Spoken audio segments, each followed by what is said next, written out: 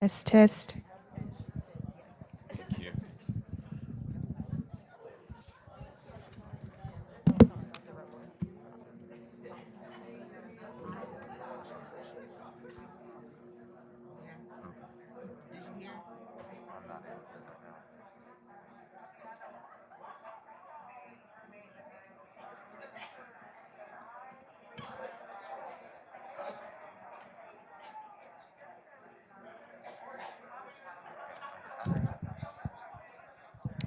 We're good?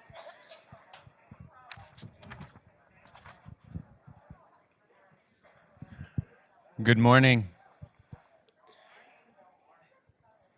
Good morning. I know that many of us are still savoring yesterday's thoughtful recollections and insights about Cheryl and Black feminist theory and criticism.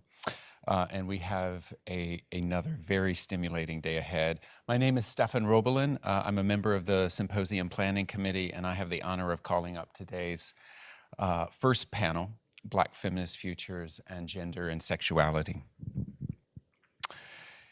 In 1995, Professor Cheryl Wall rewrote the dominant narrative of the Harlem Renaissance, ensuring that Black women artists of this period were properly, centrally located, examined, and connected, and ensuring in turn that the male-centered story told about it could no longer stand. She began her now classic study, Women of the Harlem Renaissance, with an essay by Marita Bonner on being young, a woman, colored. Listen to Professor Wall's liquid language. In her title, Bonner makes it plain that she wants to claim a racial and a gendered identity. Writing from a position of privilege, Bonner leaves no doubt that she knows exactly what she desires. First is a career, then time, in her phrase, the one real thing that money buys. And of course, quote, a husband you can look up to without looking down on yourself, end of quote. But only youth, Bonner quickly adds, makes things appear so simple. Race is the first problematic, gender is the second. Quote, all your life you've heard of the debt you owe your people because you have managed to have things they have not largely had, end of quote. The effort to discharge that debt entraps her in a doubled ghetto, the ghetto of race and the ghetto within the ghetto, that is the gilded cage of the middle class. Bonner writes acidly of the endless rounds of parties and cards, and poignantly of the metaphorical bars that prevent escape. The price of escape is the loss of respectability, which for the Black woman Bonner apostrophizes carries a racial as well as an individual cost.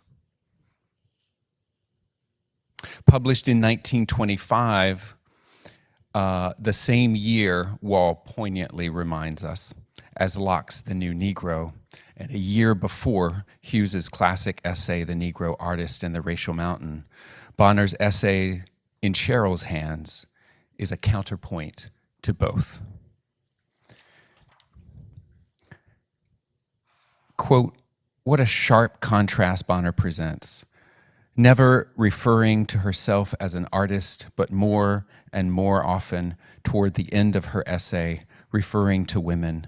Bonner concludes with a cluster of images of silence, entrapment, and paralysis. Rather than building a temple, she imagines herself a god, a Buddha, who, in an aside, she thinks perhaps is a woman. Today's first panel will help move us through questions of womanhood, gender, sexuality, perhaps entrapment, perhaps desire, silence, and so much more. It's my honor to introduce the moderator of today's panel, Erica Edwards. It's a privilege not only because she graciously stepped in when today's scheduled moderator, Sean Myers, was called away by a family emergency, but also because we know her to be a superbly gracious, deeply intelligent scholar and colleague who charts vital new pathways through the field of Black feminist cultural studies. Dr. Erica R. Edwards is an associate professor of English and presidential term chair in African American literature, an expert in African American literature, politics, and feminist studies. She's the author of the stellar Charisma and Fictions of Black Leadership, which was awarded the MLA's William Sanders Scarborough Prize. Her new book, The Stellar, I'll say it a third time, Stellar, The Other Side of Terror, Black Women and the Culture of U.S. Empire, was published by NYU Press. Edwards is the co-editor of Keywords for African American Studies. Her work has appeared in journals such as Differences, Callaloo, American Quarterly, American Literary Review, and Black Camera. Edwards is directing the English Honors Program this year. She's also currently the Associate Director of Graduate Studies. She also currently co-directs the Rutgers English Diversity Institute, Ready. Before coming to Rutgers, Edwards taught for 10 years at the University of California, Riverside, where she founded the Lyndon Barrett Scholars Mentoring Program at and co-founded the University of California Consortium for Black Studies in California. Erica, the floor is yours. Hi. Good morning, everyone. I want to begin by saying that my brilliant colleague from the University of Pittsburgh, Sean Myers, was really excited to be here today and had already prepared comments to share in the context of moderating this panel. So while Professor Myers regrettably can't be here with us, she was gracious enough, as is her way, to share with me some of her very polished and thoughtful notes, and has given me permission to use them as a sort of cheat sheet. So please imagine that whatever conversation ensues, please imagine it as taking place under the protection of Sean Myers. So we're here today because some 35 years ago in October 1987, Cheryl Wall gathered on this campus a formidable group of scholars to respond to the richness and complexity of Black women's writing. As Farah Jasmine Griffin noted in her keynote yesterday, the gathering happened in the context of an academic world in which Black women's writing was trending in the scholarly trade.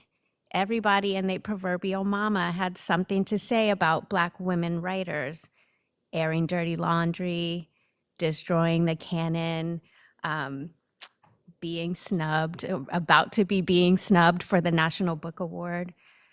And so much to say, too, about Black women critics: airing dirty laundry, destroying the canon, being all essentialist and stuff. Professor Wall's publication of Changing Our Own Words 2 years after the fateful 1987 gathering served dual purposes: to record and to create.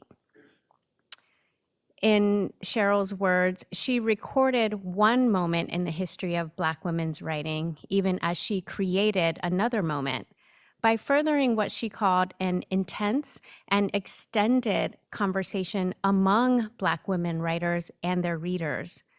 While we might consider this symposium a sequel to that earlier one, it might be more fruitful to understand it not only as an effort to look or think back, but also as an occasion to think with and alongside those earlier participants and contributors, as we've been doing.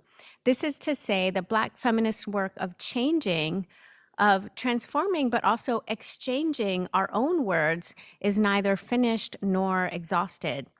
An internal exchange of words remains crucial intellectual and crucial social activity in these difficult times, made even more difficult by the absence of guiding lights like Cheryl Wall and Barbara Christian and Nellie McKay and so many others.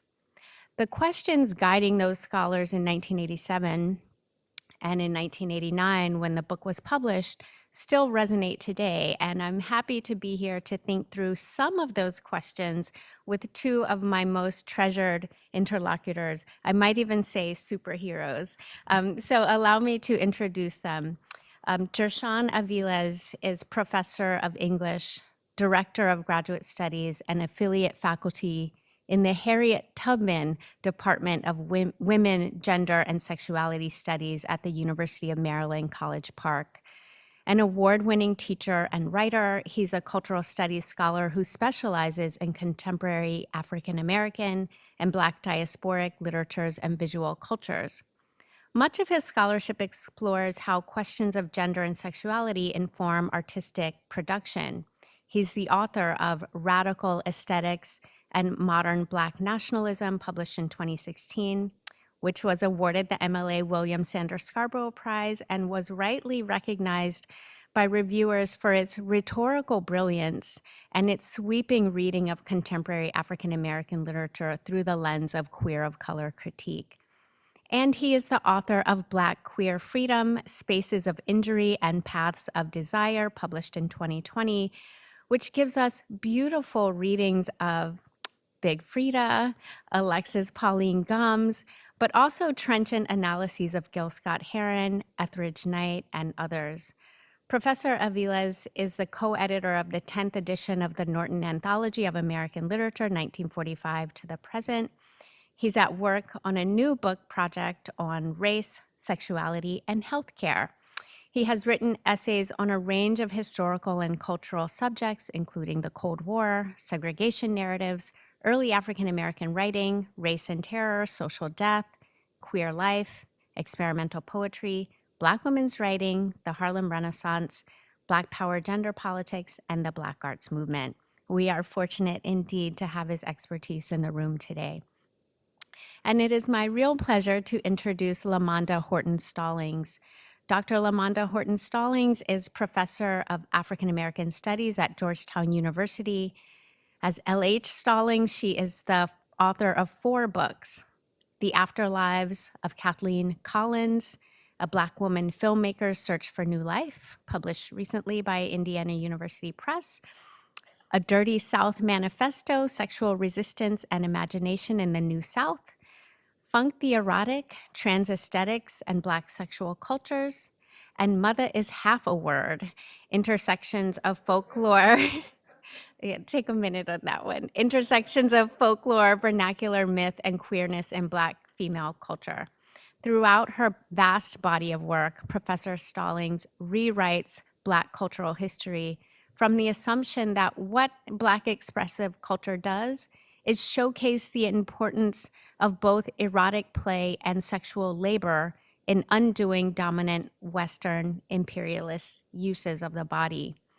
Her book, A Dirty South Manifesto, Sexual Resistance and Imagination in the New South, was a 2021 finalist for the American Studies Association's prestigious John Hope Franklin Prize. Her second book, Funk the Erotic, received the Alan Bray Memorial Award from the MLA GLQ Caucus, the 2016 Emily Toth Award for Best Single Work by one or more authors in women's studies from the Popular Culture Studies Association / American Culture Association, and it was a finalist for the 28th Annual Lambda Literary Awards for LGBTQ Studies. To have Professor Stallings' creative intellectual perspective in this conversation is, I believe, a real gift. So each of our panelists will offer some reflections, after which I will offer a brief response and then do my best to moderate a conversation among these two brilliant scholars. So yes, thank you. Thank you so much, Erica and Sean, for the lovely introduction. Oh, I'm sorry. You told me that. I'm doing better. I want to begin by saying how honored I am to be at this conference and present on this panel, and especially for me to sit in what I think of as a room of mentors, some of whom are my teachers, some of whom are writers I admire, some are friends, some are people I only know from the page, but they're mentors nonetheless, and I can't think of a better way to honor Cheryl's memory except for thinking about the value of mentorship. My talk today grows out of a contention that Cheryl, oh, still? Can't hear you. I'm sorry. Is this better? Okay, thank you all. My talk today grows out of the contention that Cheryl Wall makes at the end of the introduction to Changing Our Own Words. She says, the extent to which feminist and Afrofeminist writing, and yes, even the criticism that claims the center are more inclusive, owes much to Black women's writing and its critics changing as many words as they pleased. I hope my talk today reflects the generative and expansive nature of Black feminism. The talk is titled Anatomy of Womanhood, the trans life writing and the question of corporeality.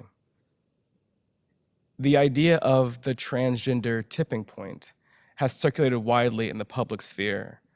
Trevor Ellison explains the term as describing a historically significant time of representational saturation of transgender people, identity, and struggles in popular culture, media, and public discourse and debate.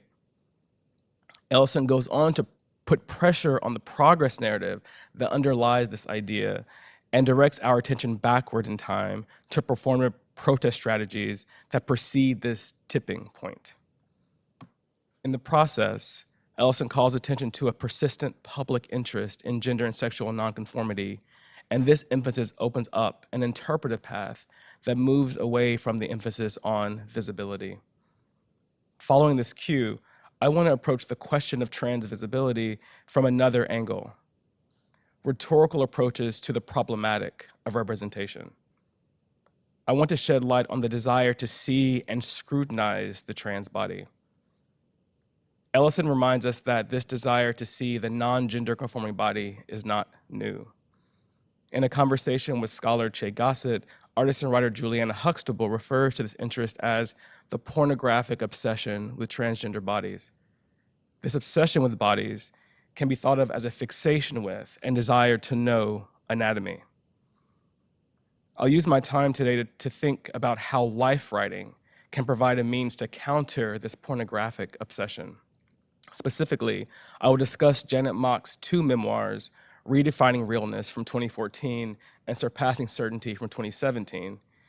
In this pair of memoirs, Mock offers a discursive crafting of womanhood while evading a spectacularization of the body. Mock is very critical of the desire to know about trans bodies, yet she often calls attention to her own body. She does so to direct attention elsewhere. In her writing of womanhood, she takes advantage of our desire to know in order to think beyond the body. The desire to resist or disrupt the overemphasis on or attention to trans embodiment can yield a suspicion of or movement away from corporeality. Riley Snorton describes this as the realm of the polyvalence of shadows, as well as the right to opacity, which he connects to trans embodiment in his racial history of transness. The response to this visibility can be seen in acts of hiding, but also moving across modalities in acts of silence. Inspired by this line of thought, in my recent book, Black Queer Freedom, I talk about this resistance to a narrative focus on embodiment, particularly in regard to Jackie Kay's novel, Trumpet. The narrative shows an interest in what we would now call the trans body, but it evades a focus on its materiality, so much so that in one chapter, the primary character's body effectively disappears as he performs.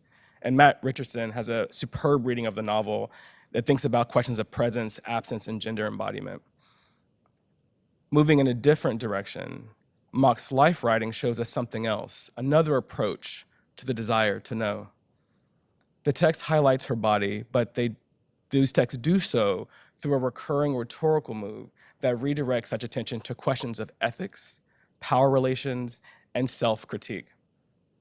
Throughout all of my work, I'm interested in artistic strategy, and I turn to Mock's here.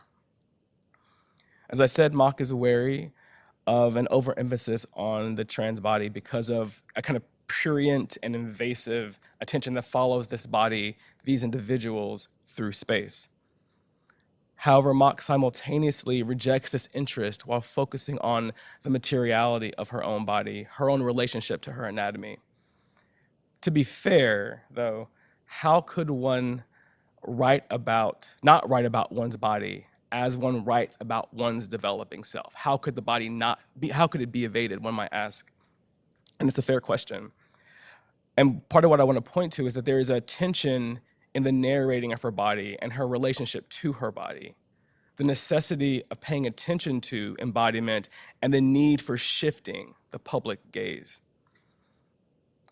There's a significant amount of narrative focus on her body across memoirs. For example, we read about a moment in which Janet has semen left on her chest after she has become a sex worker and is trying to raise money for her gender-affirming surgery. And these kinds of references to her body that she takes up during sex work, I want to say, have less to do with showing her body than the revelation of the actual labor of sex work. As Mock states, sex work is work. Immediately after Felix, who was a porn photographer, ejaculates onto Janet's chest, he schedules another shoot or filming for $1,500. She is effectively scheduled for her next shift before being able to clean herself up and get paid for the time she's working. The attention to her body here is not about the showing of a woman's parts or even the intimate encounter between a cis man and a trans woman.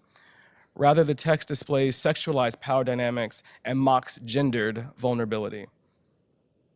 This vulnerability is made even clearer when Janet agrees to take pornographic photographs for money pages later. If part of the danger of being photographed and later signing away her rights to the images for more money, if part of the danger of being photographed is that Mock loses the control of her visual image, perhaps part of the power of the publication and circulation of Redefining Realness is that it exposes Felix and others like him as a predator who obscures his sexual desire and economic manipulation behind the ostensible acts of help. Janet's images are out there, but his is too in the book, in her book.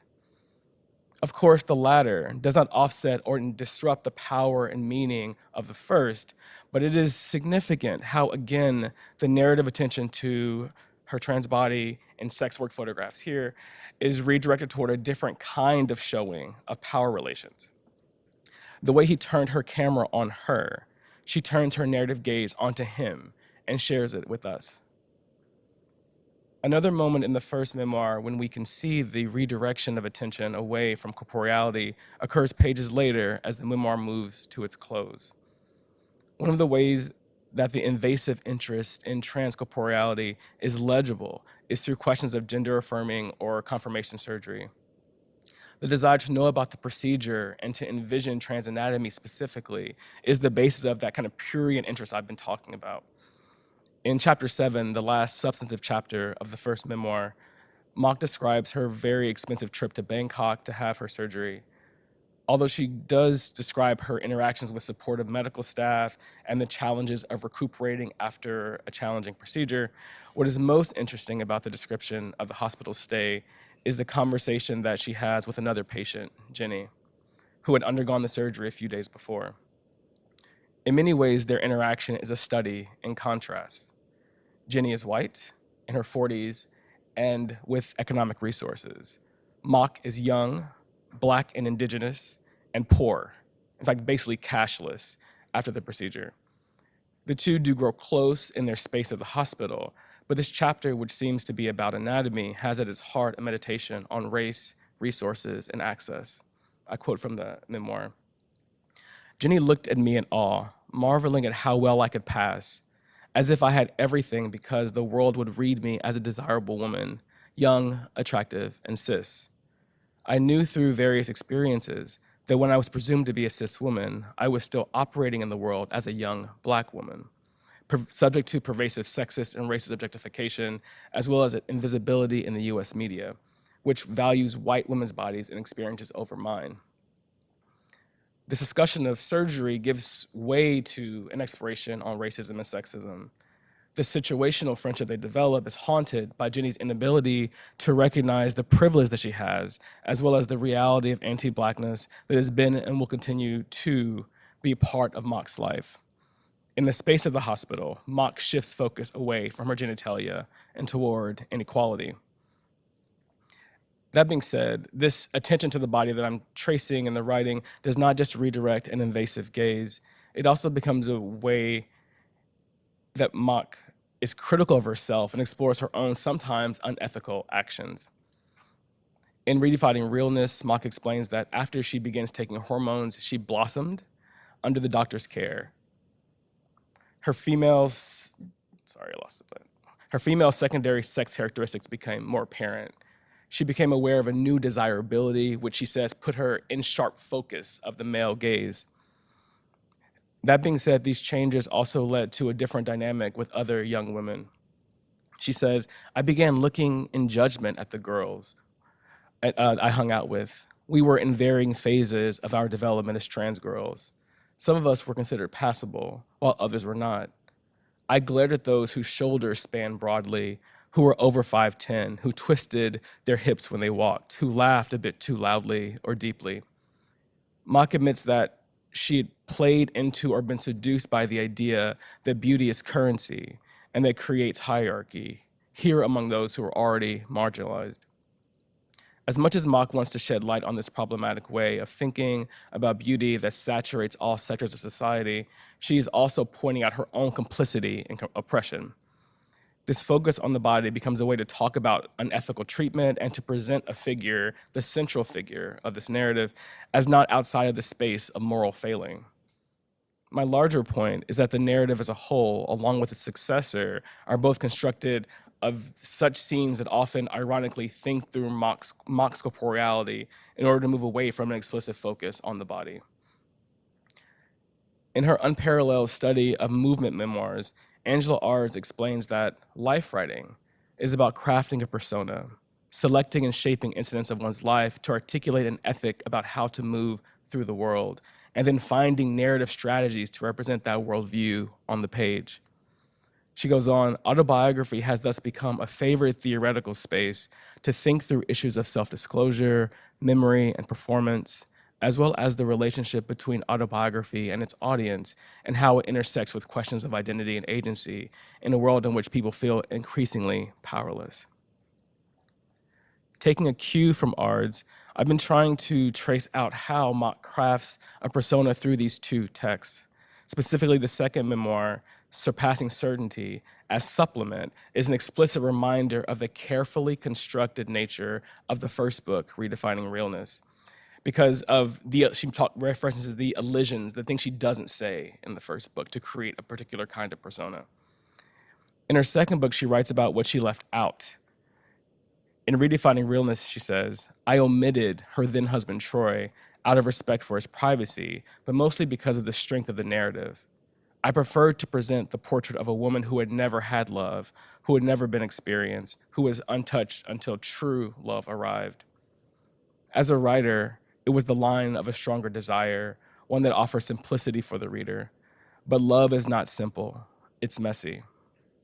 And for me, the word messy is key here. That word occurs throughout her text, that second book, along with the phrase in process. Through this language, messy, and process, I point out a narrative focus on messiness that I read as reflecting this idea that undergirds the title of the book, Surpassing Certainty. The title of the second memoir is a play on a quotation from Audre Lorde. At last you'll know, with surpassing certainty, that only one thing is more frightening than speaking your truth, and that is not speaking. In addition to weaving in Lorde's body of work and a trenchant analysis of gender expression and female embodiment, the citation does more work. Mock's reference to Lorde indicates a desire to move beyond certainty as a paradigm or goal. That being said, what might it mean to be uncertain? And more specifically for me, what might it mean to be uncertain about the body? I see the rhetorical questioning of the body, summoning it in order to displace it, alongside the embrace of messiness and uncertainty, as suggesting that perhaps the body itself is elusive, or should be seen as elusive and unknowable. Perhaps we cannot know the body. Our certainty that we can look at our bodies and know them enables constricting notions of sex and destructive notions of gender because of the inexact yet exacting connection between gender and sex. What if Mach is challenging all of us through these moments of tension and self-contemplation I described to move beyond the idea that we know our bodies, to move beyond the certainty of the body? As much as her books have a self-help component and showcase a persona who has learned from mistakes and seeks to edify us all through that learning, the persona that is constructed never gets beyond these sites of tension and contradiction that surround the body. It is in these sites that we begin to recognize a theorization of the body itself beyond knowable anatomy. The body might appear to be locatable, but maybe it's not. As opposed to there being a tension between what the body is and how we might feel about it, perhaps the first idea is what Mach's memoirs suggest we must let go of, or at least make less familiar our knowledge of the body, to clarify the second idea, how we feel about it. Admitting the possible uncertainty of the body can be powerful, and there can be pleasure in uncertainty. To close, I point out that Mach repeatedly reminds the reader of her deep investment in Black women's writing, especially Toni Morris's novel, Sula. In fact, in the introduction to Surpassing Certainty, she insists that she aspires to be like Sula every day. I want to wrap up by thinking about how this connection to Sula might shed a little bit more light on the discussion of the invasive interest in women's anatomy and how writers act on that interest. In her compelling essay, Speaking in Tongues, included, of course, in the anthology, May Henderson talks extensively about the community's interest in Sula's birthmark. Everyone interprets the birthmark, which lies above her eye, as telling us something about Sula's character. Quote, "The images associated with Sula's birthmark connote a plurality of meanings.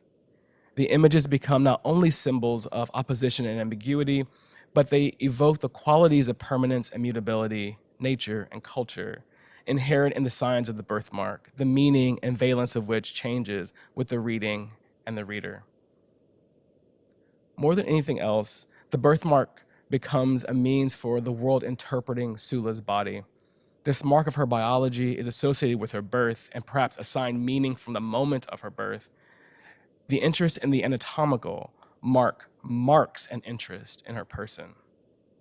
It is a mark that gets connected to her sexuality and how people understand her gender presentation, as well as what her presence means for the rest of the community.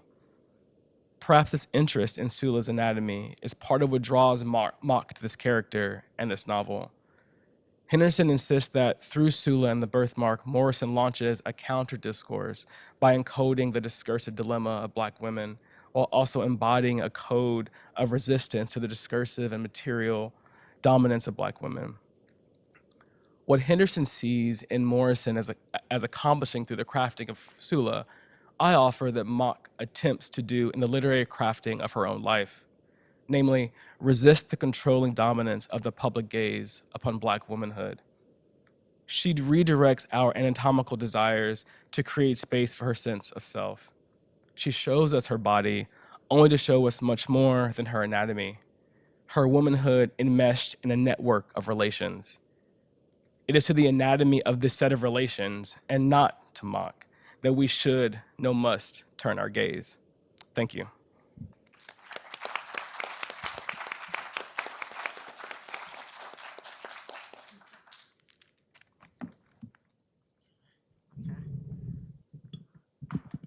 Thanks, Gershon, for that great paper. I took a lot of notes, and I think we'll find some common grounds, not surprisingly. So I'll just go ahead and start. The title of this talk is Come, C-U-M, Climax, the Black Funk spelling, K-Y-L-M-A-X-X. Somebody slap me. I know I'm being uncouth. I begin this talk with the introduction from Changing Our Own Words, Cheryl Wall's Taking Positions and Changing Words, in which she explains about how her fellow Black women critics, quote, "We bring our work to a critical self-consciousness about positionality, defined as it is by race, gender, class, and ideology, end quote. Wall remarks upon the marginal position of Black women in the academy, as well as their position outside of it, as informing our response to false universalism in critical practices. Taking positions and changing our words hinges on relationships to time, space, and language. Here at the Changing Our Own Future Black Feminist Theory and Criticism Symposium, our relationship to time is the future, as the convener notes. They have asked the following questions of us. These were sent in 2019, so I'm not sure if they're still relevant, but I'm gonna ask them. What we mean when we use the term Black women and writers in 2022, how does it signify differently than it did in 1989? For instance, how might we think about the contributions of writing by femmes and non-binary folk in relation to this term? How might we read the term's geographical scope in more expansive or differently focused ways? What alternative or additional resonances attached to genre or medium presently? My answers to these questions will be shaped by an additional clause to these questions: Black women writers who write about sexuality. From the academics and the bloggers to the filmmakers and the musicians, from the pornographers and erotophiles to the policymakers and lawmakers, from the scientists and medical experts to the church ladies and the spiritual advisors. Come, climax. I'm a storyteller of sex, a trickster tracker, a destroyer of history, a theorist of folk and analog publics and counterpublics, fugitive publics, and a fourth event futurist.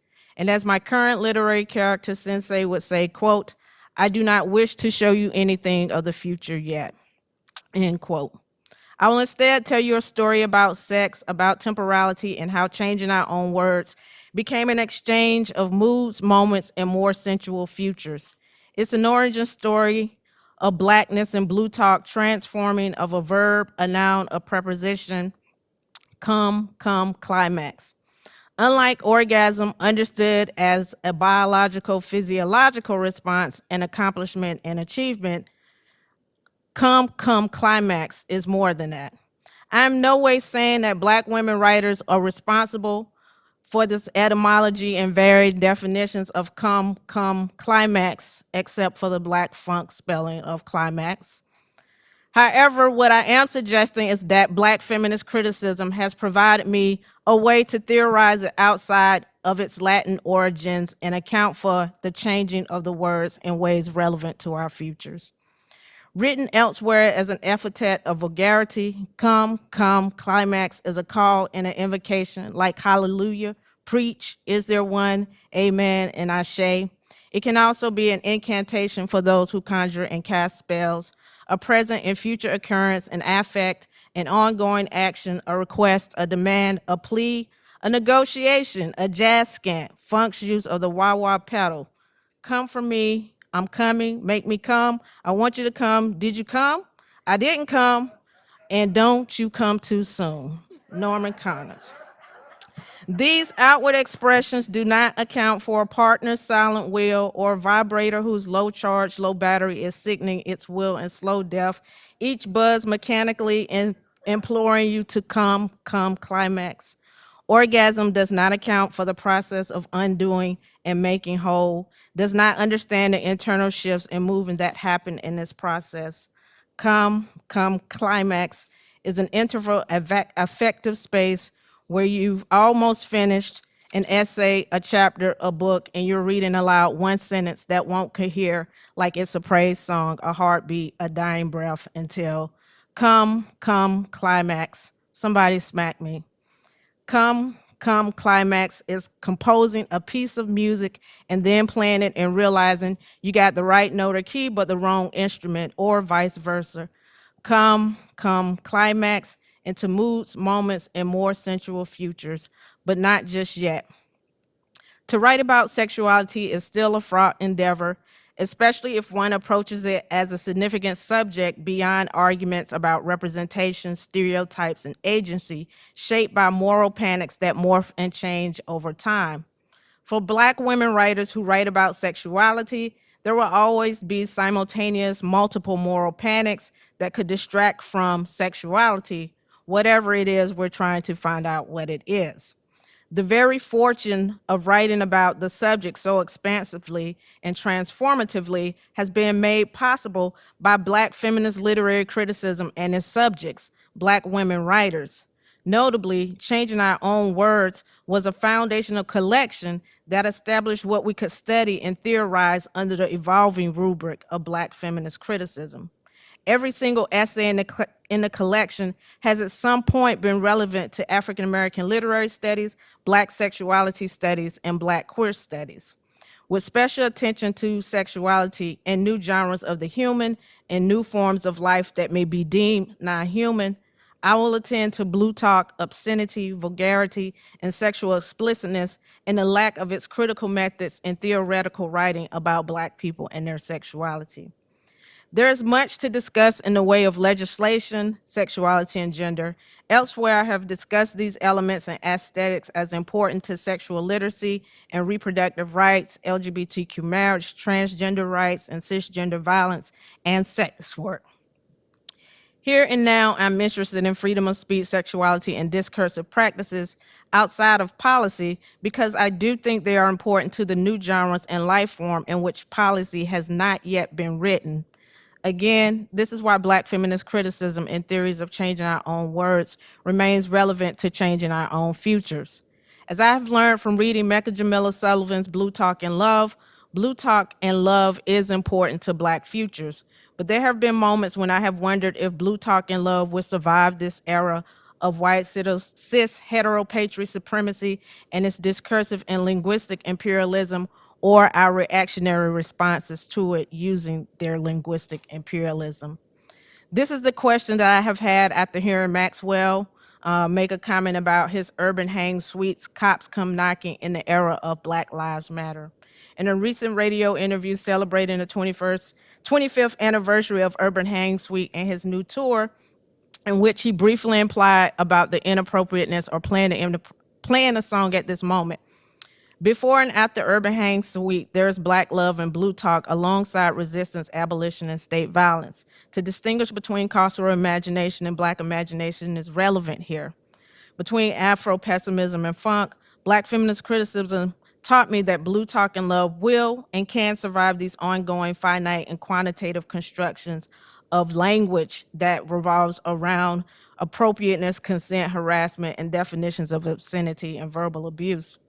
When I began writing my master's thesis on orality and sexuality in Corregidora and Eva's Man, I also read Changing Our Own Words, not in isolation, but in conversation and along with Monifa's Mood and Moments. I had some sound clips, but I'm not going to play them because I'm worried about time. I know now that each work was informing the basis of how I wanted to write about sexuality in the future, how I would think about gender in the future, who I might lay with or lie with when I was ready to talk about those futures. Come, climax into the future. On this occasion, the conveners continue to ask, when we use the term Black women writers in 2019, how does it signify differently than it did in 1989? Sorry, I meant to say 2022. For one, the term can no longer simply be answered in reference to writing those novels, poems, essays, and plays, not literary analysis and close readings of written text by those racialized under the blood logic's quantums of race. This is especially true for Black women writers who write about sexuality, who must draw from screenwriters, lyricists, bloggers, coders, etc. When we use the term, we are no longer addressing the erasure or inclusion of those racially quantifiable as Black women writers into the canon or canons of the United States or the Americas. We now have to insist on what we mean in regards to Black women writers. Certainly, Wall's attention to changing our own words matters for a current generation of Black feminist critics, such as Sullivan in her Poetics of Difference, where she intuits this question and provides an answer for the new future. Following in the footsteps of Ronke Oyewume, The Invention of Women, Sullivan takes on the construct of Black women of the African diaspora. whereas Oyewume's brilliant sociological analysis of colonialism and the history of non-Western genders does not explicitly and extensively address sexuality and desire, Sullivan's humanist inquiry does so in ways relevant to future considerations of gender and sexuality. From the very beginning of her study, she acknowledges that Black woman is no longer enough and that English language does not yet exist to fully displace the construct. She reorients the reader away from the cisgender normative constructions with a new spatialization of grammar and semantics, stating, quote, I use the term Black woman, italicized in no spaces, to invoke an adjective form descriptive of aspects of Black womanhood that does not rely on the potentially cis-normative, transphobic, body normative, and conceptually imprecise language of Black female experience and subjectivity, end quote. As instructed by Wall's Changing Our Own Words, Sullivan uses her new term consistently throughout her chapters to remind readers that to justly analyze and theorize the genius of Black women cultural producers, new language must be invented and old language must be acknowledged as inadequate. The reorientation and reconceptualization become important to Sullivan's chapters examining fatness and queerness in the African diaspora, Las Crudas and Missy Elliott, cisness and desire in African women's writings, I Do's Our Sister Killjoy and Bessie Head's Life, and Misrecognition, Embodiment, Black Feminist Identification Across Borders and Bodies in Norbese Phillips and Janet Mock. Sullivan's geographical scope is as expansive as her words and theorizations.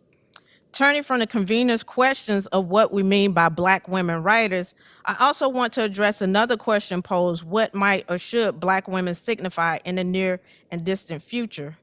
Before I answer, my own ambivalence about Black feminism, not Black feminist criticism, queer or otherwise, leads me to parrot the wise words of a character from Gail Jones's Paul Mares, a woman named Zabatra, aka Moraze, aka Luisa Kazime, who chided her apprentice Amelda, quote, you're not afraid of the future, you're no longer afraid of it, end quote.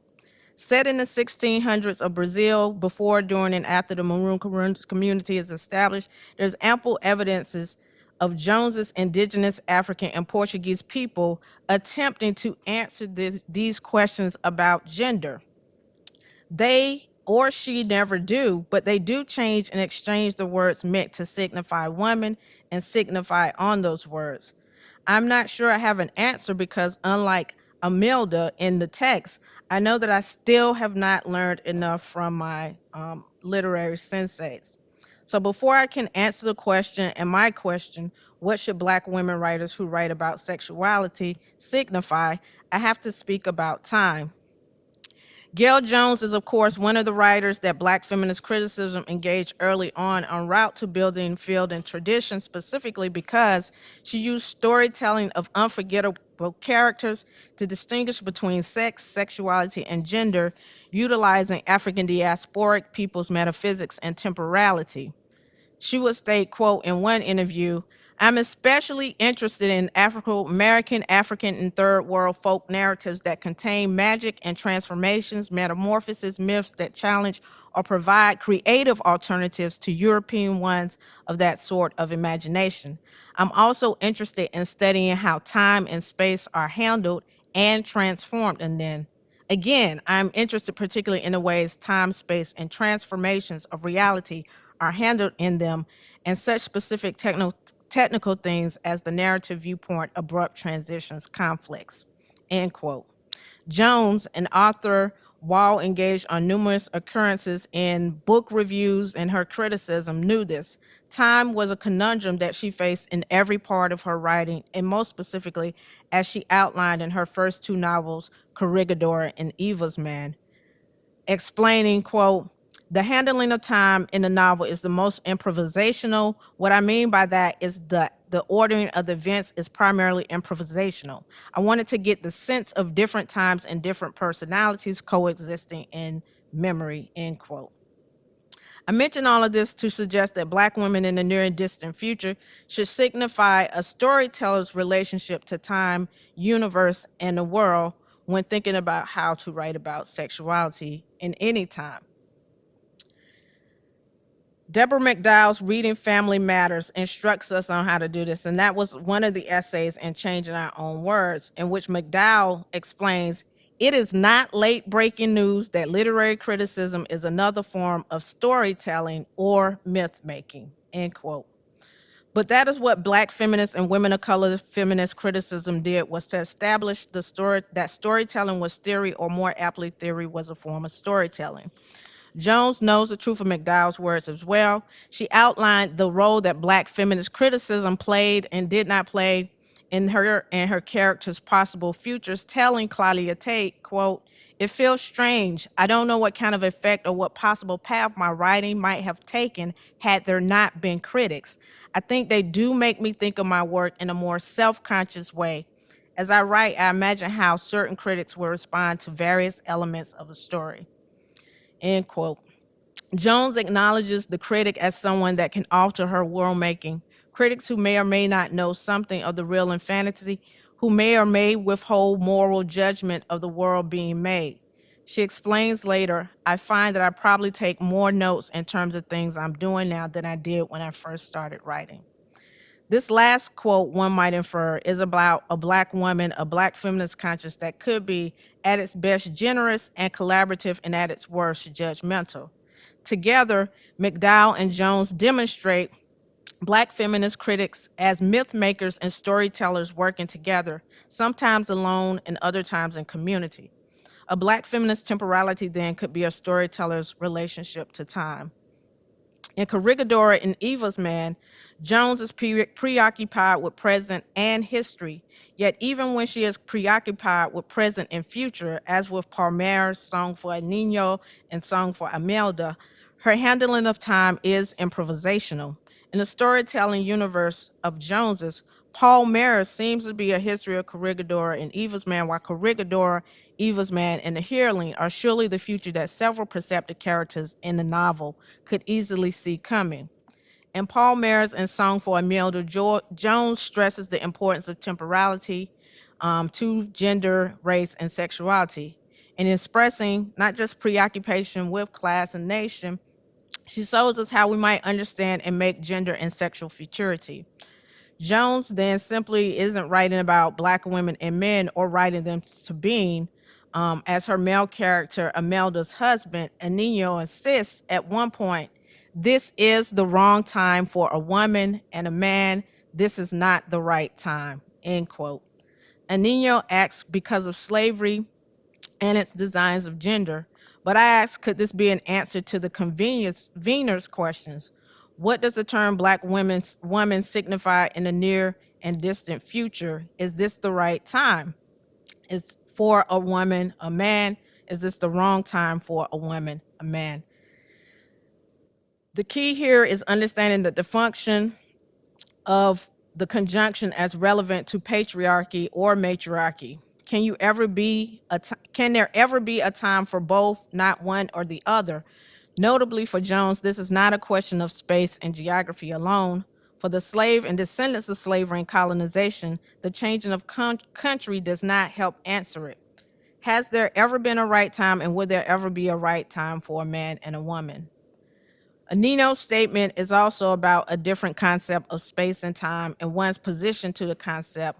What is your relationship to the universe and me, as Zabatra asks Imelda? Imelda searches for Nino as a woman searching for a man because she does not understand time in the same way as Zabatra, who in Palmer's explains, quote, "While I take every new existence as it comes, here's the chart of my personal development, here's the chart of the world's. Don't you see my position? I've got my work and you've got yours to do," end quote. Then later she admonishes, haven't I taught you the importance of time in everything one accomplishes, end quote. The world in relationship to universe expands the geography of Black. Black exceeds national boundaries and sovereignty. Black expands to universes, space, and time.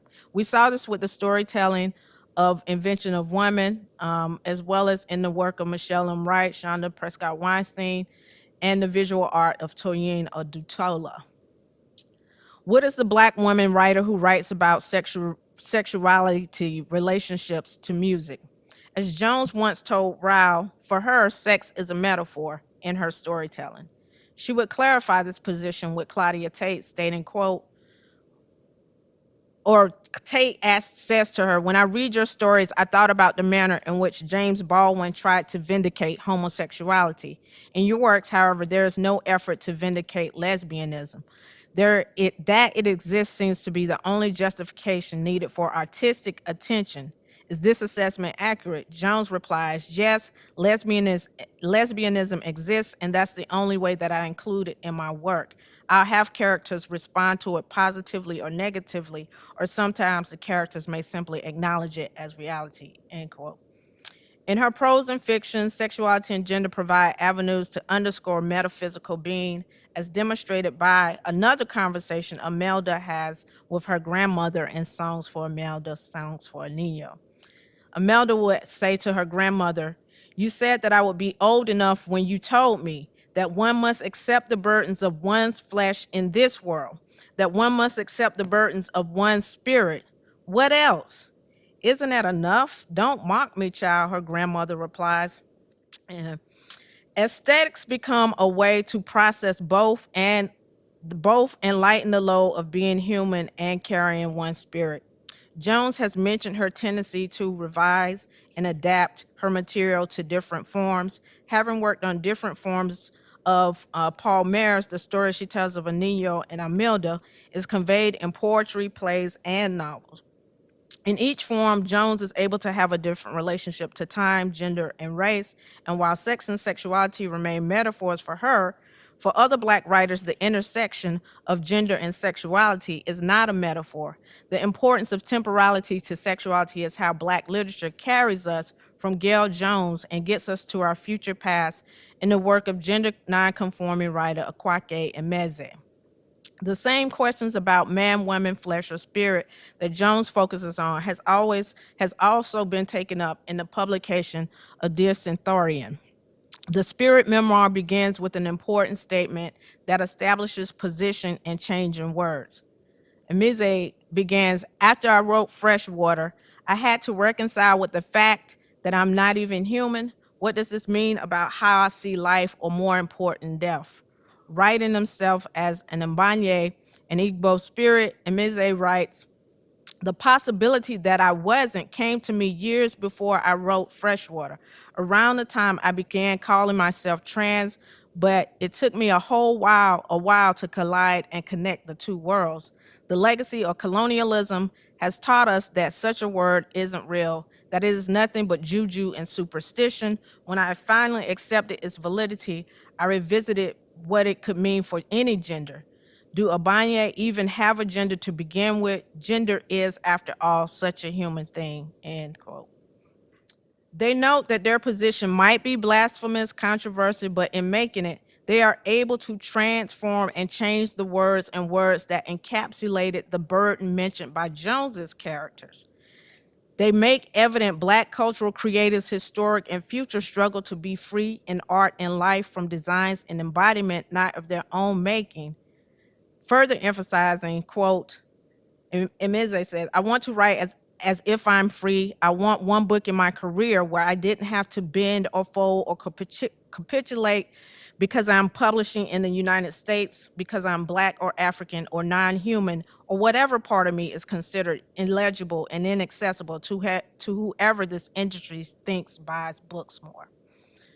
For them, the history of racism, alongside delimited aesthetic philosophies manufactured by white publishing industries, written and otherwise recorded, have been unable to meet the challenge of what Matt Richardson has noted as the conundrum of irresolution in Black queer lives in the US and across the globe. How does the Black woman writer who writes about sexuality in this time or the near distant future write as if they were free with these constraints of gender and spirituality? Not unlike the creative writer, the critic, scholar, and researcher attempting to produce new knowledge production about Black life and culture, we must grapple with the changing nature of attempting to be free from discipline and method in explicating our intersectional Black subjectivity specifically. Come, Climax.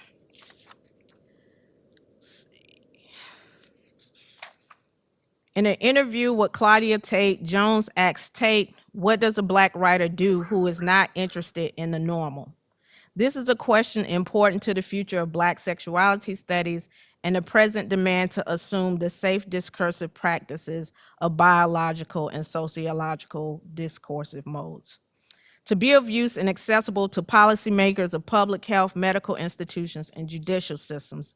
The humanist and artistic methods make philanthropic gestures vulnerable to obscenity charges.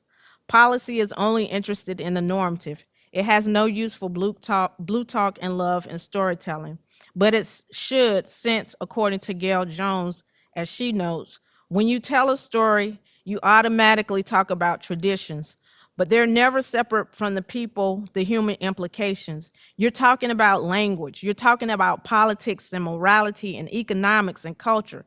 And you never have to come out and say you're talking about these things. You don't have to isolate them and therefore freeze them, but you're still talking about them. You're talking about all your connections as a human being. You're talking about many dimensions instead of one.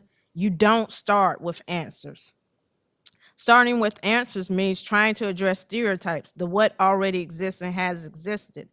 And in anthropology and other social sciences, folklore, orality, and mythology are associated with relics of the past, traditions, and histories. But in storytelling, they're a way into the future less reliant upon the materialism offered by technology and science fiction or policymaking.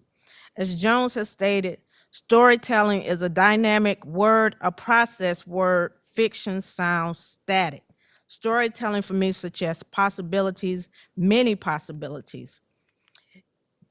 Isn't this what Miriam DeCostas Willis, Audre Lorde, Sadia Hartman, and others outline so as to leave no room for doubt? Repeatedly telling stories and telling new stories using multiple voices and perspectives makes the finality of data collection impossible, makes quantitative methods difficult, makes facts less stable, more policy vulnerable to temporal instability and human affect. I'm a storyteller of sex. Gail Jones is the reason I have come to understand myself as a storyteller of sex. She once told Michael Harper, I still don't like to stand away from the traditions, talking about them. You ought to be able to talk about them standing right inside of them. That is exactly what Jones did with the explicitness of sensation, funk, and affect in her early novels and short stories. It has been helpful for me to think about sexuality as not dependent on morality and constructions of gender and systems, to write it so as to not impose a system, to stand inside the story as opposed to outside of it. So I return to the question at hand. Do I want to tell a story where there is still only a man and a woman in the future I imagine? If the answer is yes, then I can stand outside of the story.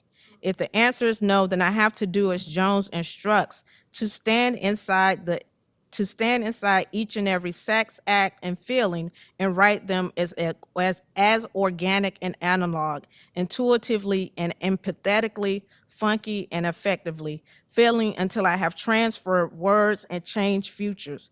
I have to do that, and I can utilize Blue Talk as a loving method to write explicitly, expansively, and transformatively about sexuality and its futurity. Yet, years after writing Corregidora, Jones would acknowledge how criticism had impacted the way she would write about sexuality after all those years, stating, quote, so it's been difficult for me to write graphically about sex in the way that I did then. I had assumed that when one wrote modern contemporary literature, that a Black woman could write about eroticism the same way as any other writer, not in Chopin's time, without it being particularly noticed, and that therefore the readers could see beyond those details of erotic consciousness to other meanings. In fact, I thought that modern readers no longer found anything unusual about such exploration. What the critics referred to as obscenity and crude language is also akin to what Maxwell says in maybe deciding to not perform Cops Come Knocking. And so When you listen to Jones continue to say things like, now I'm extremely double conscious when writing about anything dealing with sexuality, I had to force myself to go ahead with the scenes in The Stone Dragon because they belong there, but they're not as graphic and they don't use the kind of vocabulary that was true of the characters of Eva's Man and Corregidora. Most of the other fictions neglect sexual scenes altogether, and they enter in spaces not seen, though I persist in my interest in relationships.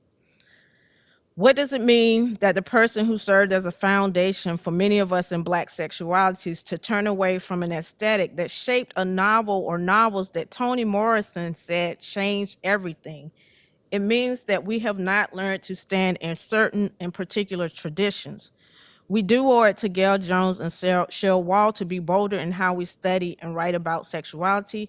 We owe it to ourselves to remember the focus on temporality and apply it to sexuality and the study of sexuality in ways that matter to aesthetics and aesthetics and methods. This is as important as writing policy in this time in Blue Talk and Love and storytelling. Come, climax. I am a storyteller of sex, and these are my stories. Thank you.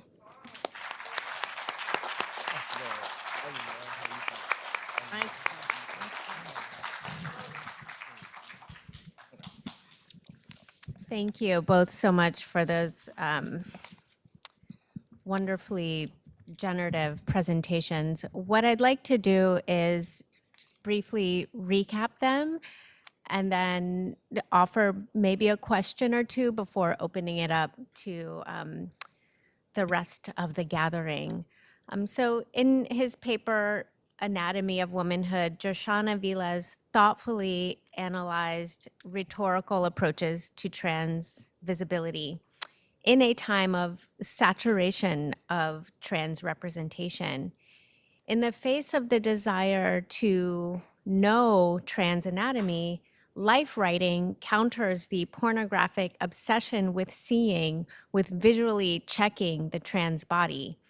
Thoughtfully bringing trans women into the analysis of what has taken place under the sign of Black women's writing, Aviles doesn't bring Janet Mock into the conversation to simply represent gender diversity within the literature, but rather to focus on the ethics and aesthetics of that representation, focusing on Mock's silence, her withholding, her evading the gaze.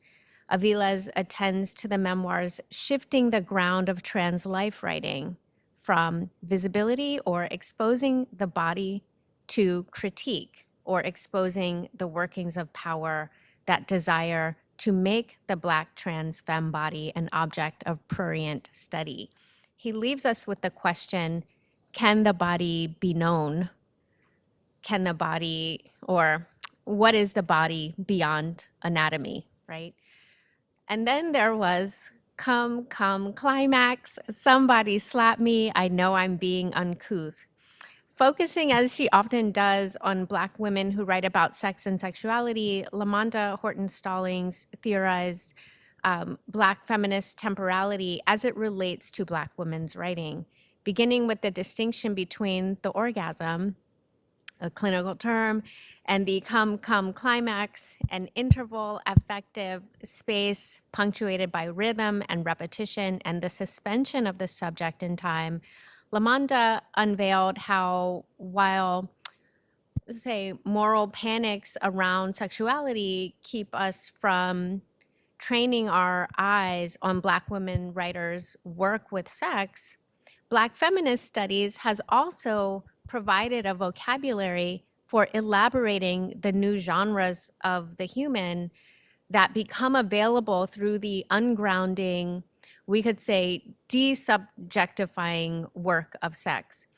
It's the crafting of new temporalities, such as in the work of Gail Jones, Lamanda insisted, that allows for the rigorous distinctions between sex and sexuality and gender. In the improvisational time of Jones's world, we're given access to how storytellers use time. We are prompted to make liberal use of the myth-making power of Black feminist criticism. We improvise.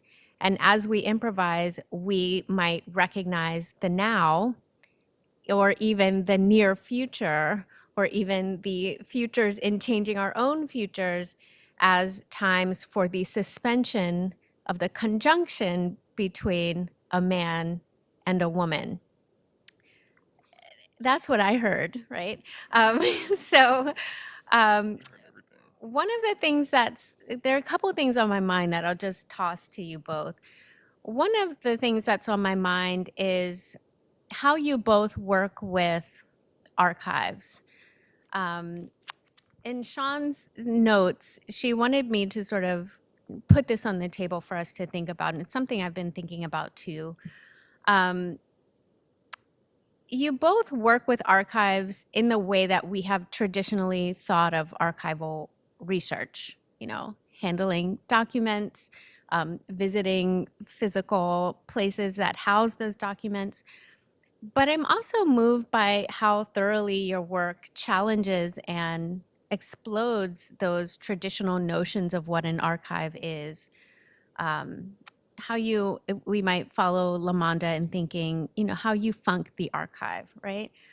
So I'm thinking about how in Funk the Erotic, Lamonda, you read, even the strip club as a kind of archive, right? Or I'm thinking about the way oral history works in Black queer freedom.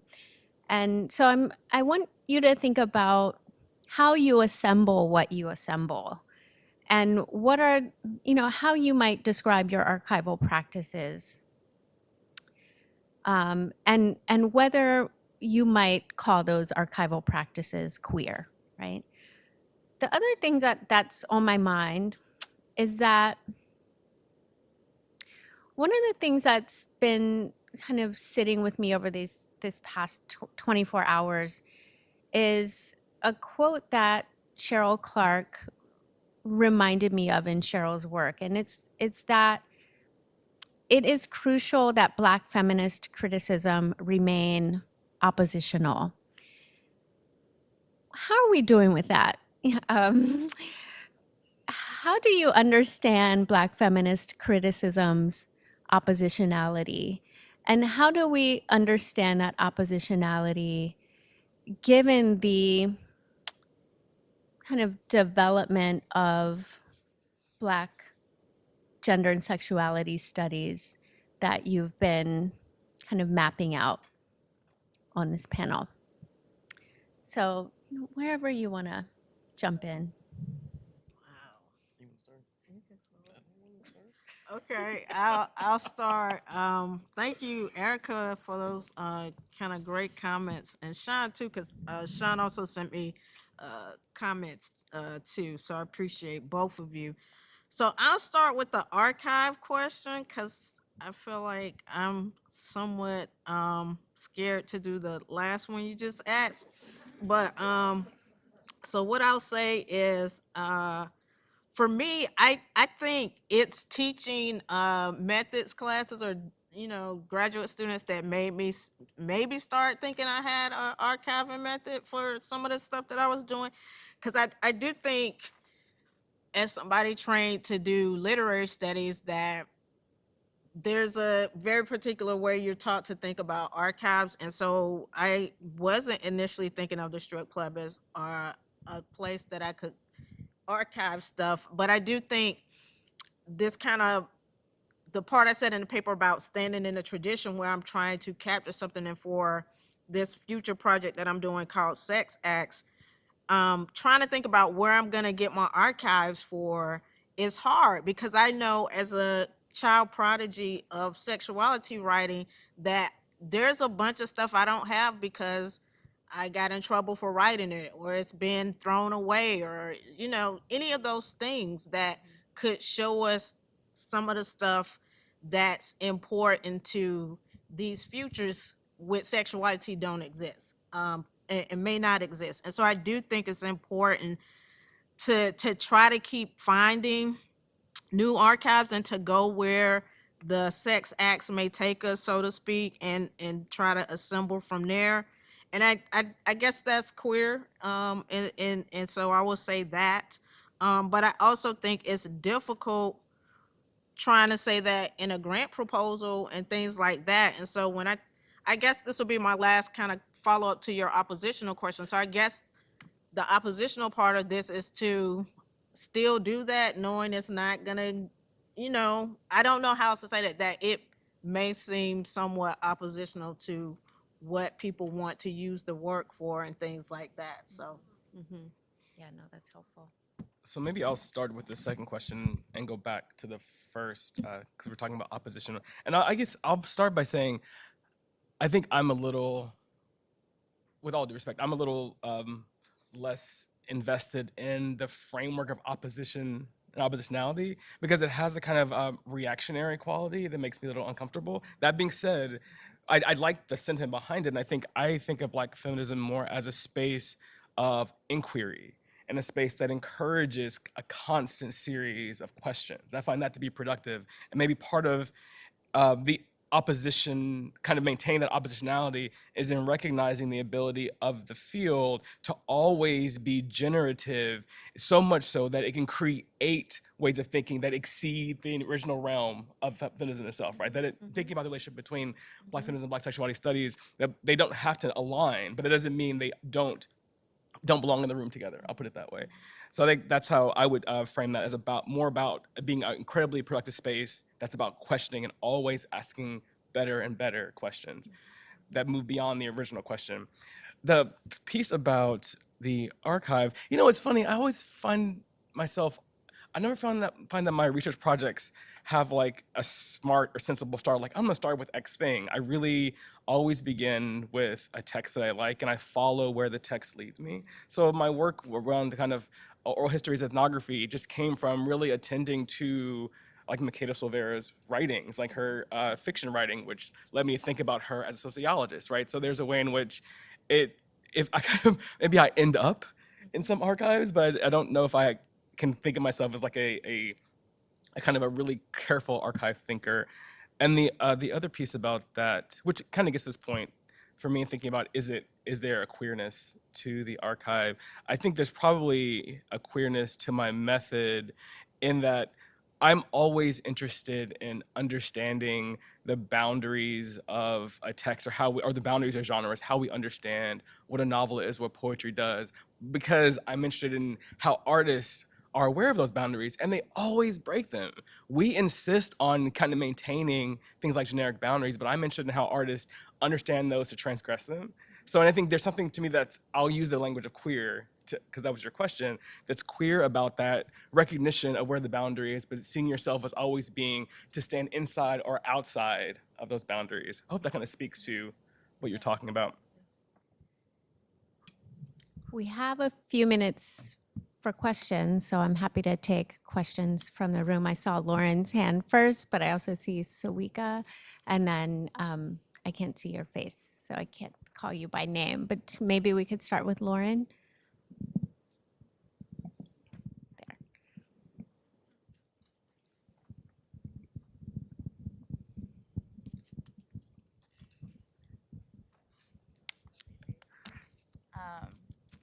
Hi, good morning. This was really wonderful, so prefacing to say thank you. I was thinking about what was sort of drawing these two presentations together, and I, sort of noticed a sort of shared momentum towards sort of scrutinizing sort of certain disciplines of sort of like bodily explication, while at the same time sort of finding a really sort of creative well in sort of genre for its ability to sort of also critique those same disciplines, whether it's sci-fi, whether it's autobiography, or even just the novel, right? And so I'd love to hear more about how you both are thinking of genre as a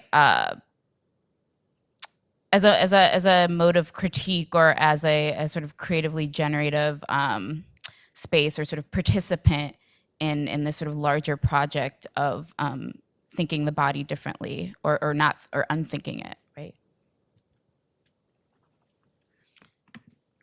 thank you for that question. Yeah, I mean, I think genre is very important. and genre across different forms, right? And so this is one of the things that I think, you know, when I talk about learning from Gail Jones, like how you learn where she's getting these kind of where she's getting her methods from are not just these literary texts, they're particular kind of cultural traditions, but like so for me, the idea of speculative can be useful in certain, trying to convey certain discussions or images. And this is why I think some of the newer writings, Rashawn brought up trumpet. So like I'm thinking about that work that's doing where we're talking about people being transdisciplinary in terms of like using methods from critical but also creative. And so I do think genre matters, especially for sexuality studies. And I'll say this for me, like especially as when I remember being a grad student in a literature department, trying to write about sexuality and being told that I should be in a different department. So that's my always what I remember, and some of those things have not changed in terms of sociology or people. When I was at IU and the Kinsey Center, it's very focused on biological kind of sex stuff while having a huge archive that like it requires other people who have imagination to know how to use it versus what they would like you to see you do with it. And so I do think genre is important in terms of the ways that I've seen us is in Gershon's work too, and trying to write some of this stuff.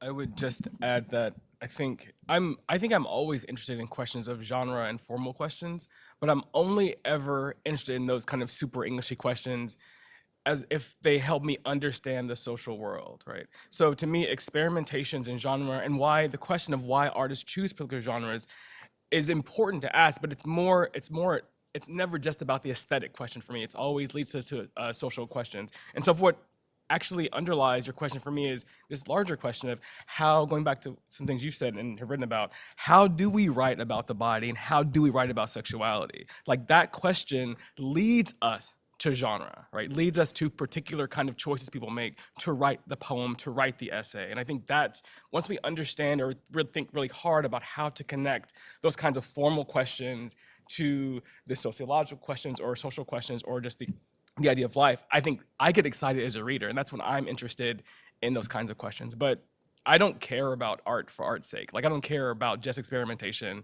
And that, forgive me if people disagree with me, but if those kinds of like deeply experimental questions that are valuable to me when I understand kind of how they fit in the social world.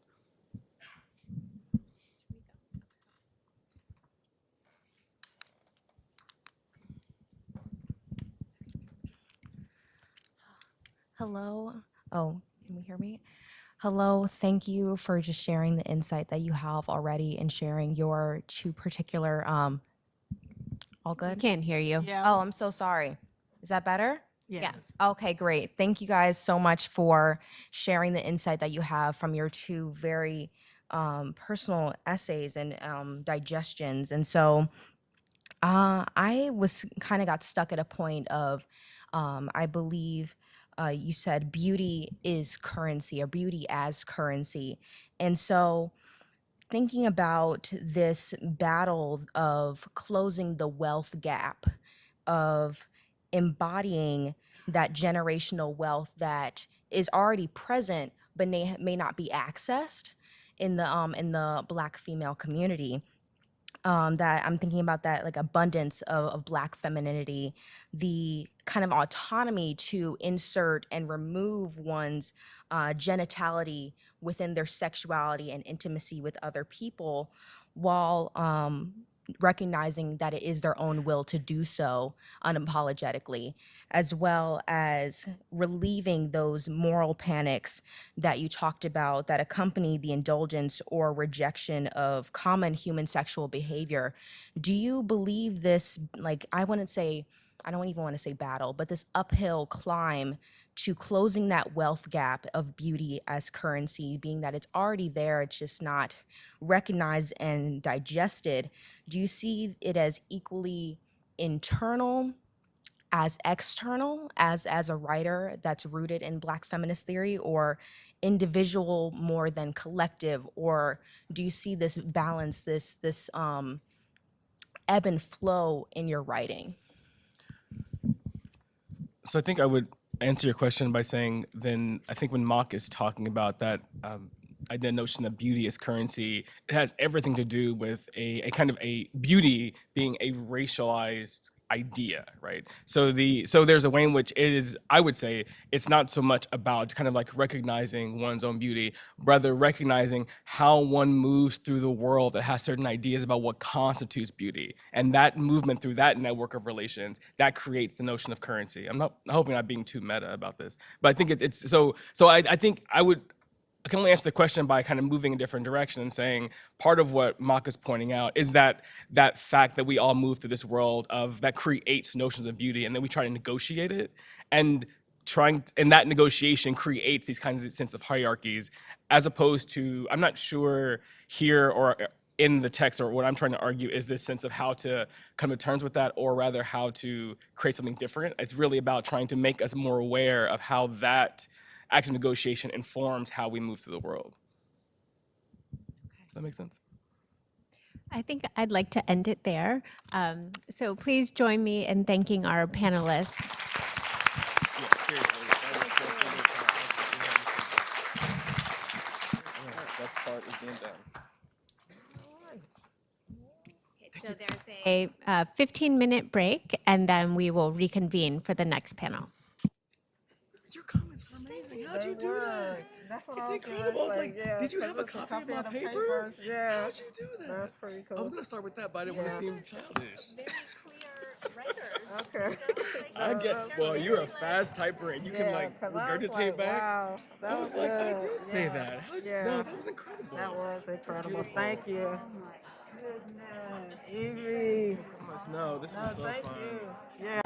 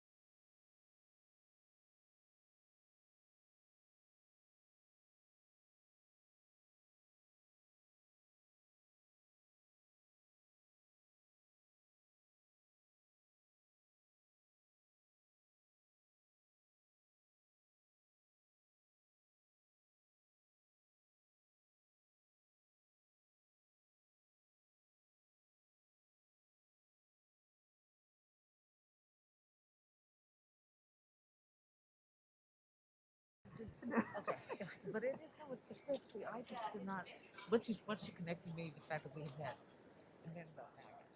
It's okay. I was so how long have you been I'm sorry, did you say you just got to Cheryl Wall? I did just August this year, but I was at Vanderbilt from '06 Okay. to 2020. I think when I started, I was had moved into So you and I are gonna share a mic. back to faculty and Oh, okay. Lisa completely and doing the other things. And then I met you just before I got offered the Swarthmore job. It was, yeah, the Swarthmore job. So I was like, what am I doing? Which is what my real question. What is one doing? What translates and what doesn't. And Yeah, yeah. I just, you know what? You noticed that I just slathered it with, and I don't mind if you want to do the same. You know, hey, this, I will. I am fully vaccinated, but you know, hey. folks from camera, I'm gonna keep my mask on. I'm gonna take mine off when I'm speaking. That's okay with you? Yeah, that's why I do. You know, as you know, on campuses, you do what you do that need to do for yourself, and then you're good. What's up? Zoom's minimized right now. If you click this little, that arrow guy, yep, click on that. There you go.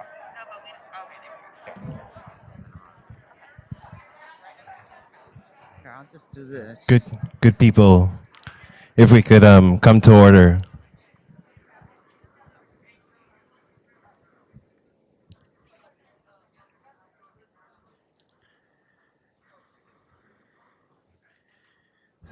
We apologize for the brief delay, but we do want to get underway. Great. Well, Evie reminded me to project, and my mother reminded me to use my middle name, so I will do both.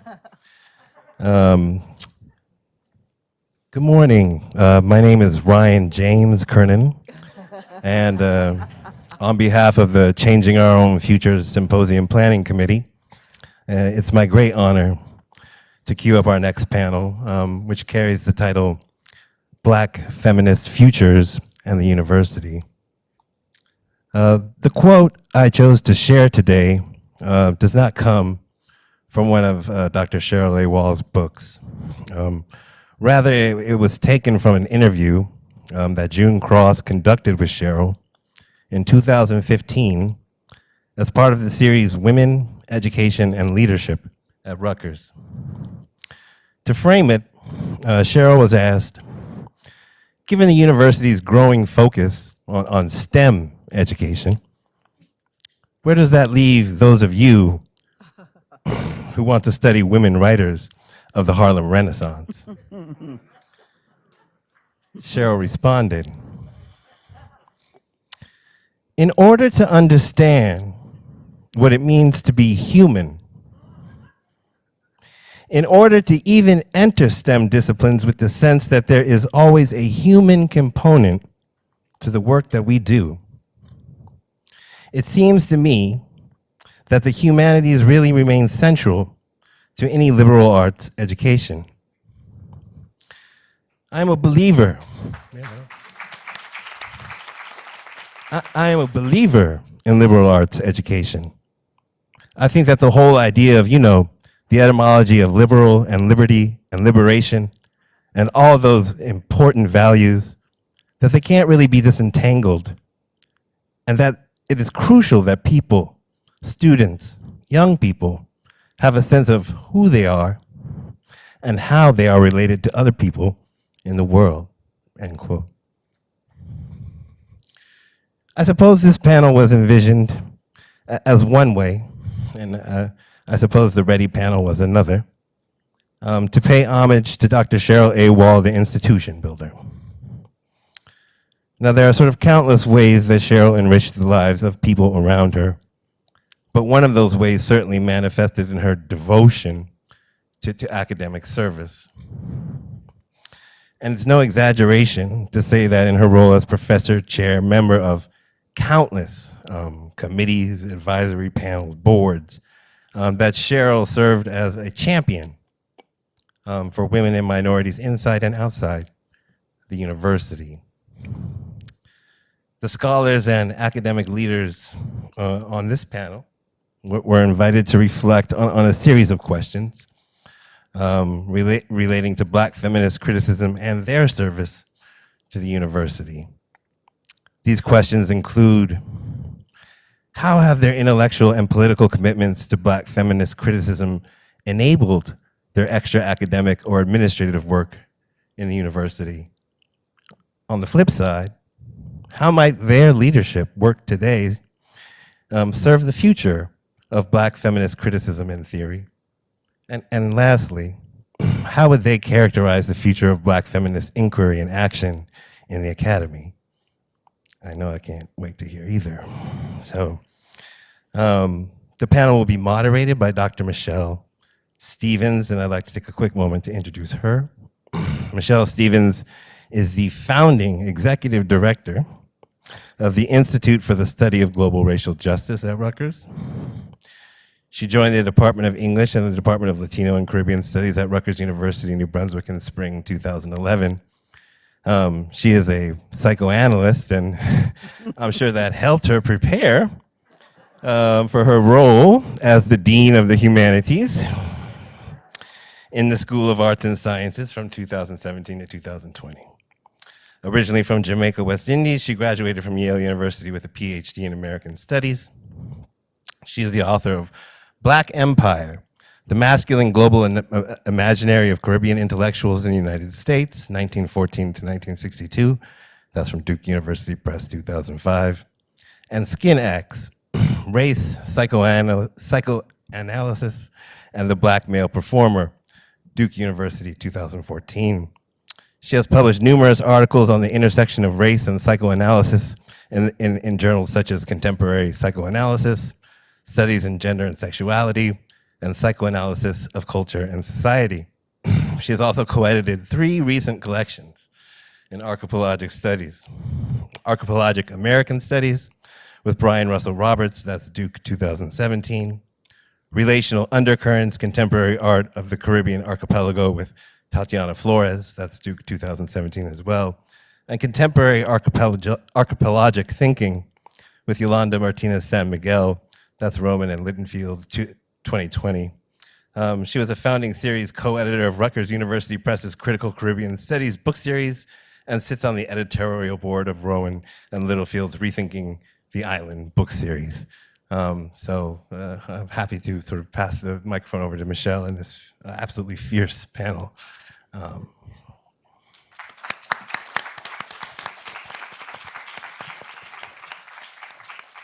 Thank you so much, Ryan. Thank you all for being with us this morning. I am surrounded or sitting to the right of some very powerful women, and so I'm actually not going to say too much in opening. I'm going to turn things very quickly over to them, asking Deborah Gray White to speak first, Valerie Smith to speak second, and Ifeoma Nwankwo to speak third. But I will say some comments towards the end after their comments, and of course, I'll also help to moderate a conversation among us and a conversation with you.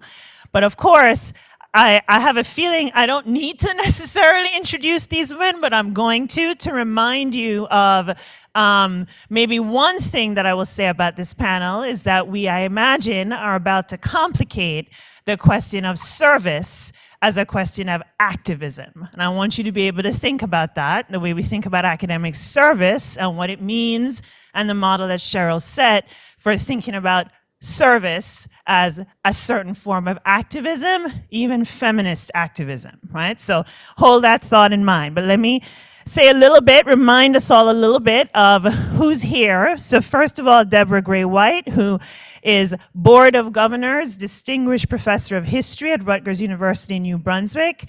She holds a PhD from the University of Illinois at Chicago.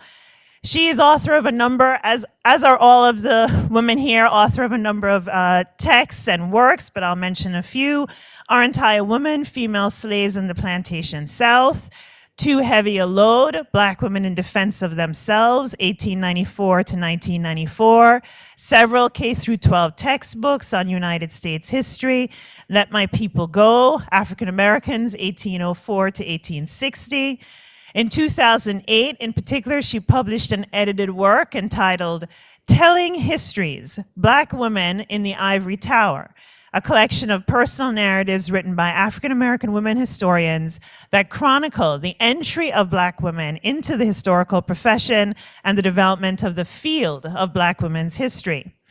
Freedom on My Mind, A History of African Americans, another co-authored college text, is in its 3rd edition.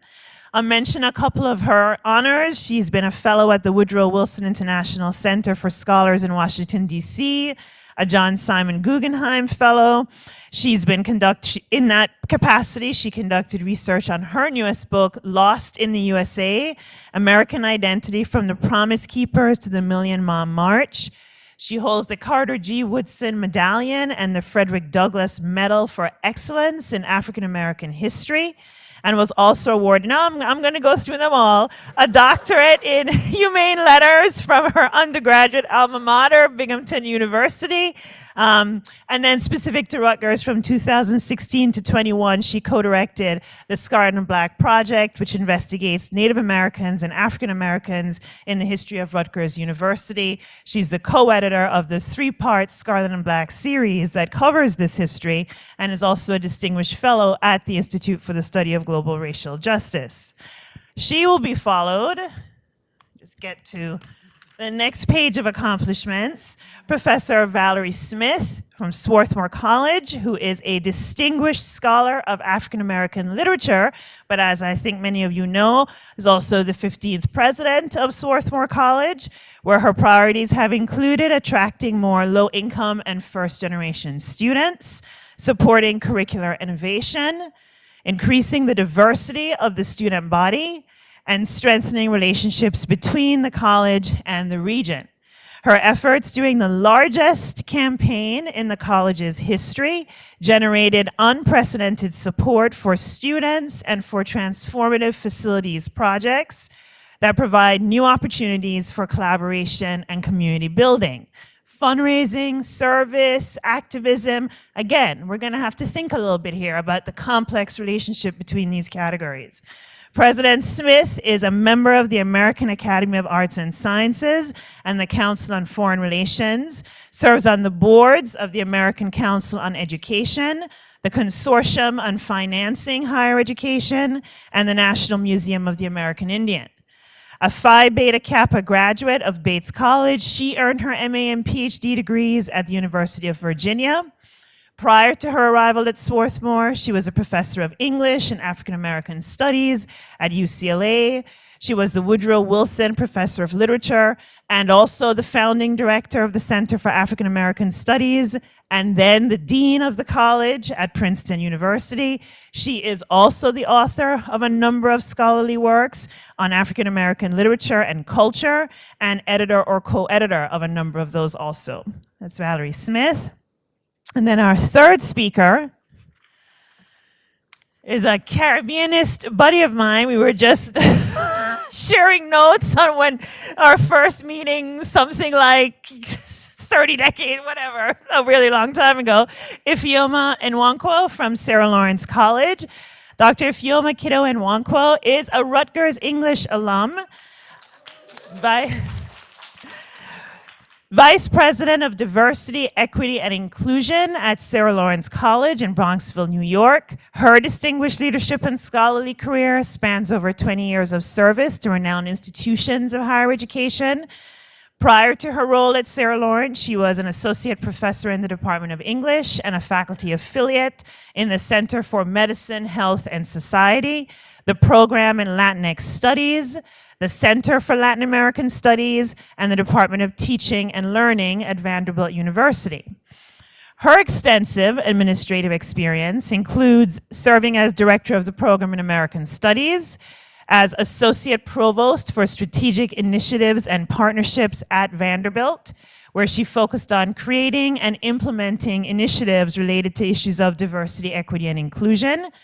She has also served at the University of Michigan, Ann Arbor as the co-director of the Atlantic Studies Initiative and as a faculty member in the Center for Afro-American and African Studies and the Department of English.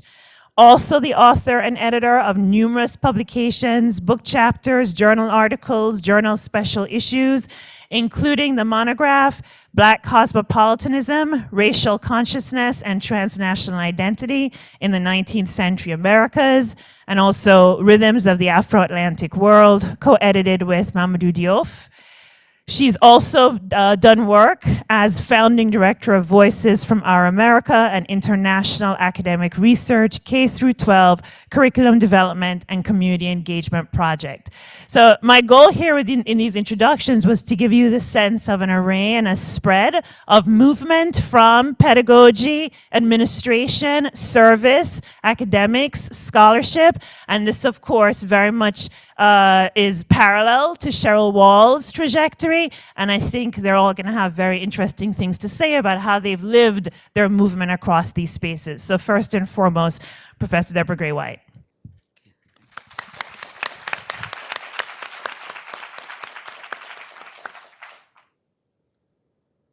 Excuse me.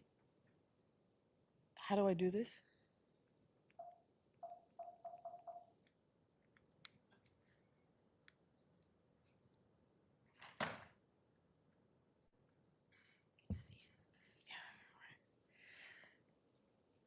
Thank you. Thank you very much for that wonderful introduction. And thank you for having me today. I feel sort of like an interloper. I am a historian.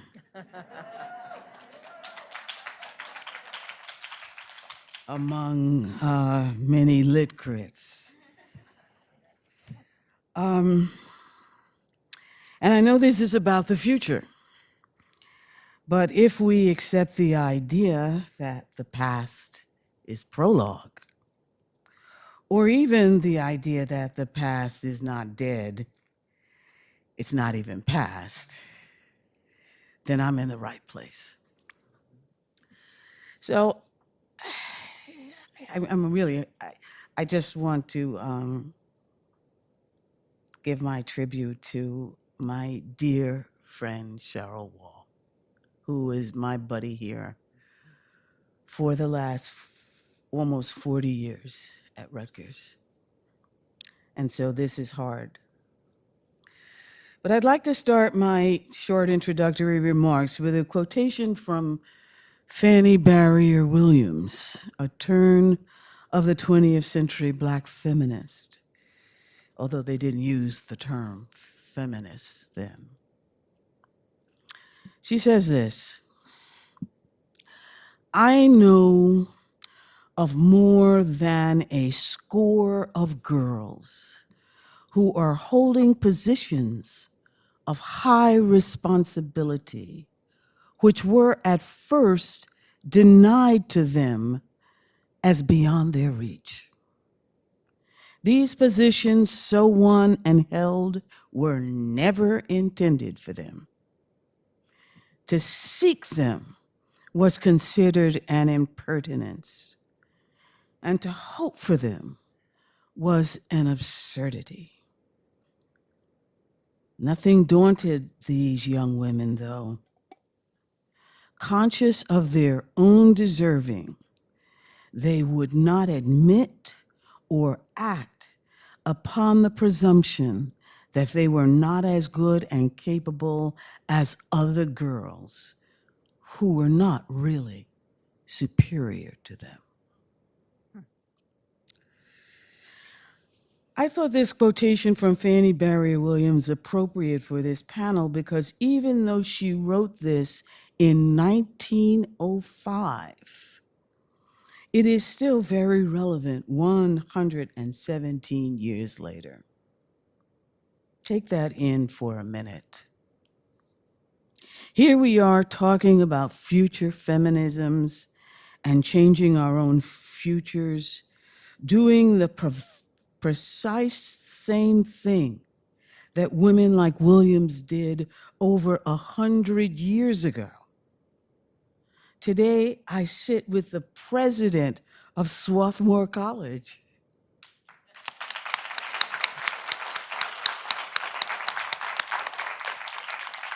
The former executive dean of humanities at Rutgers, and the founding executive director of the Rutgers Institute for the Study of Global Racial Justice, and the vice president of diversity, equity, and inclusion at Sarah Lawrence College. In Williams' day, the only way we got into these offices, indeed on these campuses, was as a cleaning lady. And yet Williams could envision a future that is now our reality. So when I started thinking about my formal remarks, I thought I would entitle this Back to the Future. It makes sense. Going back to Williams, to talk about our present and future, sitting across from Black women who are holding positions that were at first denied to Black women, why not call this Back to the Future? But then I thought, nah, no.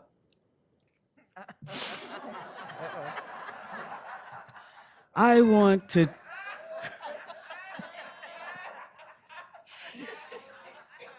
I want to talk about the uh-oh generation. Uh-oh, standing for the surprise and shock when the door closes and we are still in the room. As in, uh-oh, here they come, with all the trepidation that went with the oh for the Cheryl Wall generation. Uh-oh, what are they going to demand now? Uh-oh, they are going to change everything. Uh-oh, here comes the question that we haven't answered and don't really want to answer.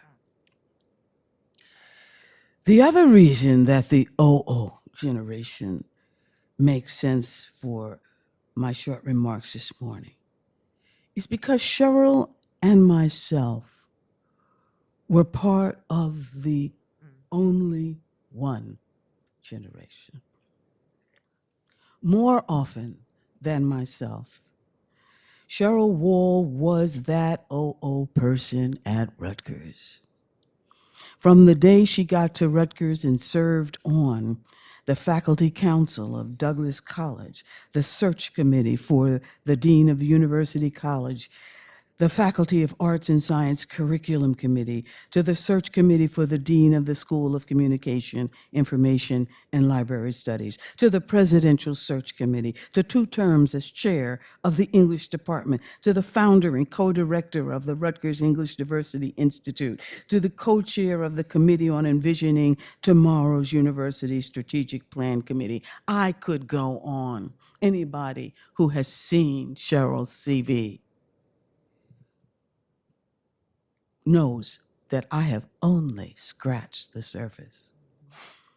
Cheryl Wall was the epitome of the generation.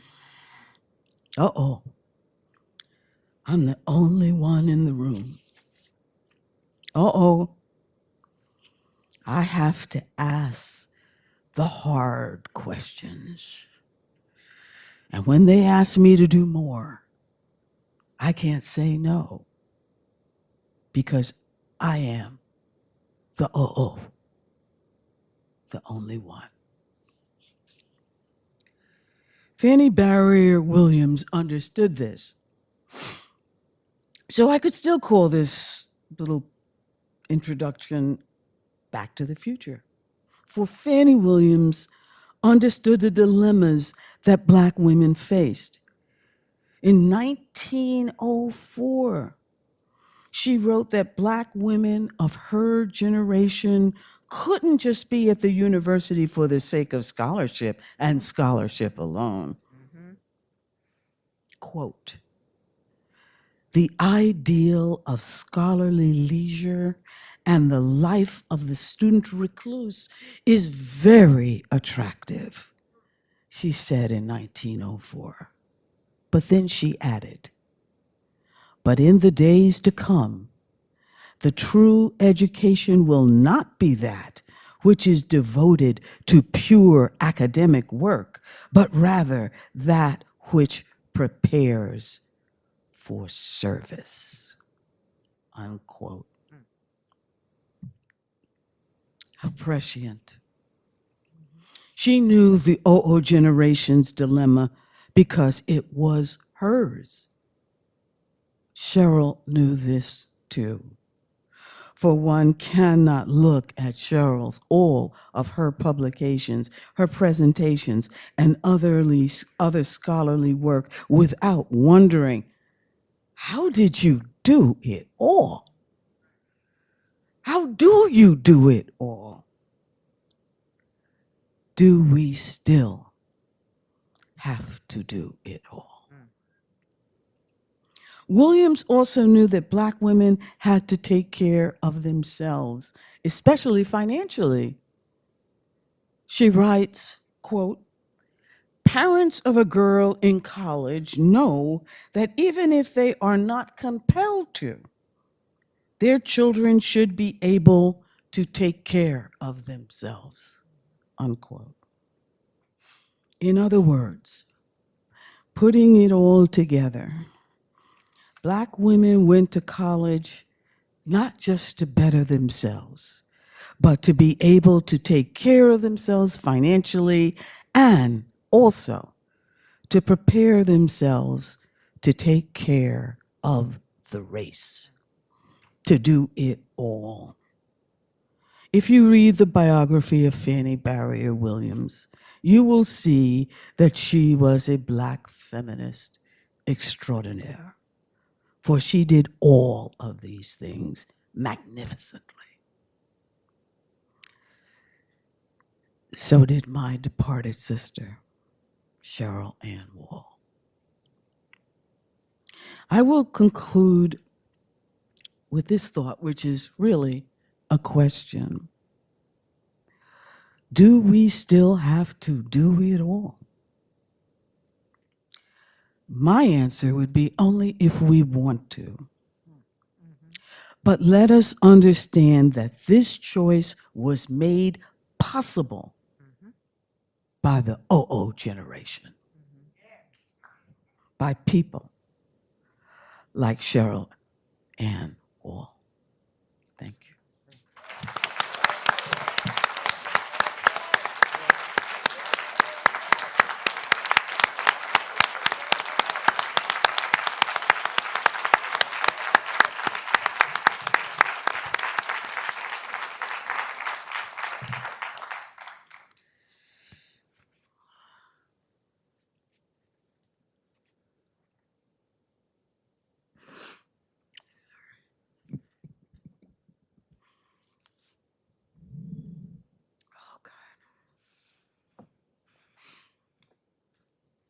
Good morning, everybody. Thank you so much, Michelle, for your generous and gracious introduction. Thank you so much, Ryan, James Kernan, for launching this session for us. I'd like to begin by thanking Evie, Bria, Maria, and all of the members of the organizing committee for bringing us together and for inviting me to participate in this celebration of our dear Cheryl's life and work. I am so grateful to be here with all of you, her beloved family, friends, colleagues, and students as we honor Cheryl's legacy. These days, I spend an inordinate amount of time thinking, worrying, and writing about issues that, on the face of it, would seem to have little to do with the intellectual passion for African American literature and culture that attracted me to the academic profession in the first place. I spend my time in conversations that, on the face of it, would seem to have little to do with the commitment to Black feminism that fueled my teaching, research, and writing for so many years. My days are filled with meetings on everything from strategic planning, curricular initiatives, budgets, DEI goals, space planning, and sustainability targets, to discussions of student voter engagement, fundraising, and institutional partnerships. much of this work is fascinating, exhilarating even, and I mean that seriously. No, I'm not being ironic.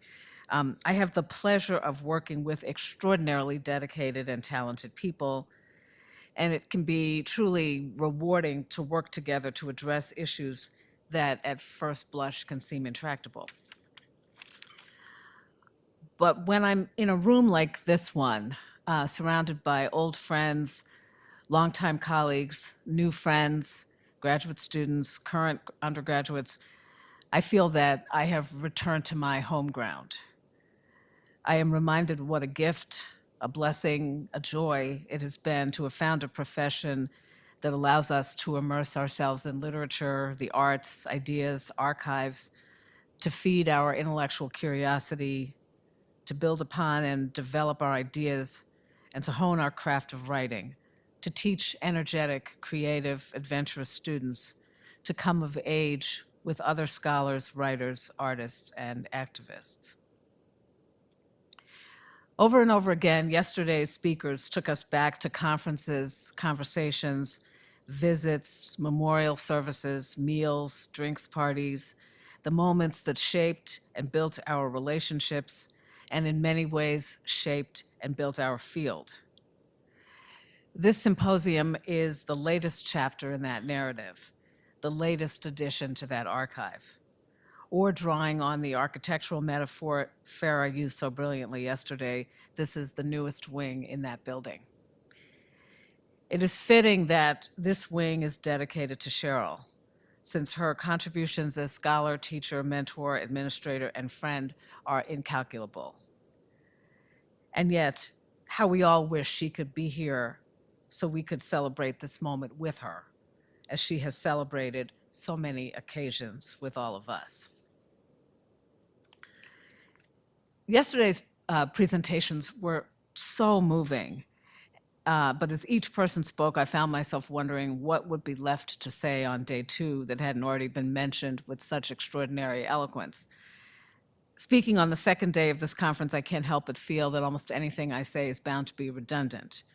Cheryl was such a remarkable and deeply loved person, loving and devoted mother and sister, brilliant and trailblazing scholar, inspiring and committed teacher, dedicated and tireless mentor, brave and visionary administrator, generous and cherished friend. It is not surprising that this group of speakers who knew her so well would cover all of these dimensions of her life and work so fully.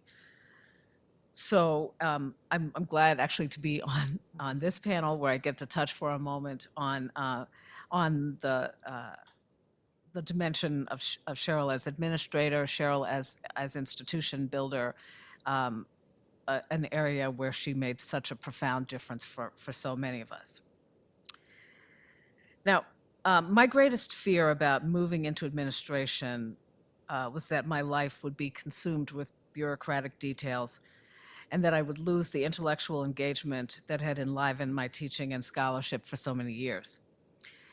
That fear is not unfounded. It is hard to be a full-time administrator and to find time and mental space for sustained writing projects. But I learned from Cheryl, from Deborah Gray White, from Carla Holloway, from Claudia Mitchell-Kernan, Ryan's beloved mom, to name only a few of the Black women who assumed administrative roles, at least for a time, that these positions need not be viewed in opposition to one's intellectual work, need not be viewed in opposition to one's activist commitments. We accept that teaching, scholarship, and mentorship can be mutually reinforcing activities and engagements. But I think Cheryl and the others in this generation that you were describing, the only one generation that you were describing, Deborah, showed us that administrative work can also play a role in those engagements. So, as one example, several speakers noted yesterday Cheryl's path-breaking scholarship on Black women writers and on the essay as a genre helped transform the ways we think about African American literature and culture, and American literature more broadly defined. More than one person noted that that work was not additive, When and where the Black feminist presence enters, the paradigms, periodization, assumptions, and frameworks shift, and more nuanced and complex understandings of identities, of power, culture, and genres come into view. Cheryl described this shift in numerous places, but I want to turn to one essay in particular, a piece she contributed to a 2009 collection of essays edited by Winifred Brown Glaude entitled Doing Diversity in Higher Education, Faculty Leaders Share Challenges and Strategies. Cheryl wrote the foreword to this book, and it's called Faculty as Change Agents, Reflections on My Academic Life. In this essay, she writes, and I quote, "The impact of new knowledge that begins on the margins reforms the center or reforms the center. Indeed, it reconfigures the relationship of margin to center." And if that principle ran through much of her scholarly work, I think it can also be seen at play and at work in her administrative commitments as well. Cheryl and other pioneering Black women administrative leaders showed us that administrative work could be, on a larger scale, an expression of the political and intellectual commitments that fuel our teaching and writing. As but one example, generations of students were introduced to African American literature, to African American women's writing, decided to pursue a graduate degree in the field, or developed a lifelong interest in the field through the courses she taught. During her tenure as chair of her department, the department adopted an African American literature requirement that every major in that department needed to fulfill. No doubt, based on her successes as chair and as a mentor of graduate students and early career scholars, she was co-principal investigator with Mary Hartman of the Institute for Women's Leadership on Reaffirming Action, Designs for Diversity in Higher Education, a Ford Foundation-funded project that examined strategies higher ed institutions successfully employ, so a range of institutions employ to enhance racial and gender equity. Deborah and others have already mentioned this. She served as vice chair of the Steering Committee on Implementation, a group charged with enacting sweeping changes in undergraduate education at Rutgers. And she was appointed co-chair of the President's Council on Institutional Diversity and Equity. All of these opportunities to take the work that she was doing in a more local frame and scale it up to make for broader institutional transformation. In the essay that I referenced earlier, Faculty as Change Agents, Reflections on My Academic Life, Cheryl acknowledges and honors the fact that many of our colleagues are doing transformative work, as she calls it, under the radar, to empower diverse voices and perspectives. She also acknowledges the toll that administrative work can take, right, on one's relationships, on one's health, on one's work. But she takes the bold step of reframing the power and the importance of that work so that it is not seen as only competition with work that is often constructed as more important. So I'll just conclude my comments with a passage taken from that same essay to which I have returned repeatedly for inspiration during my time in administration. In this passage, Cheryl is writing about what she calls diversity work, but I think her remarks have the potential to apply to administrative work more generally, especially if we view diversity work not as an add-on to professional responsibilities, but as labor that is woven into the very fabric of our commitments. Cheryl writes, and I quote, "Diversity work is too often seen as service that is totally unrelated to the teaching and research that are at the core of the faculty role. This service is sometimes dismissed as, quote, institutional housekeeping, a phrase that further diminishes work that is more often than not performed by women and people of color. But the truth is that diversity work is intellectual work. It requires imaginative thought, critical analysis, and careful study.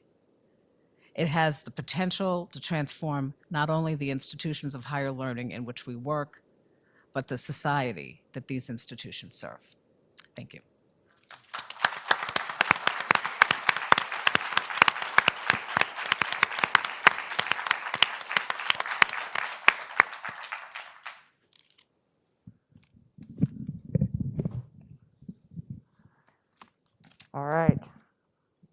Greetings. Greetings. Good afternoon. Good afternoon. So I am Ifoma Kidu Wankwo, and I am Vice President for Diversity, Equity, and Inclusion at Sarah Lawrence College. I say that again, even though I know you know that, because it resonates so much with what you're, with what you just talked about. Thank you so much for the invitation to come home. Thank you so much for the community and connection that is here. I want to begin by saying, bless up Cheryl Wall, bless up Greg Hampton, bless up Teju Olanian, bless up all of those who have gone before and who I like to think are watching us now. Bless up Dr. Donald Gibson. They're sitting there watching us and enjoying this. I know you know this. I know you feel this. I also want to begin by thanking you, Valerie Smith, who I first met and saw at Princeton in 1994. Thank you, Professor Deborah Gray Wright, who I reminded her I was in her class way back in the day before this building existed. Thank you, Cheryl Clark. I worked in the Dean of Students office and was head of the Paul Robeson Special Interest section back in the day. And I know you were just living and doing and being, but know that you had an impact. You mattered. And I can thank each and every one of you. Thank you, Farah, for she knows all the wonderful stuff she did. Thank you, Beverly Guy Sheftal, who I first saw at CLA back when Carla Holloway encouraged me to start going. I can go on. The work that you have been doing matters and has had a tremendous impact. So much to say on that, but I will stop there. I also want to say Cheryl has brought us here together to remind us of our networks, to remind us of the networks we have built, to remind us of the web of action that is in place right now. I speak now to my colleagues and friends, some of whom I met when I was in undergrad, some of whom I met when I got to grad school, some of whom I met in our graduate careers, some of whom, Hortense is not here, a colleague at Vanderbilt. Evie Shockley, who I met in graduate school. Stefan Robolin, who I met before he got to graduate school. Maurice Wallace, who's somewhere here, who I knew from Duke, but who was also an icon when I was a prospective at Duke, right? Saying, this is the thing that you do. This is the thing that you can do. Thank you also, Professor Busia, who may not know what she did. She had an African Literature Association conference here before I graduated, and I saw another way to do the work. So Cheryl, for me, was part of a painting of this is what the work can be. The work includes Roselle Wilson being Vice President of Student Affairs. The work includes Barbara Ballier doing what she did in the department. The work includes Dr. Gray White. The work includes Carla Jackson Brewer in Africana Studies. The work includes Jose Morales, who was here. The work includes Kim Butler in Africana Studies. The work includes Ed Ramsamy, who is the resident advisor in Mettler Hall. I know Cheryl is like, oh, all these people. The work includes George Ganges, who created a program to have professors and students go to Crossroads Theater that I ran as an intern. That is all the work. And Cheryl showed us the work, all of it. Let us continue to recognize her by continuing to recognize all the work. Let us not fall into the trap of we have gone to the dark side. Let us not do that to each other. Let us reinforce for ourselves that the work includes all of it. The work includes this project that I'm showing you here, Voices from Our America, which is a community engagement project. And we did 300 interviews in Panama, Brazil, all over, and documented lives, and people have produced books. And you see Erna Brodber there. We've done a film on Erna Brodber. That all of this is the work. I didn't do a second monograph, not yet. But this work matters. My service as associate provost matters. And from Cheryl, I see and learn this is the work. Cheryl was committed to the work, not chasing adulation, recognition from conventional establishment structures. If you notice me, that's great. Okay, that's nice. But I'm not doing it for you. She never fully bought into, at least from my, as I see, into the establishment academia's idea of excellence, and always maintained a healthy suspicion of establishment academia and what it deemed and did not deem good and valuable. Let us retain that ability. Let us not defer to that understanding. We must not be gatekeepers, but follow in Cheryl's footsteps to understanding the work broadly, doing the work of driving change across the sector, layers, what you do in the classroom, scholarship, department, institution, sector, and world. And Deborah McDowell and Farah Jasmine Griffin really spoke powerfully to that yesterday. So how do we do this?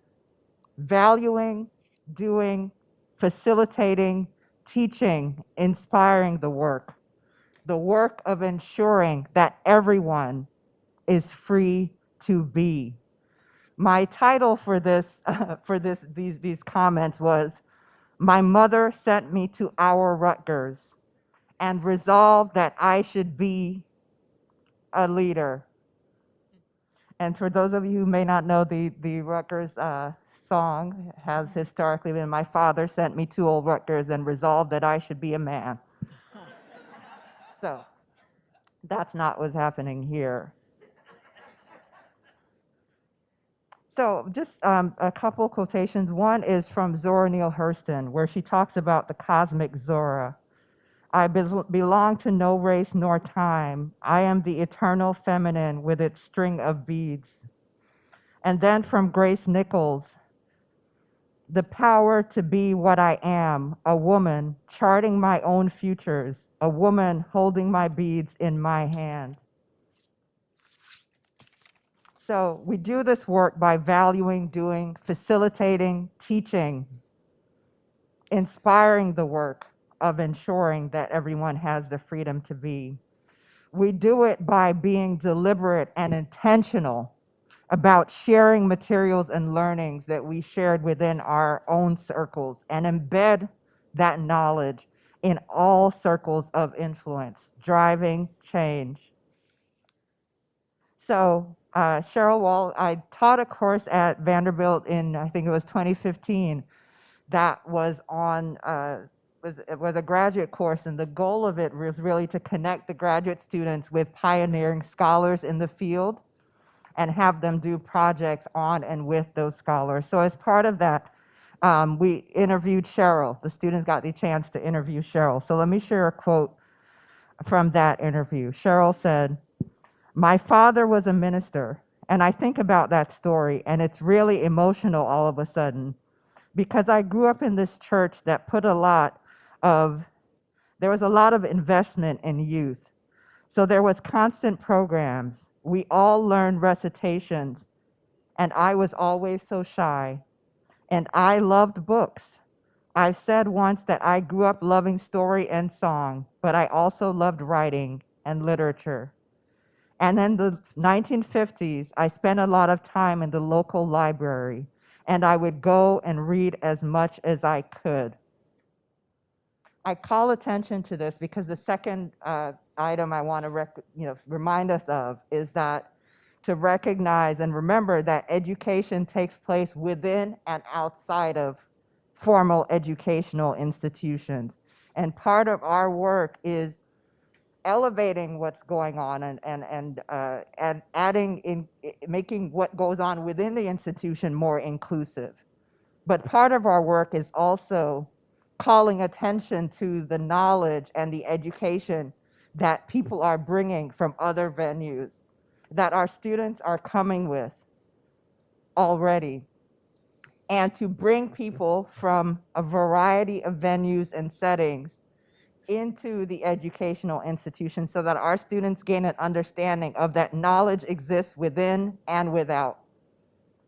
And wisdom exists within and without. That's why Farrah will talk about your book. So Voices from Our America is something I just want to call attention to as one example that I have kind of in the work I've tried to do. I'm sure there are others. I'm sure everybody has continued to do it. But again, I just want to call attention to that.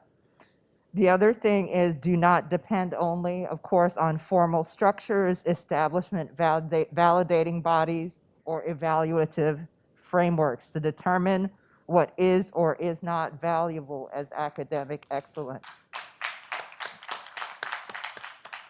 Now, we have to navigate both of them. What I'm saying is, don't limit ourselves to that. Always remember, it is both and. It is both and. And we do not need to buy into that. We work to create a space for works written by non-academic authors into departmental and institutional requirements to effect real sustainable change. Change does not happen if we only say, look, this person has done exactly what the other people did, but they are Black. It's to the next step. Again, this is kind of what you all have been doing your whole career. I want you to know that we hear you. And taking it to the next level is about saying, okay, but what does that knowledge mean? How do we foreground that knowledge in the framing of our work, in the understanding of our majors? So Cheryl says, the position or place we are assigned on the margins of the academy informs but does not determine the positions and stance we take. From the margins, various strategies may be deployed.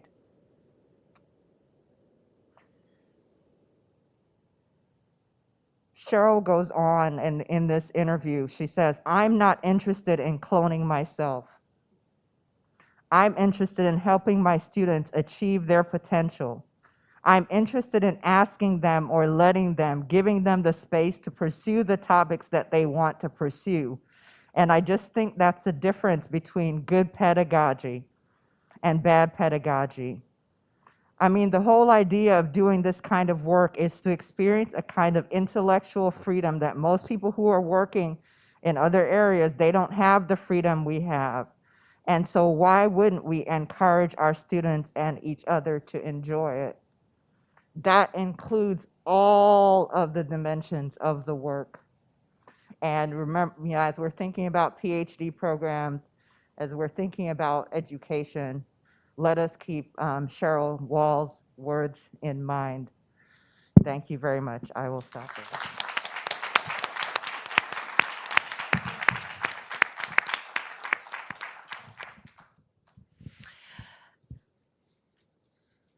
Thank you all. I'm just going to make a few comments. My comments pick right up from where Ifeoma left us, and then I'm gonna open up for some conversation between us and then with you.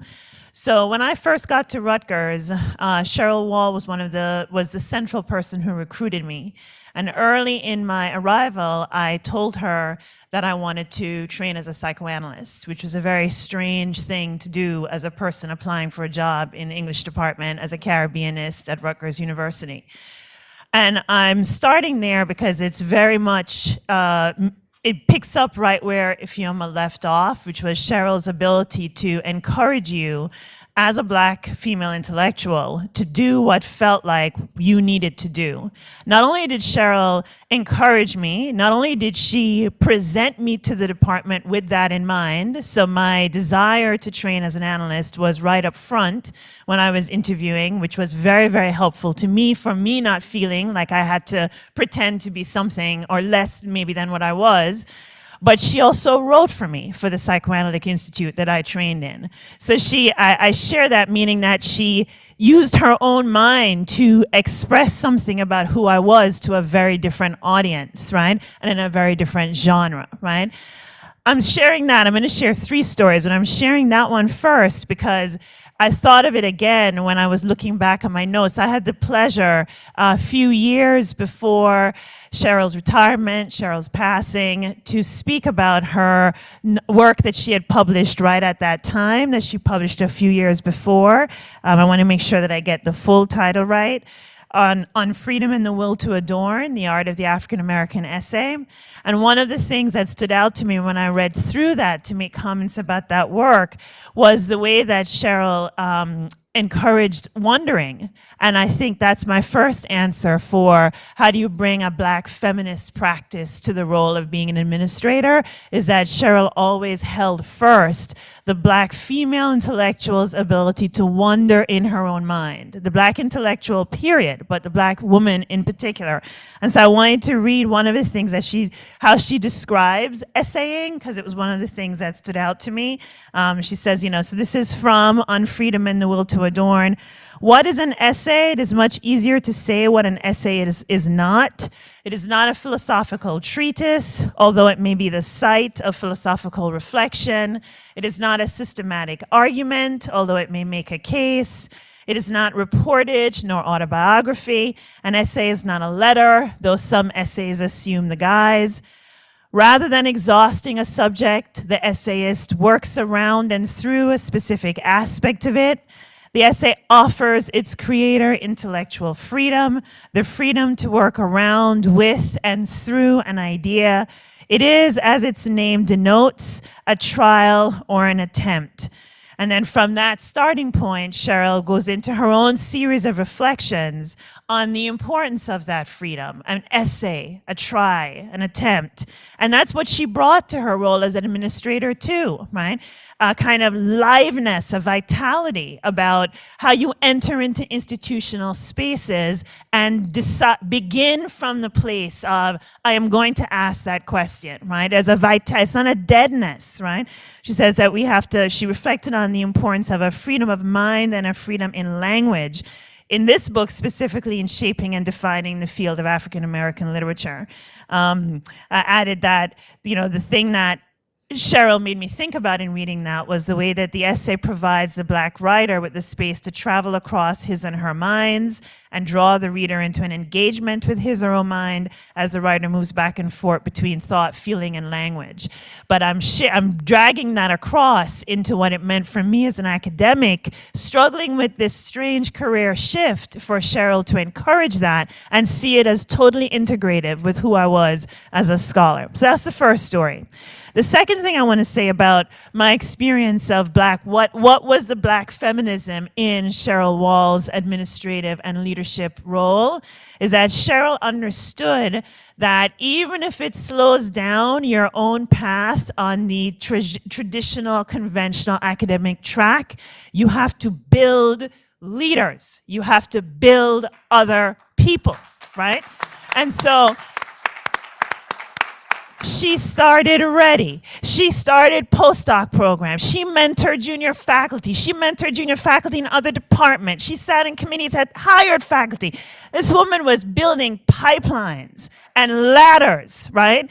That is when I said service is activism, right? Because she understood that I can't just be an only one. It's not, I need to use the moment I have as an only one to try to get some more in here, right?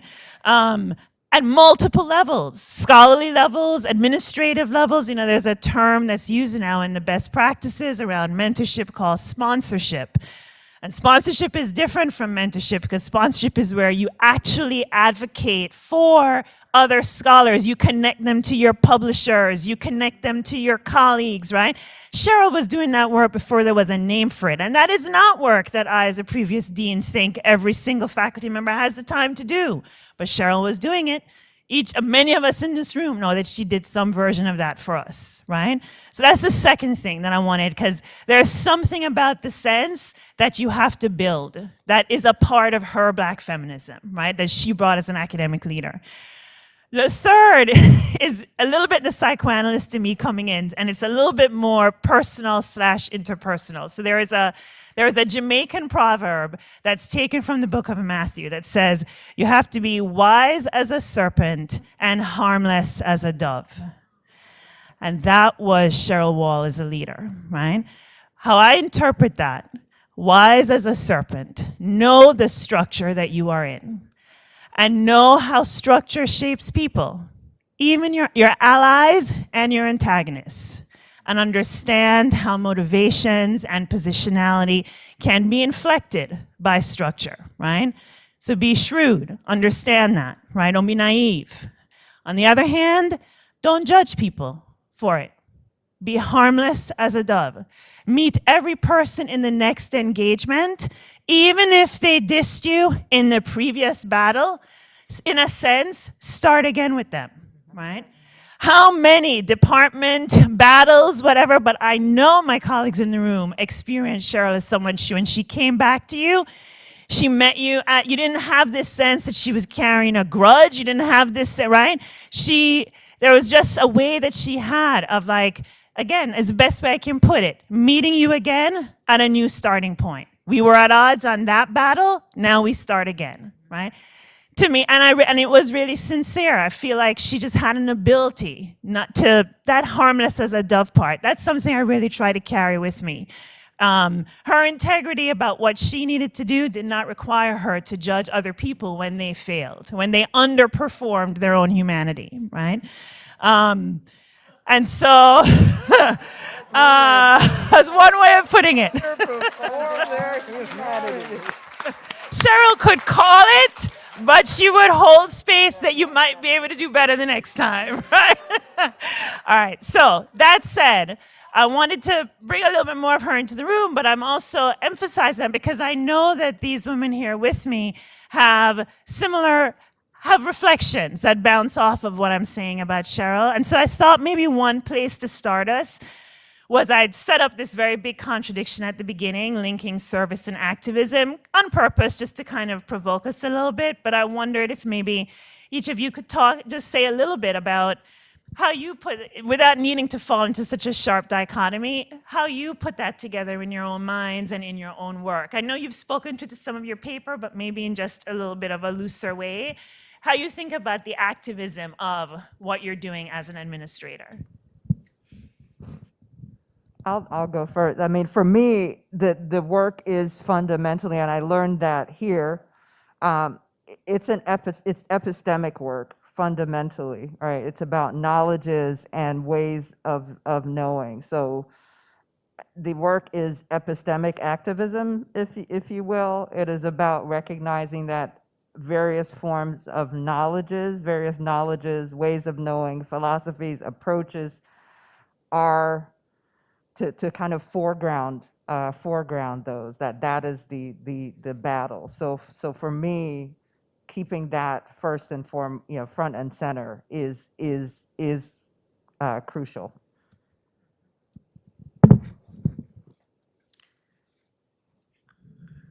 I've been thinking about the day that I was installed as the 15th president of Swarthmore, and I want to just tell a quick story before that because it involves Cheryl and two of my other Rutgers sisters. As part of this whole sort of the practice of installing presidents, each institution, other institutions are invited to send a delegate, and the delegates march in their regalia as part of the processional. So when we were doing, I was meeting with the planning group, and somebody said, we have an issue here with the Rutgers delegate. I said, what's the issue? Rutgers seems to be sending 3 people.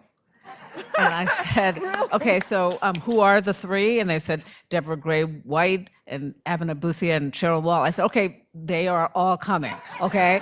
There'll be 3 people from Rutgers, is this correct? And this is, you just get used to it, right? And, it's interesting because, I feel like that, in a way, for me, is a little bit a window into the relationship between activism and service for me. I asked Ruth Simmons to speak at my installation, and one of the things that Ruth said is that an effective leader needs to figure out how to bring her authentic self into the role. And I have come to appreciate that over time I've become more and more comfortable with that. But the result of that is that the style of leadership I think that I model on our campus and that I'm empowering others to share is one that in a way sort of undercuts certain assumptions about what a college president, what a college leader ought to be. And at its best, when I'm feeling happiest about that change is when people can name it back to me, right? So I was struck when you talked about Cheryl's style of leadership and the willingness to wonder. I think you said wonder, right? Not wander, but either way, right? There's a kind of lovely pun there. But I love bringing together groups of people, whoever those constituent groups are, and starting with questions. In a way, it reminds me of the way that I teach, and so I often see meetings as opportunities for me to go back to my pedagogical practice. I don't feel that I have to have all the answers. I just want to have good questions. I am perfectly comfortable within reason, putting out there ideas that I know aren't going to fly, because I want to encourage other people to do the same thing. And for me, there's something beautifully improvisational and creative about collective problem solving.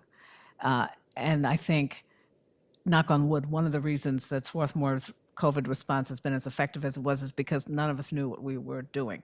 And so we had to creatively craft responses. It was an iterative process, but it also bound people with very different areas of expertise together in a shared problem-solving mode.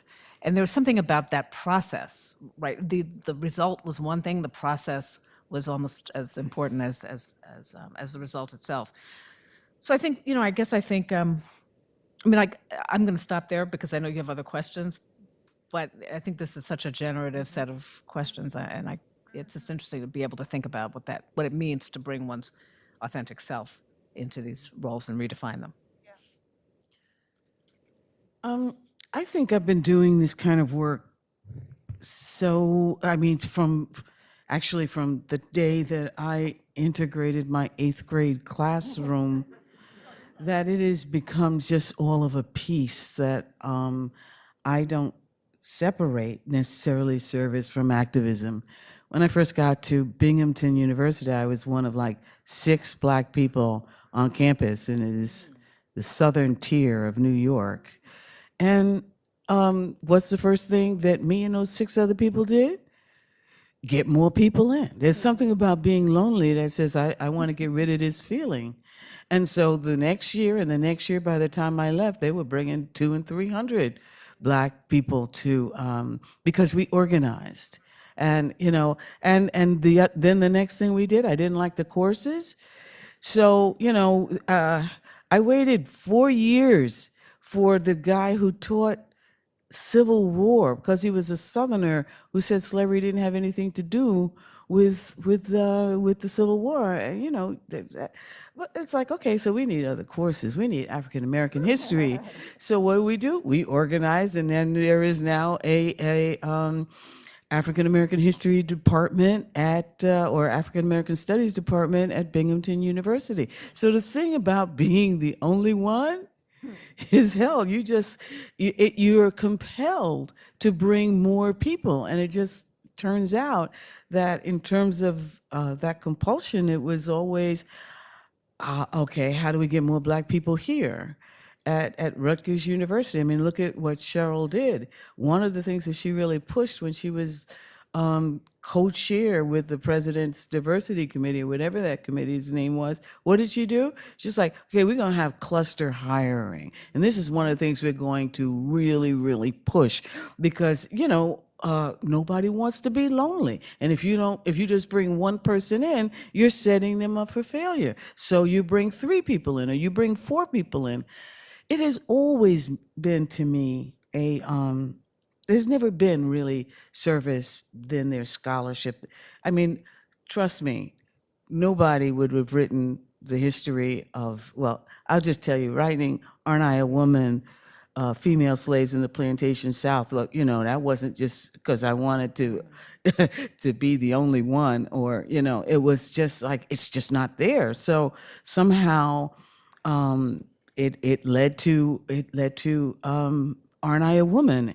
And what did that in turn lead to? It led to other Black women writing Black women's history. And what did that lead to? The Association of Black Women Historians. So, you know, to me, it is all of a piece. And I'll just say one other thing in terms of scholarship, service, and activism.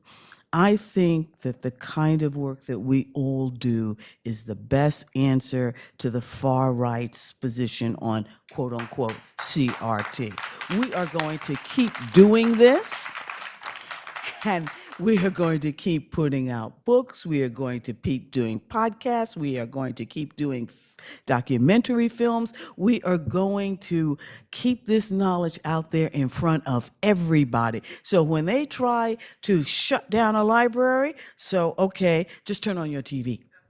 You see Brittany Cooper there. Yeah, right? All the time. We are going to do this. So, you know, our scholarship feeds our activism. And to me, they're 2 sides of the same coin.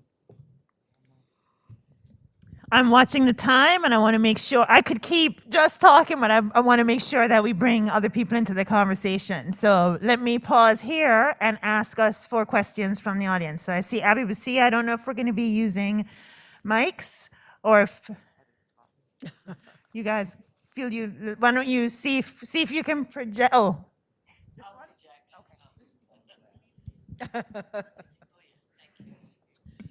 I actually want to tell 2 stories. You know, when Kamara wrote to me and asked me to speak tomorrow at the memorial service, I thought I want to talk about things I learned from Cheryl.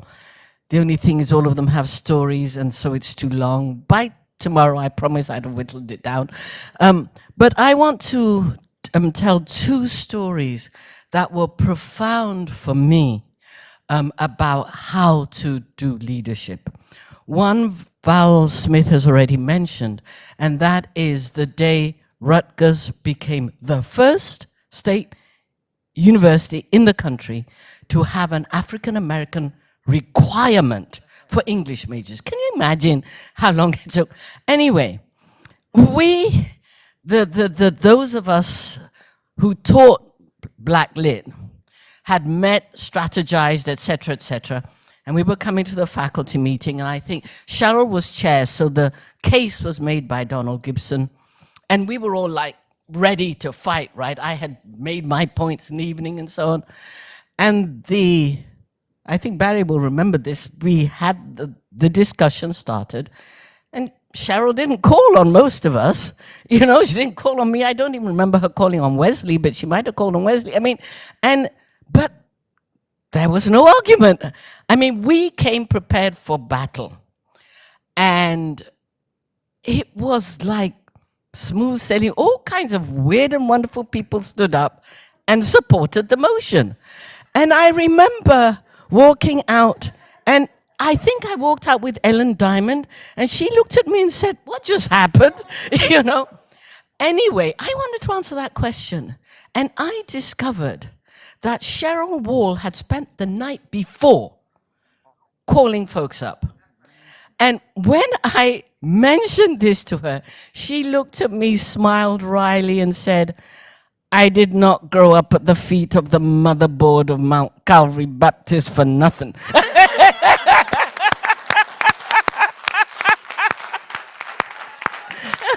You know, it was a real lesson on how to prepare and get something done. Mm-hmm. The other thing, I don't know how many people know this, but I think Barry and Deborah can bear me out on this, and that is our English department fellows who are now going on for, what is it now? We are in our 10th or 12th year. Do you know how that started? Cheryl had been chair. She'd served her 2 terms. She was so looking forward to her sabbatical and starting her work on the essays. And President McCormack wanted this committee and asked her to chair it. And for once in her life, she tried to say no. You know, she tried to say no. And she tells this wonderful story of one day showing up at home, and there, I thought I was the only person who did this, but there was President McCormack sitting on her doorstep, waiting for her, hoping that it wasn't a weekend where she decided to go on holiday or something, you know, assuming she'd come home again. Because, you know, some of us would do that. We'd just sit there and wait for her to come home because we had something to discuss. And he was sitting there. And he basically said, "I need you. I can't do this. What is it you want?" And this is the incredible thing that made me so humble. There's a part of me that I think maybe she was trying to call his bluff. But she said, "I have spent my life trying to build the pipeline, trying to create Black academics in African American studies.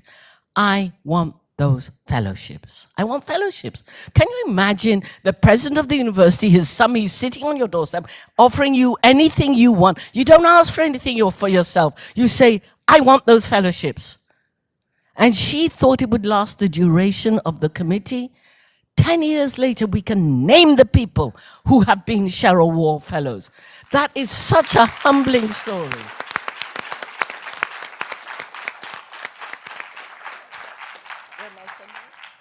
Pastor Deborah.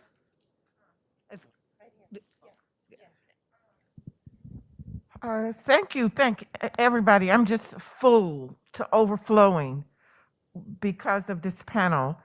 And I don't have a question, and I don't have 2 stories. Well, I guess I do have a question, and that is, how do we perpetuate this spirit, this ethic in the students we're now training? One of the things I greatly lament is that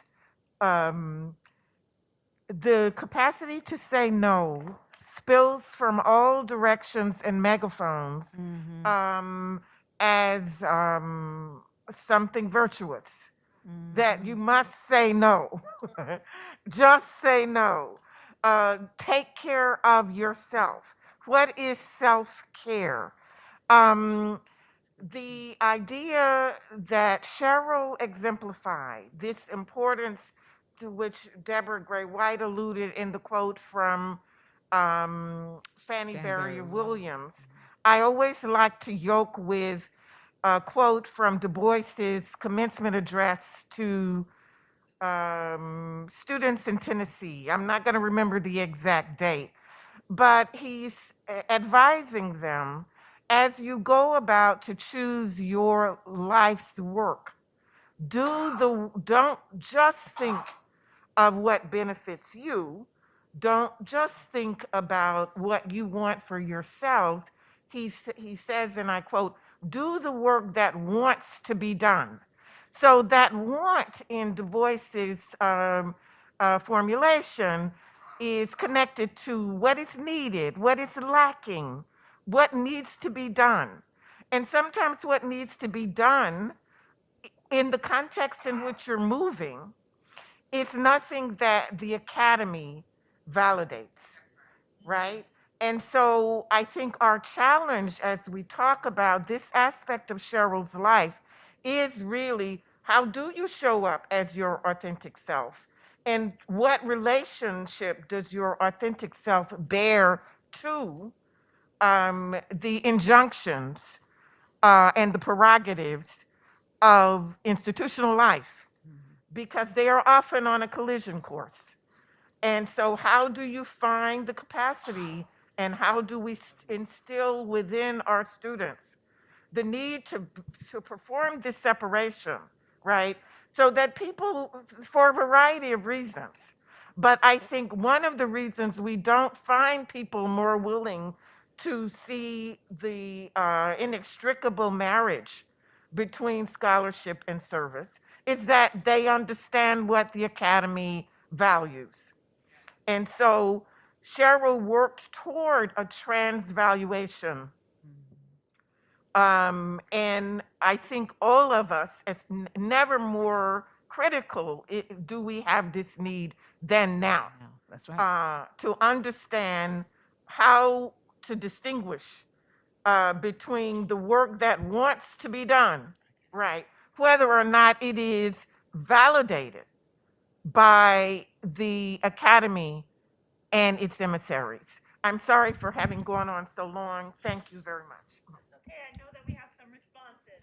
I know that we're almost at time. I'm going to let the panel respond, and there's one lady in the back in red, and then I think after the panelists respond a little bit, we'll pick up your question, response, and then I'll have to stop us. But Yeah, I think that there are a couple of answers to that. Number one, the more people that are in the room when the door closes, then there's more, you can share the work. So it's not always on one person.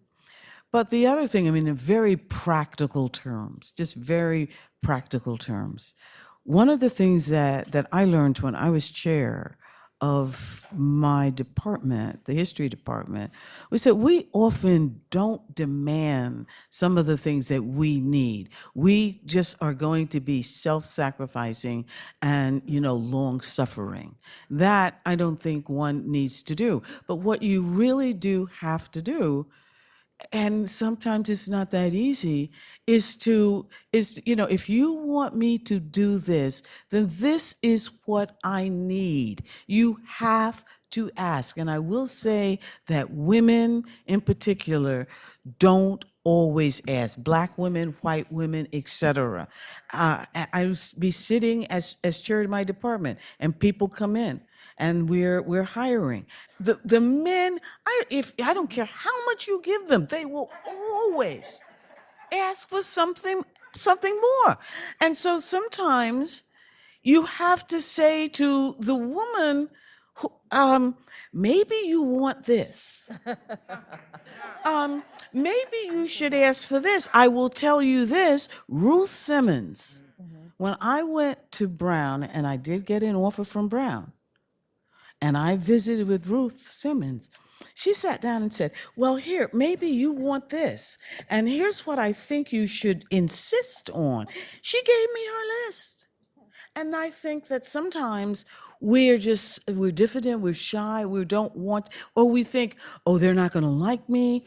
But you really do. And one of the things, and it's not always money, because sometimes what you need is time. If you're going to spend this much time doing this kind of service, then you should ask for time in return. I'll stop there. I will say that I've been very, very lucky to be at Rutgers, because Rutgers, no matter the Scarlet and Black Project, everything, Rutgers has given me time. Every time I said, well, I'm going to do this, this, and this, and they finally figured out that I could do it if I say I'm going to do it, and then they would give me this, this, and this. let's get that last question, and then And thank you. Hi, my name is Cherie Davis, and I felt like it was really important to kind of just say again how much I hear you all talking about scholar activism. And the beauty of it is that I came up through Dr. Beverly Gosh-Sheftal at Spelman. And scholar activism, like understanding that scholarship and praxis was a part of the work, was like the beginning of being put on the path. And I've had the privilege of also being mentored by Brittany Cooper, who is the one who introduced me to Cheryl Wall when I was stuck in my dissertation and couldn't figure out how to make things make sense. And then worrying the line just opened up the door to a whole different world. But I've always been kind of on the edges of the academy and worked in centers or worked in a dean's office doing work with community.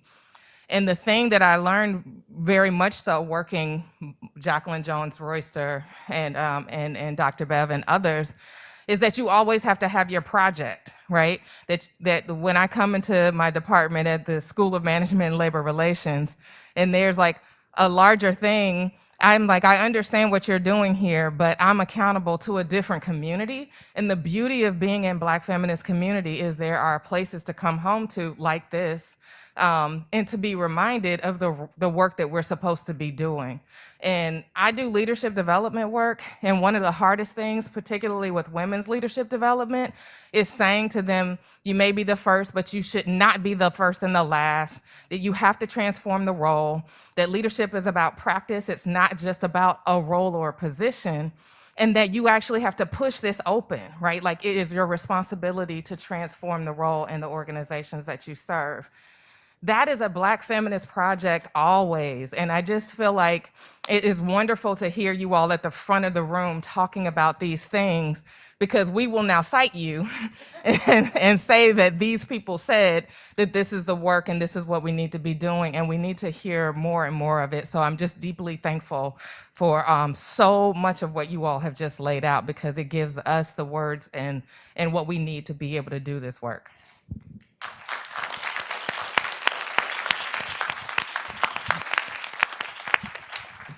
Feels like a really powerful end to me, and I think maybe we leave it there. I think your words, thank you.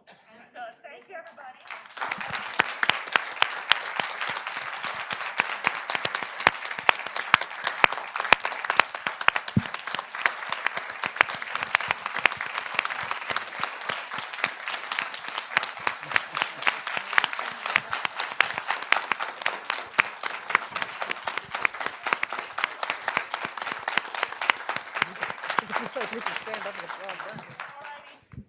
Thank you, Dr. Stevens. I'm here just to relay the lunch plans, which I'm sure we are all eager to enjoy. So once you exit the room, if you will go up to that big white tent, which we call the President's Tent, that's where lunch is. We're doing a brown bag lunch, so you will simply go down the lines, pick what you want, put it in your bag, and you can enjoy outside on the courtyard. In the tent, there's plenty of tables and chairs, but we ask that you don't bring any food into this room. We will be reconvening at 2:10 for a special announcement. So please come back at 2:10. That's 5 minutes before the next session. Thank you. Not just how to get an education and get a food. I don't think people, they really know what it means. I don't think I knew what it was to build a life, honestly. That's part of what I learned from people like Mary Helen and, really, what is it, how do you live, For sure. How are you? Hi, I had to come down and just say hi. I was a little late walking in, but because I had to do work this morning. But speaking of administration, right?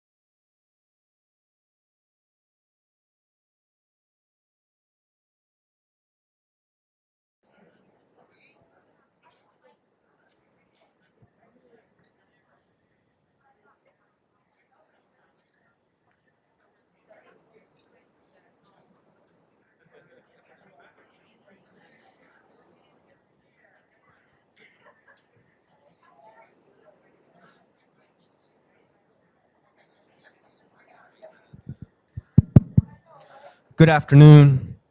Is this working okay? Nice. Yes, good afternoon, everyone. My name is Carter Mathis. I'm a member of the Symposium Organizing Committee and a faculty member in the English department. I'm here for two duties, one direct ask and one connected one, which I'll take the liberty to also add. So there's been much necessary acknowledgement and discussion over the past 2 days, informed by Farah's apt invocation of Cheryl Wall's architecture and construction of this house where we are so honored to dwell. And knowing that house has so many permutations, wings, and planes of existence. I'm here to make a brief announcement about two particular pipelines and ladders to build on other metaphors from earlier today that Cheryl put into motion. First, the one that I wasn't directly asked to state, which, if you remember earlier, Deborah Gray White, is this going on and off? Okay. As Deborah Gray White alluded to in 2008, after agreeing to serve on the University President's Diversity Council, Cheryl was able to garner a commitment from the university to have 2 postdoctoral fellows in African American and African diaspora literature awarded each year. That commitment's been renewed now twice in, a third time, which we're in the middle of. Over that time, there have been, fellows have gained tenure, gotten jobs, finished books, and gone on to garner further awards. Currently, well, I should also say that probably 3 to 4 years ago, Cheryl, who I had an office across the hall from, began to kind of surreptitiously ask for my assistance in in that work. I was more than happy to assist, and as she approached retirement, asked that I take on the duty. And as I've done so, I've also turned to my dear and trusted colleague, Amani Owens, to help in this task. I wanted to say that currently we have 2 fellows that are now Cheryl A. Wall postdoctoral fellows in African American and African diaspora literature.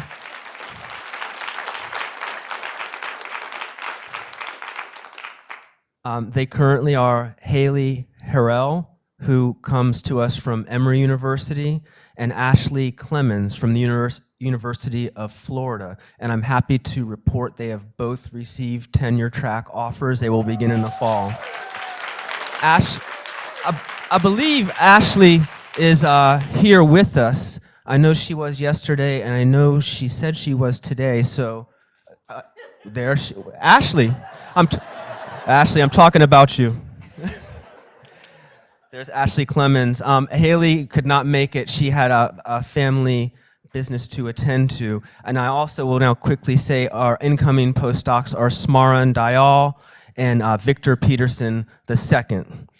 Now, let me move on to the business at hand that I was asked to announce. And it is a very important announcement that I am extremely pleased to share with you all. I am going to be announcing the winners of the inaugural Cheryl Wall Memorial Fellowships that have been established through the generosity and commitment of Kamara, and in Kamara, as well as Cheryl's family, who all want her legacy to continue in the support of this work among upcoming graduate students. This, in a sense, completes a kind of circle from Ready, which you've heard about yesterday, bringing people into a kind of graduate university profession pipeline. Then these fellowships, which will support current PhD students, candidates here at Rutgers who are conducting research in African American or Black literature, and whose work can be deemed to further build on Dr. Wall's rich legacy in the field. That then, combined with the postdoctoral fellowships, does, in a sense, bring that support full circle. The inaugural winners of these awards are two students, I'm happy to report, from the English department. They are both with us, and if they will be so kind as to stand when I announce their names, that would be great. Amari Mitchell.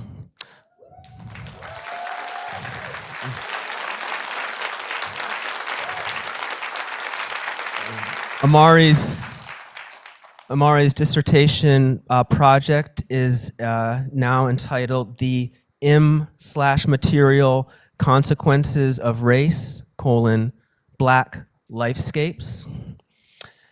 And I also wanted to say that Amari is a former Ready student.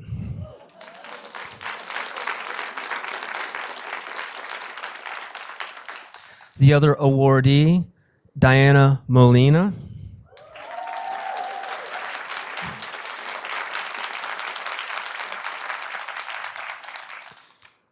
Her project is entitled "The Poetics of Eating: Deciphering Black Experimental Being."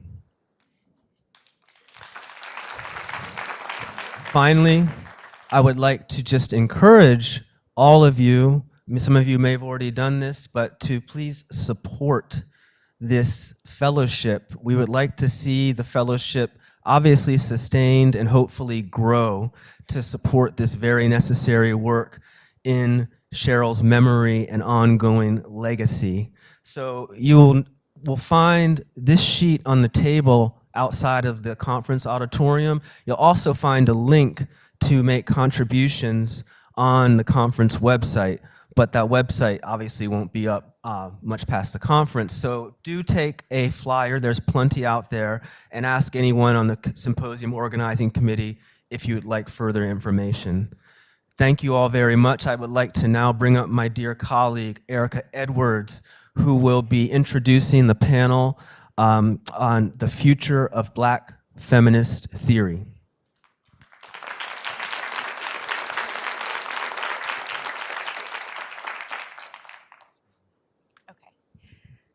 Okay, so in the introduction to Changing Our Own Words, that essential volume that we have taken as our common text for this symposium, Cheryl Wall wrote about the theoretical turn in the Western Academy and what it might mean for the study of Black women writers, the writers she wrote about and wrote with such careful devotion. What she advocated was what she called a relational study of Black women's writing that was rooted in an interrogation of, if not an outright rejection of, the metaphysical concept of the individual writer and the metaphysical concept of the single work of art. Quote, Black women's writing may be read alongside those cultural artifacts like blues, which are produced by Afro-American women, and those artifacts of literary and popular culture which may or may not construct representations of Black women, but with whose production Black women have nothing to do. It is not that we need literary theory to help us recognize that blues are, in Houston Baker's phrase, a generative source of Black women's writing, but perspectives informed by literary theory may help us move beyond identifying blues metaphors and celebrating blues singers as artistic models to understanding how blues ethics and aesthetics are inscribed. Cheryl suggested that as we read Black women's writing under the pressure of theory, quote, we may mark when and how this writing, Black women's writing, privileges other ways of knowing And we may begin to ask the same questions about race, gender, and class of canonical texts that we ask of those by Black women. We should, Cheryl concluded, continue to locate Black women's writing in its multiple contexts. Cheryl's prescriptions for theory now ring prescient when so much of our work, sheltered as it has been by Cheryl, and shepherded as it has been by students of Cheryl, such as Alex O'Haley, Soika Colbert, Imani Owens, Amy Barenboim, and others, devotes itself to Black women's other ways of knowing, to the ways that ethics and aesthetics are inscribed across Black women's media, and to the Black feminist deconstruction of the genres of the human enshrined in so-called canonical texts. This afternoon's panel, The Future of Black Feminist Theory, considers the role of theory, broadly conceived in Black feminist writing and activism. When we thought about who could serve as a proper moderator for this panel, we imagined that our dear colleague from Women's Gender and Sexuality Studies and Africana Studies would be sure to bring the appropriate doses of depth and perspective to this particular topic. So allow me to introduce our moderator. The inimitable Brittany Cooper is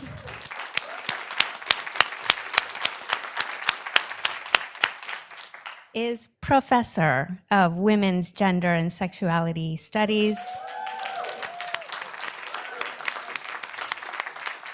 and Africana Studies here at Rutgers University. She is the author of the New York Times bestseller, Eloquent Rage, A Black Feminist Discovers Her Superpower.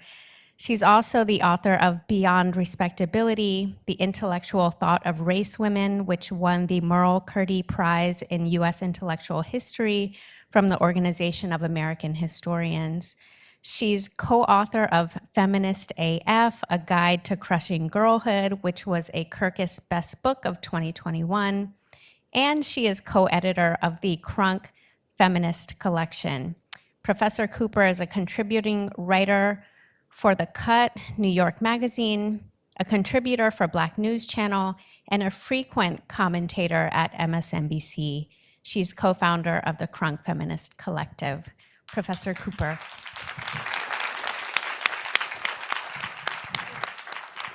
What's up, everybody? Good afternoon. It is my distinct pleasure to introduce my two illustrious co-panelists who are going to give you their remarks, and then we will have some conversation, and we're going to try to leave a good amount of time for questions, all right?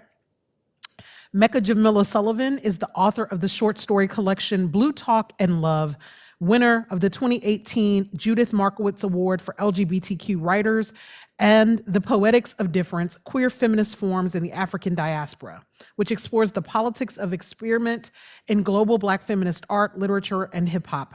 Her fiction and scholarship have appeared in Best New Writing, the Kenyon Review, Callaloo, Feminist Studies, American Fiction, Prairie Schooner, Crab Orchard Review, Tri Quarterly, GLQ, Lesbian and Gay Studies Quarterly, American Literary History, The Scholar and Feminist, American Quarterly, Black Futures, Public Books, New York Magazine's The Cut, and others. In her creative and critical work, she considers the links between language, imagination, and bodily life in Black, queer, and feminist experience. She has earned support and honors from the Breadloaf Writers Conference, Yaddo, Hedgebrook, the Woodrow Wilson Foundation, the Mellon Foundation, the Center for Fiction, and the National Endowment for the Arts. She is associate professor at Georgetown University. Her novel, Big Girl, will be published by Norton Live Right in July 2022. Give it up.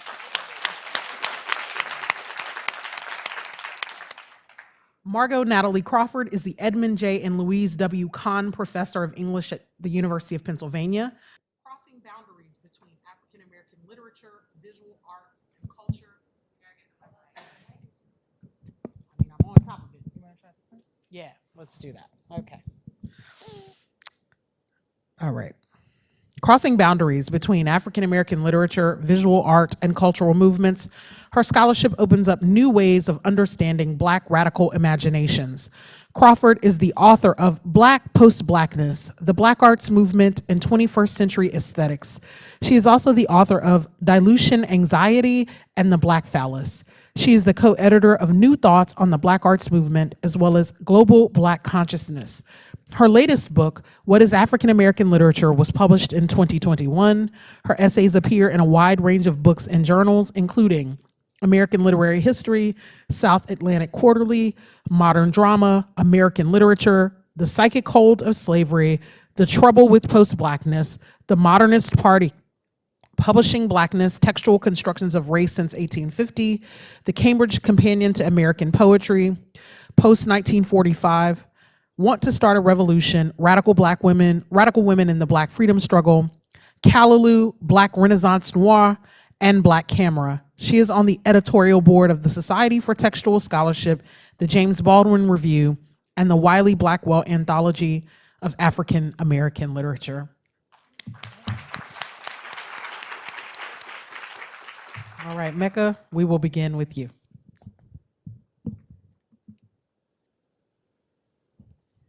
Hello, everyone. So I just want to start by offering and expressing and sharing in the gratitude I think that we've heard expressed many times for the conveners of this symposium, the gatherers, if you will. Thank you, Evie, Erica, Carter, Bria, Stefan, and everyone else whose labor or perhaps whose activism has brought us here today. I'm really grateful to be here with you all. Yeah.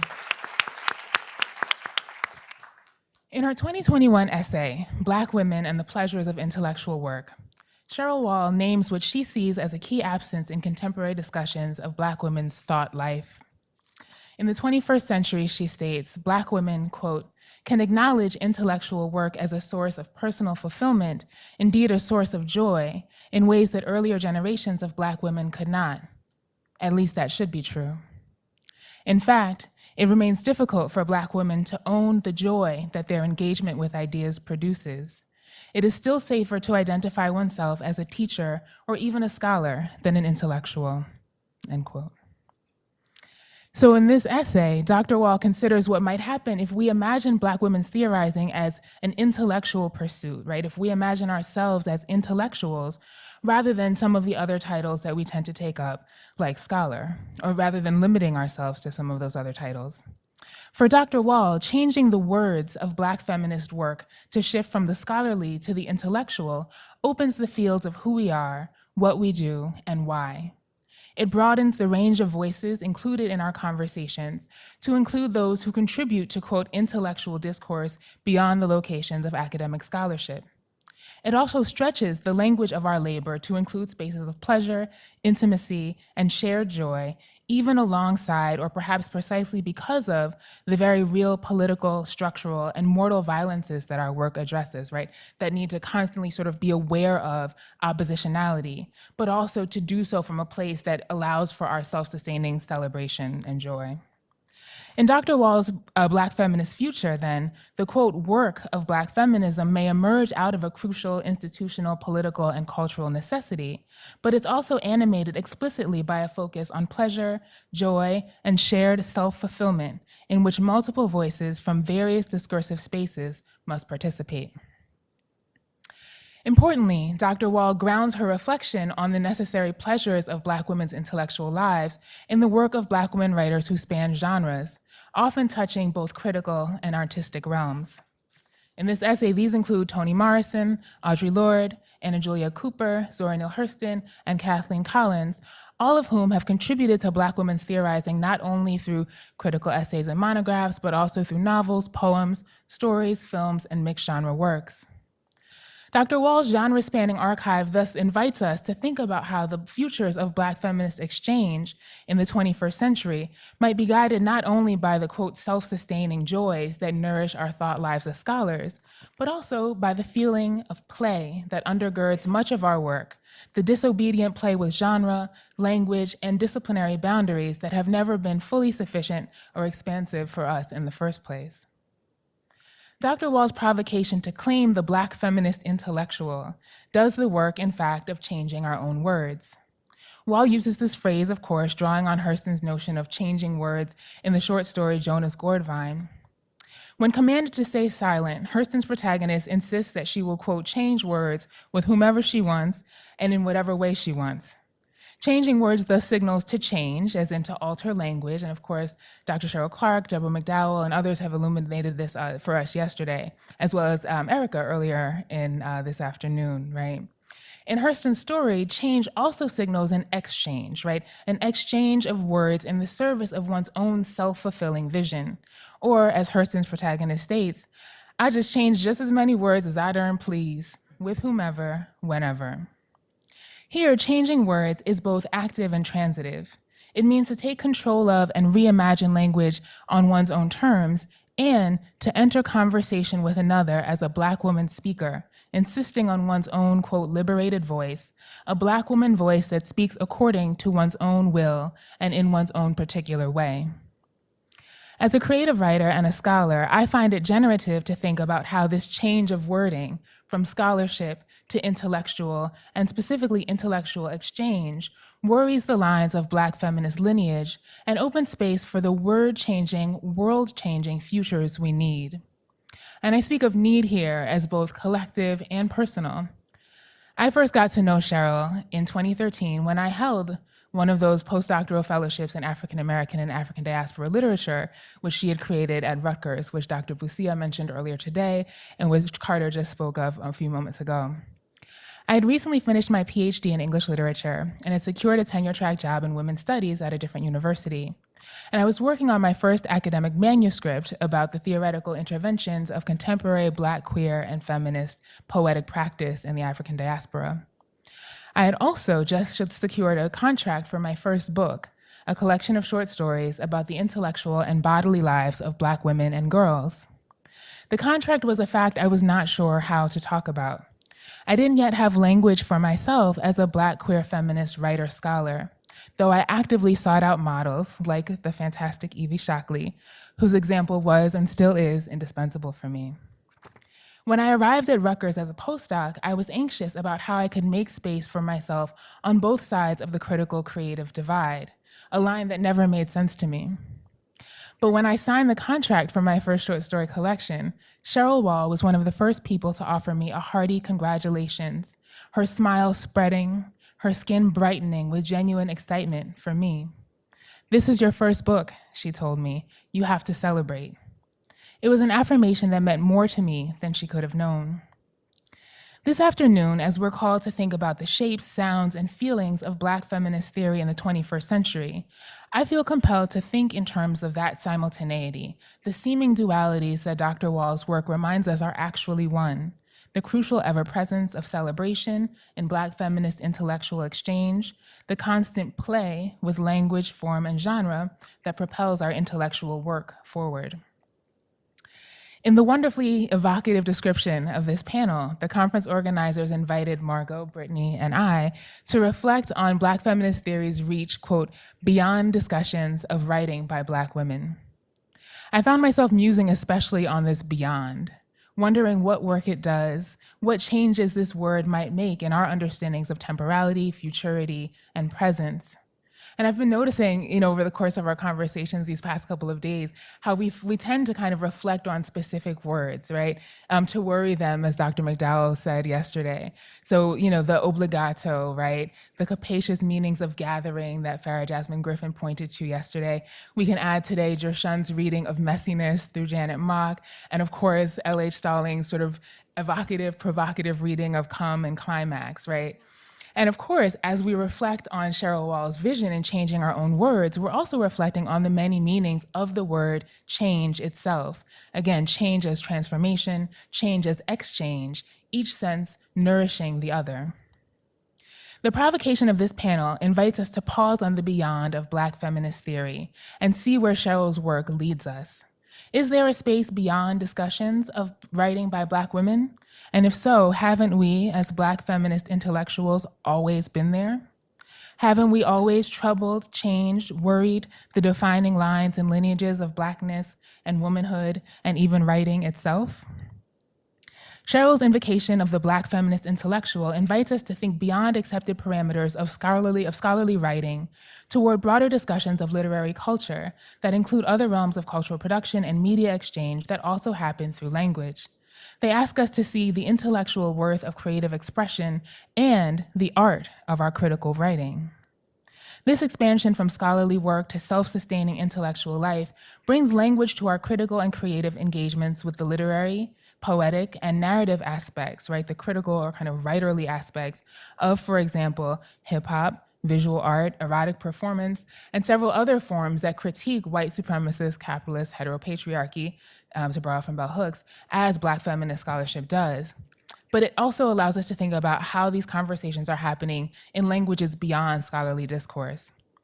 In my work, then, I think about queer South African photographers Nelly Maholi, for example, who understands their work as a practice of, quote, visual activism, involving not only their own creative texts and creative praxis as a photographer, but also their intergenerational queer, lesbian, trans, and intersex digital media collective in Kenyiso, based in Durban.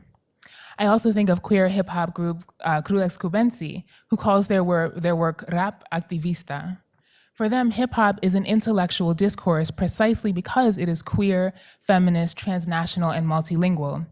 Quote, "We started doing rap activista," member Olikrude says in one interview. "We keep doing rap, rebellious rap, activist rap, womanist, feminist, Afro-censored rap, revolutionary rap to dismantle in some way with our songs and our actions and the union of the entire community, the hegemonic white heterosexual cisgender power of this world where we live."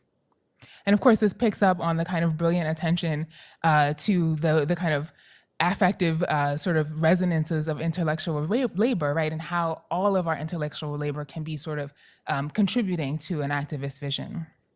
Cheryl's vision of the Black feminist intellectual invites us to build language that describes these creative, critical, and activist drives as inseparable drives toward our self-sustenance and our self-fulfillment. And here I think about the London-based Nigerian-German fiction writer Olumide Popoola, who states, quote, "I see myself as a writer who is committed to social change by reflecting on and challenging our culture and society. I am not a grassroots activist, but I engage in forms of activism." For Popoola, as for Climax and for Cheryl Wall, it is the work itself that makes the change. One need not be an activist to bring about word-changing, world-changing work. One need not be a scholar to be a Black woman who creates and catalyzes intellectual exchange. Of course, this has been a central premise of Black women's literary criticism for decades, thanks to the intellectual giants like Dr. Wall and so many of the luminaries gathered here. Their work has made space for visions and voices such as my own and my co-panelists, Brittany and Margot, and many others gathered here, including L.H. Stallings, Soika Diggs-Colbert, Joshan Avelez, and others who have insisted that we continue to take the intellectual and political work of Black women outside the academy seriously. This means greater possibilities for pushing our own scholarly conversations forward, meeting the broad, multilingual, multi-genre, multimedia, multi-gender conversations happening outside the academy, walking into the Black feminist futures that already exist in other spaces. And of course, in thinking about this beyond of our Black feminist futurities, I also think it's important to think about how Black feminism has also always sort of continued to reach beyond static, fixed, and limiting notions of Black womanhood itself, as Maholi, Climax, C. Riley Snorton, Janet Mock, Treva Ellison, Kayam Green, Marshall Green, Matt Richardson, and many others have explored, and of course, picking up on some of Joshan's and Lamonda's excellent work in our last panels. This too has been an expansion of language and a call to continue our constant innovations of our vocabularies, particularly the languages of gender identity and difference, acknowledging, as Lord, Spillers, and many others have, how white supremacist logics of womanhood and binary gender have never fully described the range and reach of us in the first place. So if we follow Dr. Wall's vision into the beyond of the 21st century, the future of Black feminist theorizing, for me, emerges as an investment in the creative practice of new language. and in the intellectual pleasures that our language brings about when we exchange them fiercely and freely. This itself is inseparable from creativity, whether we are artists or not. As Cheryl explains in the introduction to Changing Our Own Words, Black women's literary scholarship is, quote, congruent with the stance of those Black women novelists and poets whose voices are at last being heard and whose words elicit and enable our own, end quote. If the pleasure of intellectual life, as Lord, Hurston, Morrison, and Wall herself suggests, lies partly in the act of creation, then our futures ask us to move beyond the disciplinary, institutional, and socioeconomic boundaries of, quote, scholarly work, as our institutions understand it, to consider broader intellectual mutuality, simultaneity, and change/exchange of words that becomes possible when we invent our own languages of Black feminist engagement and share them with all those who want and need to hear them. Which is to say, the future of Black feminist theory is undisciplined. Our future theorizing requires that we embrace this call to change our own words, to reread our languages of Blackness, gender, difference, power, knowledge, and even writing, and to remember the multiple meanings these languages have held for us all along. To understand that the distinctions between scholar, writer, artist, and theorist are institutional, not intellectual. And none of these delineations have served our work or our joy particularly well. As Dr. Wall suggests, and as our gathering over these past few days truly bears out for me, this change/exchange between Black feminist thinkers across and beyond genres, our shared rewriting and remembering of language across institutional and disciplinary boundaries, is not only productive, but also crucially nourishing, pleasurable, and self-fulfilling. Ours is a necessary joy. This joy, Cheryl tells us, is how we keep our work going, our ideas expanding, our own words changing as we reach to create our futures. Thank you.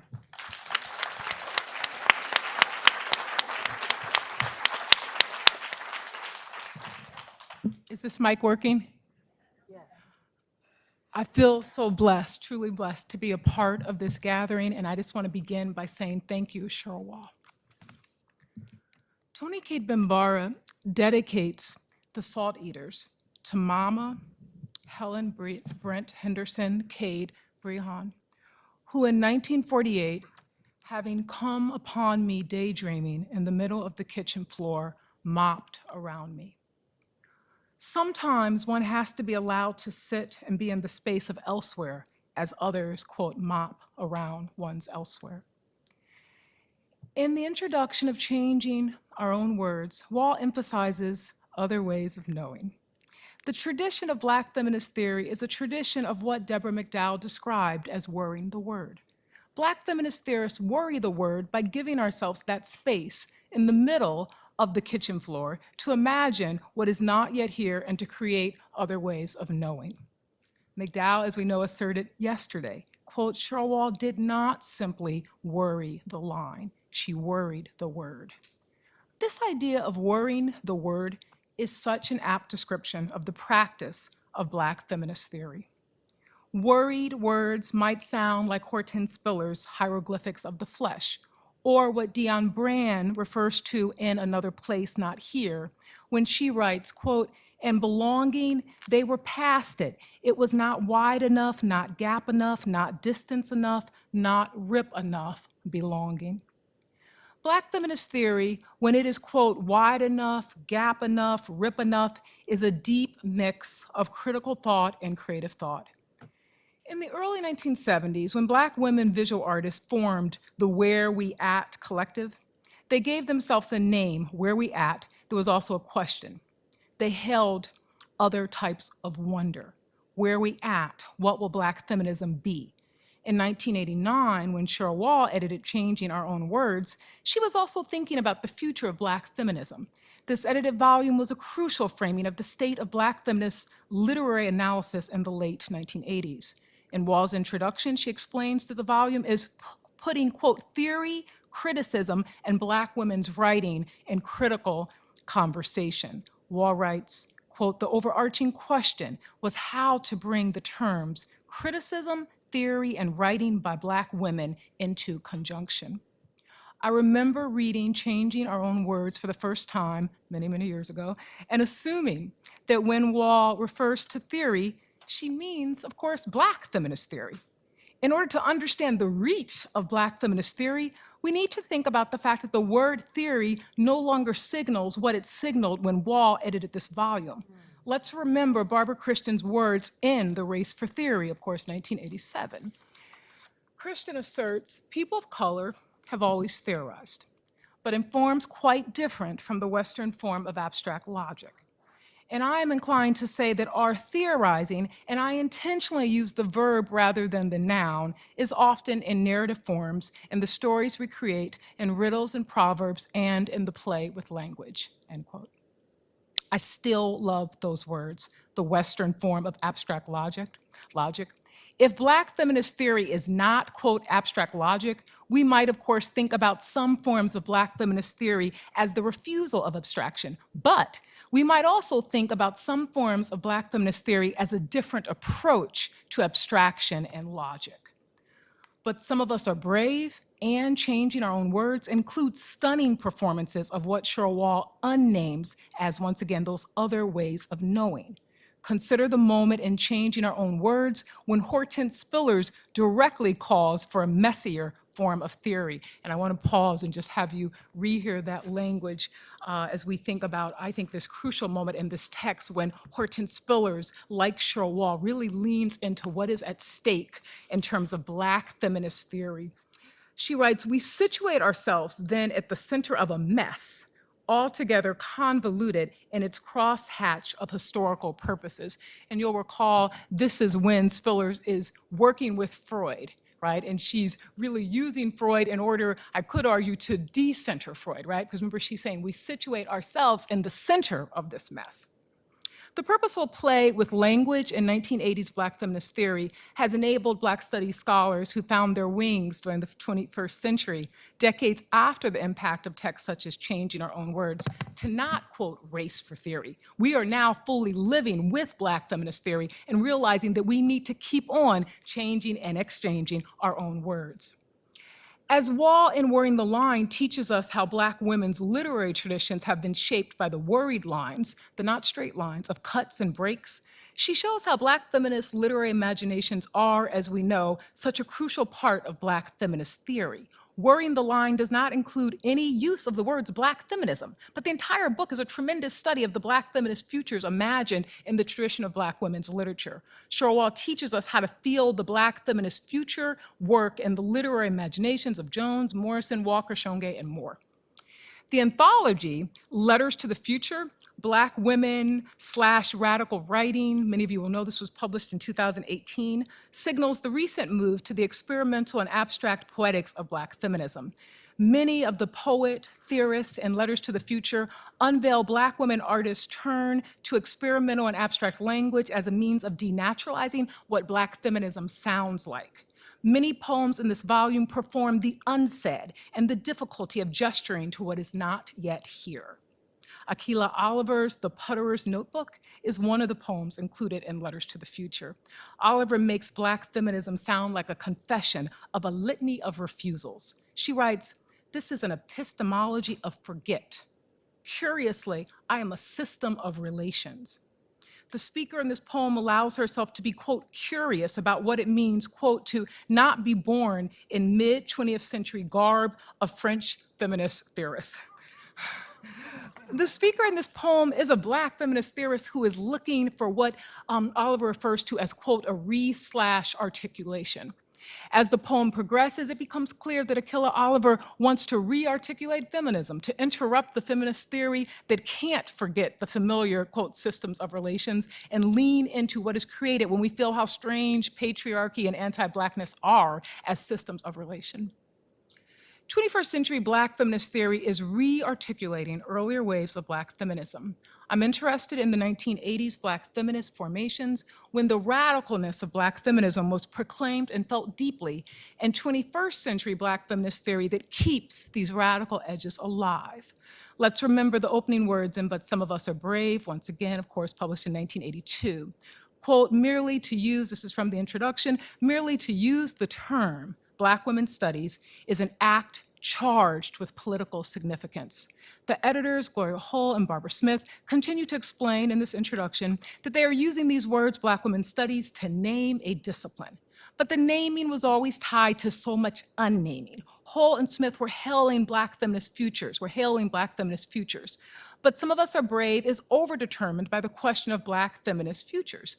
These foundational Black feminist edited volumes, Brave, The Black Woman, Changing Our Own Words, and more, anticipated this 21st century moment when so much is at stake when we think about the status of Black feminist theory. If Changing Our Own Words was a future-oriented troubling of a dominant academic fetishism of post-structuralism and an insistence on Black feminist remixing of post-structuralism, the question becomes, what is now being fetishized?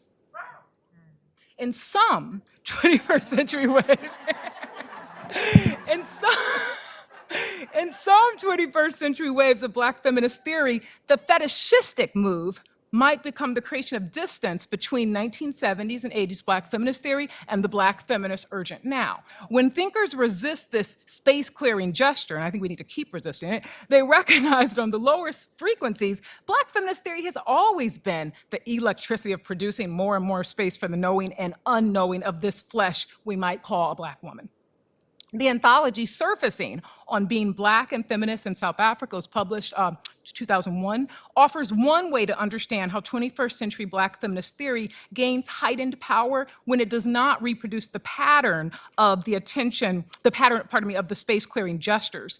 The introductory frame of this anthology gives important attention to the impact of quote, African-American feminism, their words, on the diaspora. But as the editors use the terms such as African feminism and African-American feminism, they create space for the dissipation of these terms and the unsettled space of a Black feminism that might be the excess that cannot be contained by frames such as African feminism and African-American feminism. If you don't know this anthology, you should check it out. I really think it is doing something that's really crucial right now in terms of Black feminism in our current moment. The beauty of this 21st century anthology of Black feminist theory is the attention given to the difference between what they call reclaimed identities and the Black feminist impulse to discover ways of being that are too fluid and amorphous to solidify into identities. As we read the frame of this anthology, we can hear the echoes of the introductory frames of Brave, the Black woman, and Changing Our Own Words. In the introduction, in The Black Woman, let us remember that Toni Cade Bambara made the very idea of the Black woman, right? Remember, she entitles it The Black Woman and still makes these very words sound like the excess that could never be contained by her own title. Everything contained in the book dislodges the frame, the Black woman. I want to end by thinking about someone else that I think, and there's so many people, right, that we could include, but someone else who I think is so crucial in terms of what, this question we've been given, right? What's the status of Black feminist theory in the 21st century? I think about Alexis Pauline Gumbs, and I want to end by meditating on Alexis Pauline Gumbs. Breaking the boundary between Black feminist critical theory and Black women's literature, Alexis Pauline Gumbs and her trilogy, as we know, teaches us the full reach of Black feminist theory in the 21st century. In Spill, subtitled Scenes of Black Feminist Fugitivity, as we know, published in 2016, she writes, quote, after and with Hortense Spillers. Spill is dedicated to Black women, quote, who make and break narrative. The simultaneity of this making and breaking of narrative situates us in that state of suspension where to make is to break. Gumbs made us pause and stop trying to explain Spiller's theories, the ungendering, the hieroglyphics of the flesh, this flesh we might call Black body, and more. Gumbs took us to the limits of explaining Black feminism and an understanding of the practice of Black feminist fugitivity as the practice of opacity. Gumbs in an interview states, quote, it's my obsession with citing Black women and my daily practice of allowing myself to go where that work takes me in a way that I am fugitive from having to explain the work of Black feminists or seeking to use it in a project that colonizes it. Gumbs insists in this same interview, there are so many dynamics at work in Black feminism.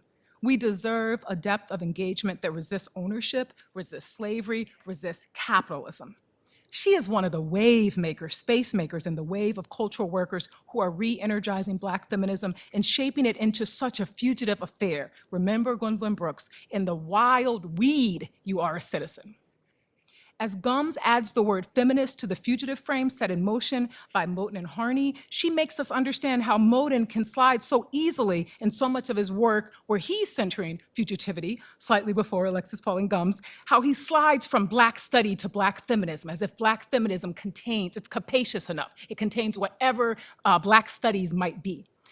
And I won't read that full passage as one example, but it's so many ways in which Moten slides from Black studies to Black feminism and reminds us how large this is. What I'm getting at here is that yes, indeed, we recognize, right, that now we have terms such as Black trans feminism. Sometimes we have where people even want to elongate it and say, okay, Black queer and Black trans. And Farah and I were talking earlier about the fact that maybe Black feminism also is capacious enough to hold so many things. Once again, I am not at all proposing that we don't want all of that work done within Black feminism, but I am wondering if when we are necessarily adding some of these other words, are we forgetting how large Black feminist theory has always been? Gums thinks after and with M. Jackie Alexander in M. Archive, After the End of the World, the second text, as we know, in her trilogy, she stretches, quote, to the far and to the future witnesses. If Spill calls for a Black feminist theory with the, quote, diagonal eyes, everyday crooked tendencies, and, quote, feet tending to tilt spear, M. Archive calls for stretching. Gums writes, that was when she learned to stretch. She nurtured the tense intention to outgrow her skin, to reach for what was nowhere nearby. She refused the short limits of this body. She wanted to be long, and Gums separates that word be long, right? Black feminist theory in the 21st century is the feeling of be long.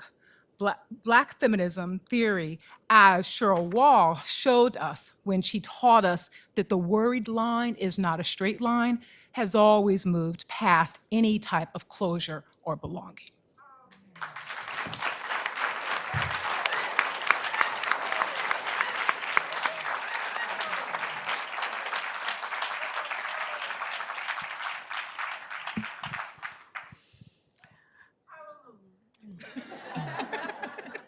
Y'all know I like to have church. Okay. Yes. So good. So I was asked to just offer a few remarks on my way to moderating a discussion between us, and then we're going to come out to you, okay? Farah made me think yesterday about gathering again, which is also, interestingly enough, I guess a sign of what I've been thinking about. And this quote from Barbara Christian in 1981 has been generative. She said, "The articulation of a theory is gathering place, sometimes a point of rest as the process rushes on, insisting that you follow." So I just want to offer that as a mode of parking a pen. So the first time I met Cheryl here when I came to Rutgers in 2011 as a postdoc, she said to me, "Now what is crunk?" She said, "I've been trying to get Carter Mathis to explain it to me, but I don't think I fully know what it is." So imagine having to tell one of your, intellectual forebears and guiding lights that you and your girls basically figured out your feminist politics on the dance floor and then decided that you would build a whole thing off of it. But she took me seriously, and it became this model of intergenerational generosity, collegiality, and hospitality. And these are hallmarks, I think, of Black feminist ethics. This, at the very least, giving each other the benefit of the doubt. Cheryl and I bonded over many things. I remember watching her dance every year eagerly to "I Will Survive" at Deborah Gray Wright's Black Women's Potluck. She would be ready. That was her song. And also, but Cheryl also had a mischievous sense of humor too. So, I'm frequently get in trouble for saying things that need to be said, but that no one wants anybody to say. And one of these times, I saw Cheryl and she leaned over to me and she said, "I'm so glad you told those MFers off," but she said the words in my ears. And we also bonded over being both Howard grads and Baptist preachers' kids. So because we both come out of the Baptist tradition where we believe that folks can stand in the gap as intercessors between what is and what can be, I've come to think of Cheryl not just as Black feminist ancestor, but as Black feminist intercessor. The intercessors are the people you call because they know God, because they can get a prayer through.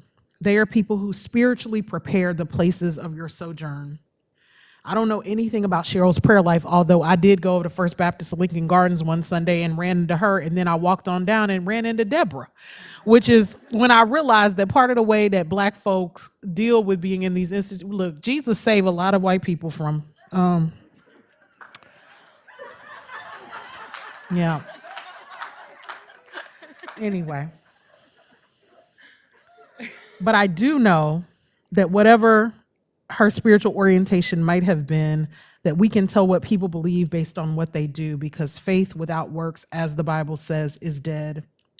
Cheryl was both divine and scholarly intercessor, intellectual intercessor, the one who could see worlds we could not yet see, the one who could conjure the spirit of Black girl magic and Black feminist brilliance and call it into being, the one who beckoned us forth. When I called Cheryl, she would strategize with me and act as an intercessor for me. She literally stood in the gap for me as I negotiated things around this campus. And, Rutgers is this really strange place that seems massively dysfunctional, and yet there are all these dope people here, and you never understand what's happening. And then suddenly it weaves its magic around you, and you look up and you've spent a decade here and you don't know why. And I like to think, right? And I like to think that there's something about Cheryl's magic that was a part of that. So I speak to her labor as intercessor in part because we forget that the building of new worlds is actually not reducible to theory or words or criticism. Creation is a spiritual act. It is an act of faith, this building of new worlds, and it is my contention that you cannot have feminism without faith, that you cannot ask people to believe in worlds that are not yet here with no verifiable sense that they can come unless you ask people to have faith. And I don't mean religious faith necessarily, I simply mean the discipline of believing that something that we have not yet seen might yet come to be. This is the reason why in my own work, I am turning back to spirit. Why so many students whisper to me about their ancestor worship, their tarot and astrology readings, their reckoning with the church, why I lit the candle on my altar this morning, and more. This reclamation of the sacred within Black feminism, as M. Jackie Alexander called us to nearly 2 decades ago, is one future that I see and that I am keen to bring about in our work.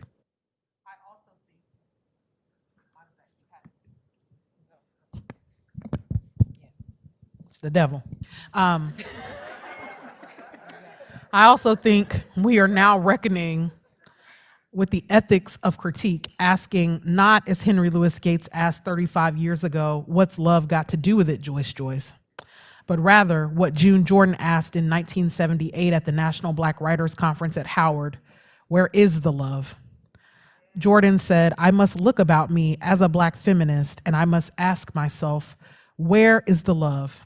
How is my own life work serving to end these tyrannies, these corrosions of sacred possibility? It is her understanding of Black feminism as both a form and a source of sacred possibility that I think holds a future, which is to say, it is possible to do Black feminist theory without love, but I strive to do what June Jordan calls morally defensible Black feminism, and I don't think that can be done without love. Black feminists build institutions because they love us and want us to find home places. They show up to the endless drudgery of meetings and recommendation letters and tenure files and fellowship programs and mentorship work out of love. It is the salve for the bitterness produced by these necropolitical spaces intent upon inducing our premature death. You can feel it.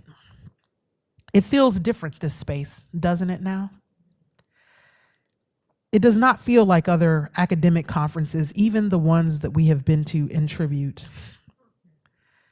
It would be too easy to attribute that merely to grief. It is grief for sure. But in my metaphysics, Cheryl is here. And we feel her. And she convened us before time, knowing in the way that intercessors know, even things they cannot yet know, that we would need each other, that gathering would be our resting place.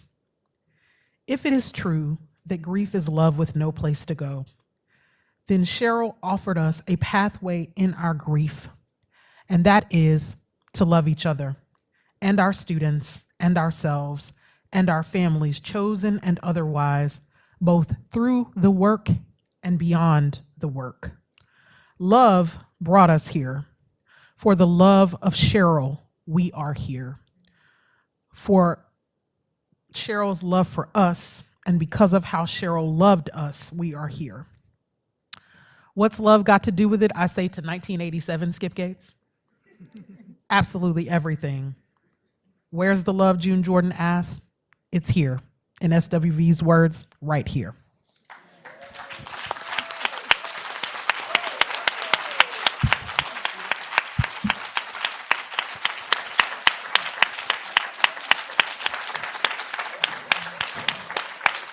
All right.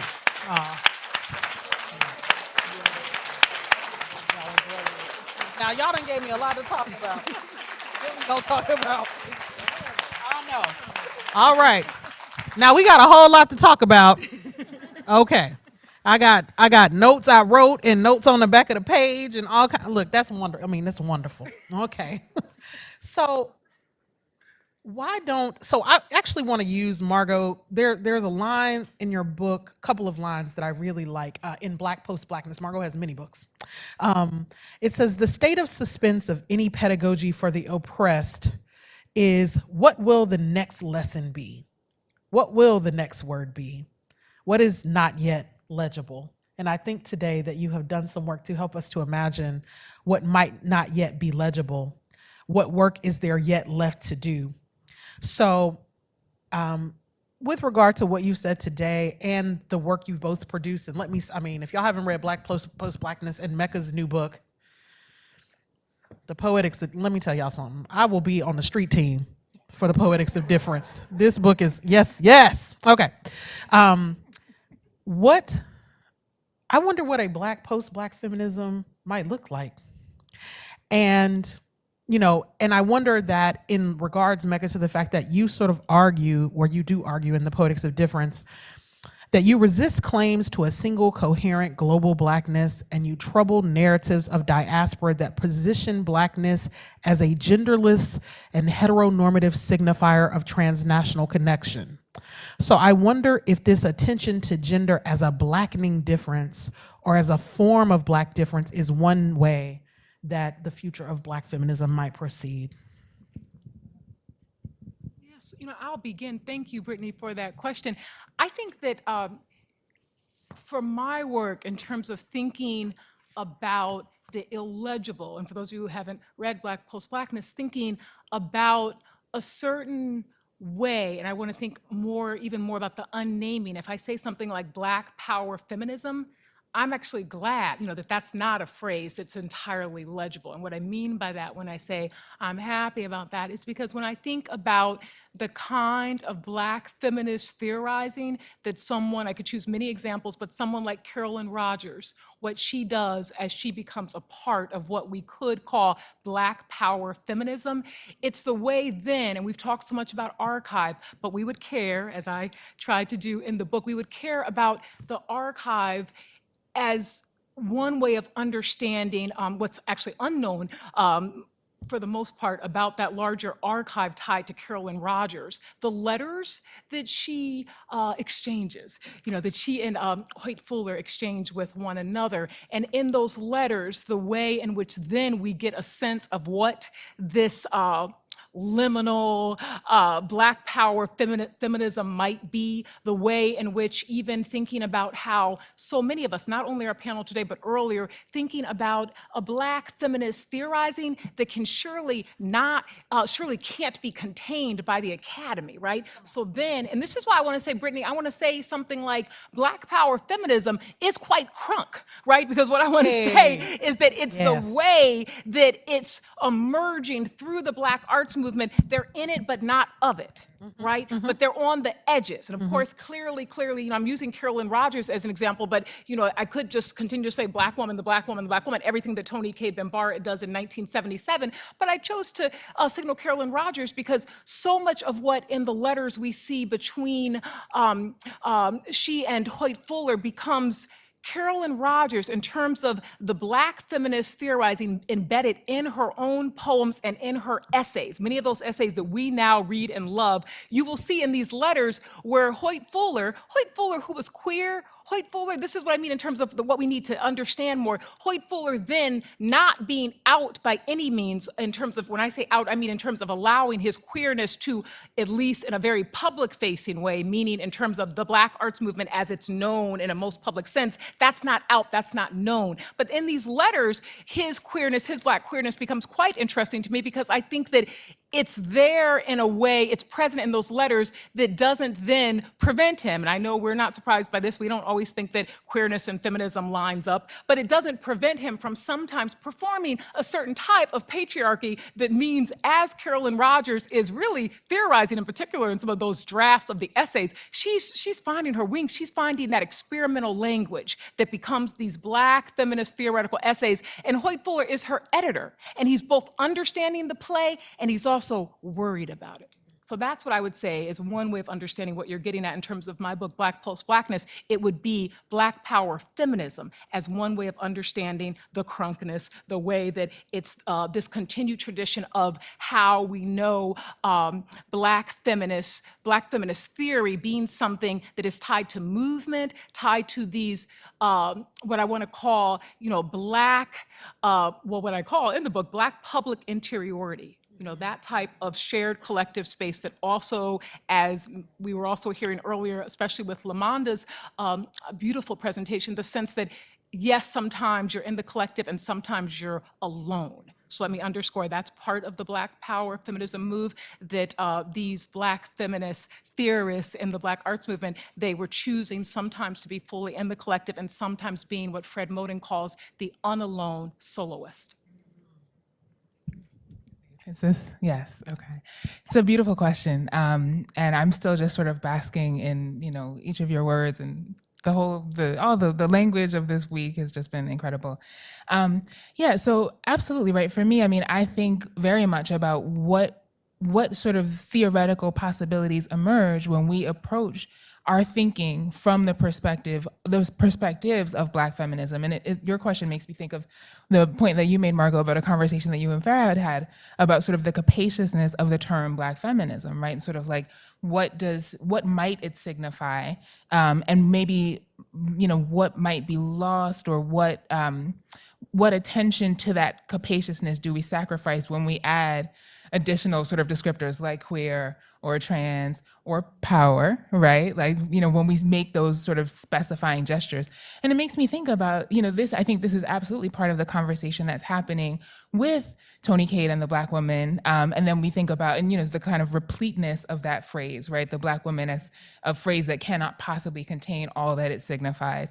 And then on the other hand, or another hand, we can think about Audre Lorde and her sort of incessant sort of tendency toward profusion in her self-identifications, right? I'm a Black feminist cancer survivor. I'm a Black lesbian poet, warrior poet, mother of two, member of an interracial couple. One of my very favorites, she in poet as teacher as humanist poet. She refers to herself as a warrior poet, fat, Black, generous, loyal, crotchety. And then she says, if I do not bring all of who I am to what I do, then I bring nothing.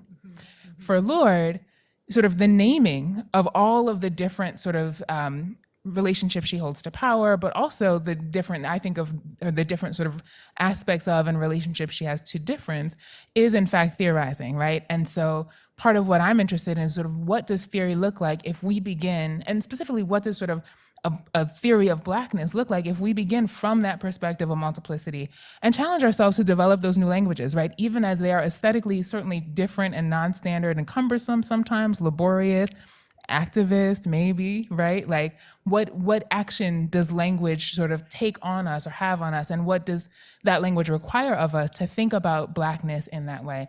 I see this as crucial to our conversations about theorizing, because in Poetics of Difference, I'm thinking specifically about how these writers push us to, sort of consider and engage with new theories of difference and diaspora, as you pointed out.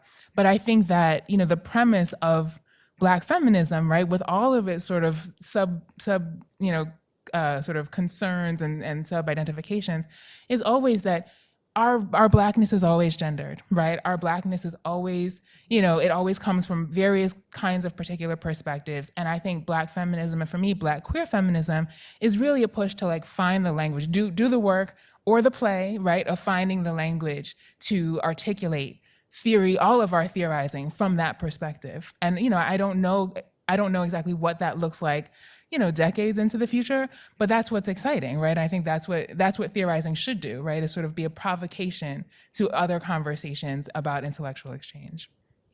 May I quickly add, and I'll make this so quick, but I can't help myself, Mecca, because your last point, even thinking about how our Blackness is always gendered, and then thinking about how it may be helpful just to have us rehear this one sentence in The Black Woman, because it's when Toni Cade Bambara is fully agreeing with you. And it's a way of thinking about how, in a really complicated fashion, it could even be Toni Cade Bambara anticipating what Hortense Spillers does when she sets that very phrase, ungendering, in motion. So Toni Cade Bambara writes, perhaps we need to let go of all notions of manhood and femininity and concentrate on Blackhood. Yeah. We have much, alas, to work against. Yeah. That's good. That's a good one. So one of the things that I hear you both doing, one, you're both not just interested in the content of Black feminist theory, although you are interested in that, but the forms and the genres of it. But it also seems to me that you're interested in the location of it. And it strikes me that one of the things that makes Changing Our Own Words distinct is that it marks the ushering in of Black feminism into the academy and really trying to make sense of what it is as an academic institutional project. But many of us, we work not just in the academy, but beyond, very intentionally so. And in fact, one of the things that now marks this moment is a robust, it's almost like the sort of radicalism of the 70s moves into the academy as a mode of sustenance. Now we see young people and newer feminists moving back out to the internet, to visual art spaces, right? The poetry that you read, the folks that you're sort of thinking about here, and your particular call. You say that Lord suggests that an effective language of Black feminist difference requires not only the sort of socio-political specificity that both intersectionality and its critics strive for, but also a radical artistic and creative vision that can express experiences of multiplicity, complexity, and simultaneity in ways that normative English prose cannot. Yeah, she bad. Yes, okay. I'm like, come on, sis. Okay. Anyway, I'm gonna stop with the fan. But you see, I'm a fan. I'm a fan. Okay. So, but what do we do in this moment, or how y'all are asking us to not just think about theory in the academy, but also beyond, or not just what is, this is not just the location where Black feminist theory happens. And we give lip service to that, but what does it really mean to like embrace that, right? I mean, and Alexis is like a person that forces the embrace, right? Well, yeah, I mean, just to begin, because I want to hear, Mecca, what you think about this question, but I just want to say, in terms of thinking about Alexis Pauline Gumbs, right, as many of us know, like the sheer decision, right, after gaining the doctorate, right, to then, right, not Can I say something like, I don't think Alexis would be mad at me for saying this, like not needing the university, not needing to be People located tried there. to give her jobs. People gave her jobs. She wouldn't take them. Can we say it right? And so then, no, I agree. I agree with you entirely, because then, and I would also say the trilogy in terms of thinking about how Alexis Pauline Gumbs and others, in terms of a press like Duke University Press, if I can use this as an example, transforming back to this mix of theory and the creative, critical and creative thought, to be able to not simply do that within Duke, but to literally transform, right, the contours of what these, and I know, Brittany, you may disagree, but what these top academic presses, what they think they're doing, I think the trilogy is dislodging the very frame of what we may see as the Duke book, or stamp something theoretical in a certain way. Or Duke is smart and knows Alexis is brilliant, right? Because I'm like, because Mecca is publishing novels, is publishing short stories, and academic presses are following the lead of Black feminist academics and scholars and creatives who are saying, we're not going to keep on publishing with y'all and making no money. You're not going to build your institutional cachet off of our labor and make no money, right? And so that's also part of this thing too. So, which is to say, I mean, Duke and Ken are great, but like, we're not going to get them all that credit, right? I mean, it wouldn't be Black feminists of us to do so. Right, anyway. that's right. I love this conversation. And honestly, I feel like I really want to hear your response, Brittany, right? Because, I think, in ways that are similar to Alexis, right? We all are here. The question was framed in terms of space, right? We're all inhabiting multiple spaces at all times, right? And we've been talking a little bit about that all along, but certainly the kind of charting of a professional trajectory, one makes choices, right? And sort of like deciding what spaces you're going to inhabit and when is also a decision about who you are talking to and talking with, right? And like who you're engaging. And so I'm curious to hear your perspective on this very question. I'll just say briefly, I mean, I think for me, the spaces of, I keep thinking about sort of this question of futurity in the 21st century and sort of the newness, right? It's important for me as a writer scholar to remind myself that this conversation that we're having is also not new, right? That like some of our founding texts are multi-genre texts. Many of our founding thinkers have been producing in multiple genres for multiple audiences. Many of us in the room have a novel in a drawer, have a poem, file of poems that we may or may not choose to publish, right? That like this is part of what we've been doing. And I also think that it's important to recognize, as both of you have pointed out, that we are in a moment, because I think of the labor of so many of, again, the kind of luminaries, and the sort of, I want to say the champions, right, that have kind of created these institutional spaces through their activist work, that now we can get these book deals. Now we can hold these positions or choose not to, right? But that, that is, in some ways, that's a kind of changing same. And I think it's important to recognize that history, that we've always been multidisciplinary, we've always been speaking to multiple audiences, and now we may have more resources or more kind of facility with how we do that work. But may I ask you, sort of, how do you respond to this question? Okay. Look, very quickly, one of the things that I was thinking again about on Freedom and the Will to Adorn, and I love this book in part because I love the form of the essay, and so it's so wonderful to have like my favorite Black feminist literary critic take seriously the form of the essay. It is also a huge responsibility to be one of the people that she says in the end like is carrying forward the future of the form. But the thing that struck me as I was meditating on this book, though, is that the essay form is unique because it is not solely or even primarily an academic form, right? The book chapter, the sort of chapter in the monograph is not the same as the kind of self-contained essay. And it struck me that Cheryl was also thinking about what forms the future would take by returning us to the essay as something that so many people can enter into and engage with that doesn't have to be the academic monograph. What I will say about my own approach to it is that when I wrote Eloquent Rage, I'd been writing in the public. The thing that was interesting is that I never, when we started the Crunk Feminist Collective, the great thing about being first generation and not coming from pedigree is that you just do shit because you don't know that you can't do it. So we just were, so when, senior scholars would be like, well, y'all young ladies are like, what y'all doing, we were like, oh, we can't just start a blog and say whatever we want to whoever we want, and so that, and I really mean that, like, that's not performative. It was this kind of lovely naivete that gave us this freedom, and it led to the other stuff. And I didn't think Eloquent Rage would get me promoted. I know how the Academy is. I just decided to do it anyway, and I said, well, I'll delay promotion. That's fine. Like, once I have tenure, I mean, whatever, you know. I really did, because I was like, this is how they keep you in the loop. They just always want you working for them for promotions, right? I'm not gonna do it. And Cheryl Wall was like, oh, but promotions are about impact. And impact you have had, I absolutely think you should be full. And so the reason that I even started asking for promotion here at Rutgers is because Cheryl saw the form and the impact of my work and went with me as an early advocate of my promotion. I got it, Cheryl. Thank you, sis. Can I add? Yes. We got to come to y'all for some questions. Yeah. So But yes. Brittany, can I add?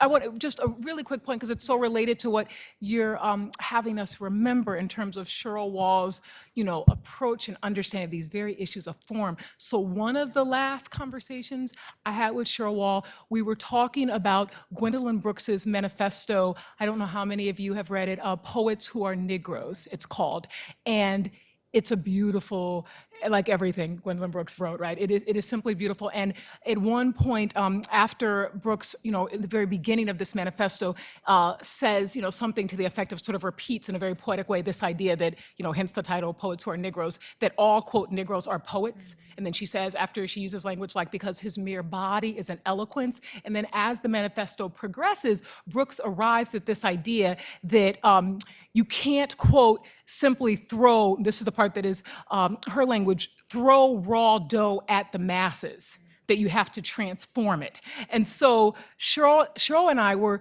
talking about that particular essay. It's very short, it's a manifesto, and we were talking about the complexity of these issues of form in relation to some of what you're getting at in terms of the essay. And here's where I'm headed with this. What I learned from Cheryl Wall in so many of our discussions, this sense that the essay, right, can be accessible in a beautiful way that might take us back to what Gwendolyn Brooks was, signaling when she says, that raw dough can be used to, quote, speak to the masses, right? But it's also this idea that, of course, she was thinking about some of her conversations with the young Black arts poets, right, who were saying, no, but, why are you telling us that we have to pay attention to pay more attention to form, right? We just want to write this other way. We don't want to learn more about form. But I think it really applies to this question of the essay, because what Cheryl Wall, I think, also teaches us is that we can have a productive type of difficulty and aesthetics of difficulty that is not set apart from accessibility. Yes, And I just wanted to also say that's that. really good. Yeah. What y'all want to say? I mean, look, because I got some more questions, okay? So y'all better come on. Okay, Lauren and Randy. Yeah. Now you got to give us a mic that works. Okay. Yeah, we down to one.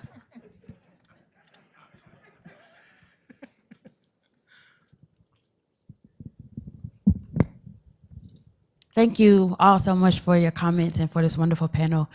We've been talking a lot today about form and genre, and what kind of multi-genre, multimodal forms Black feminists and Black feminist literary criticism has innovated. And one thing I've been thinking about, particularly in this panel, is not only are we innovating form, but also the imperial structures that we live under are also innovating their form. Oftentimes absorbing our innovative ways of doing work, neutralizing their politics, and then sending them back out to do these very antithetical projects to our more radical traditions.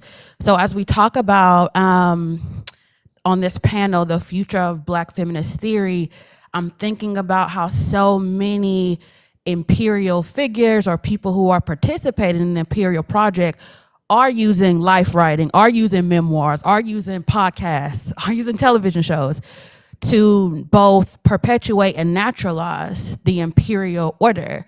And so I wanted to hear if you all had thoughts about how our Black feminist theory can meet that moment, so that we're not simply celebrating innovation of form without a commitment to radical politics.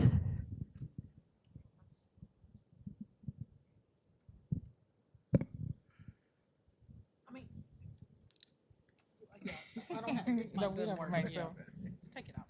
Gotcha. Oh, okay, now you have given me a mic that works. Okay, thank you. Look, I'm slightly cantankerous. That's actually true. Like,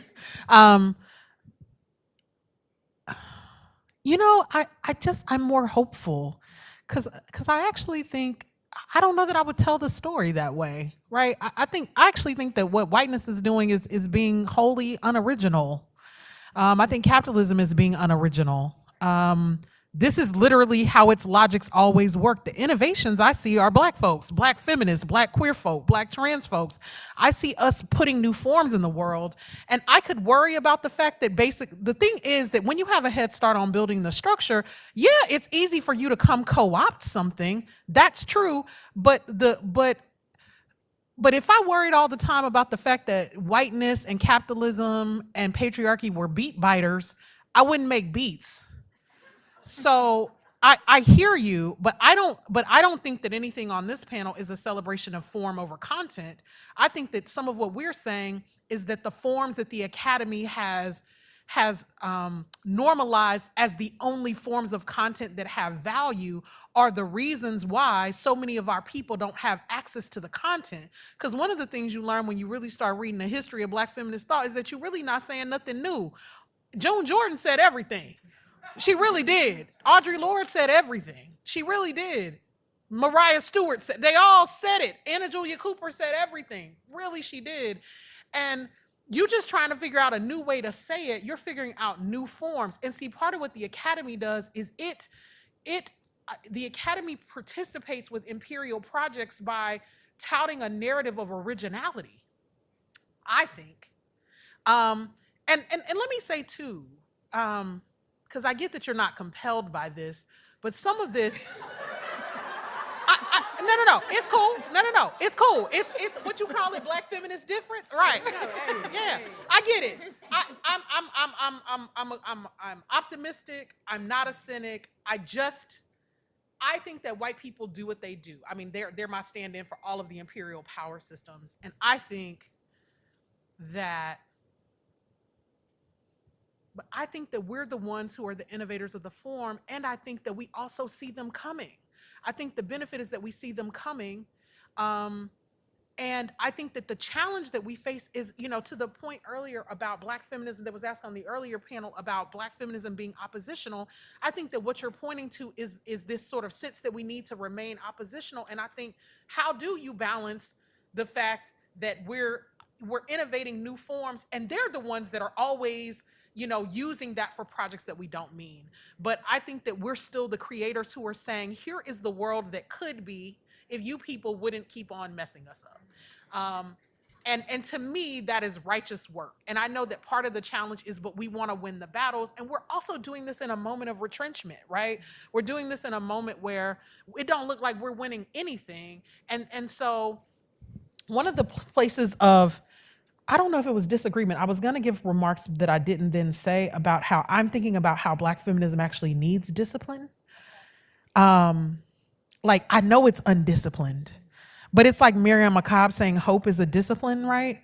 Or like faith is a discipline, right? And so what do you do in those moments when you know you're doing right, innovating, building a new world, and you just keep getting beat, smashed, the knee on your neck? The only thing that I know to do is the discipline of getting up every day, right? To create, to try again, to like have the benefit of the doubt, to be gracious and merciful.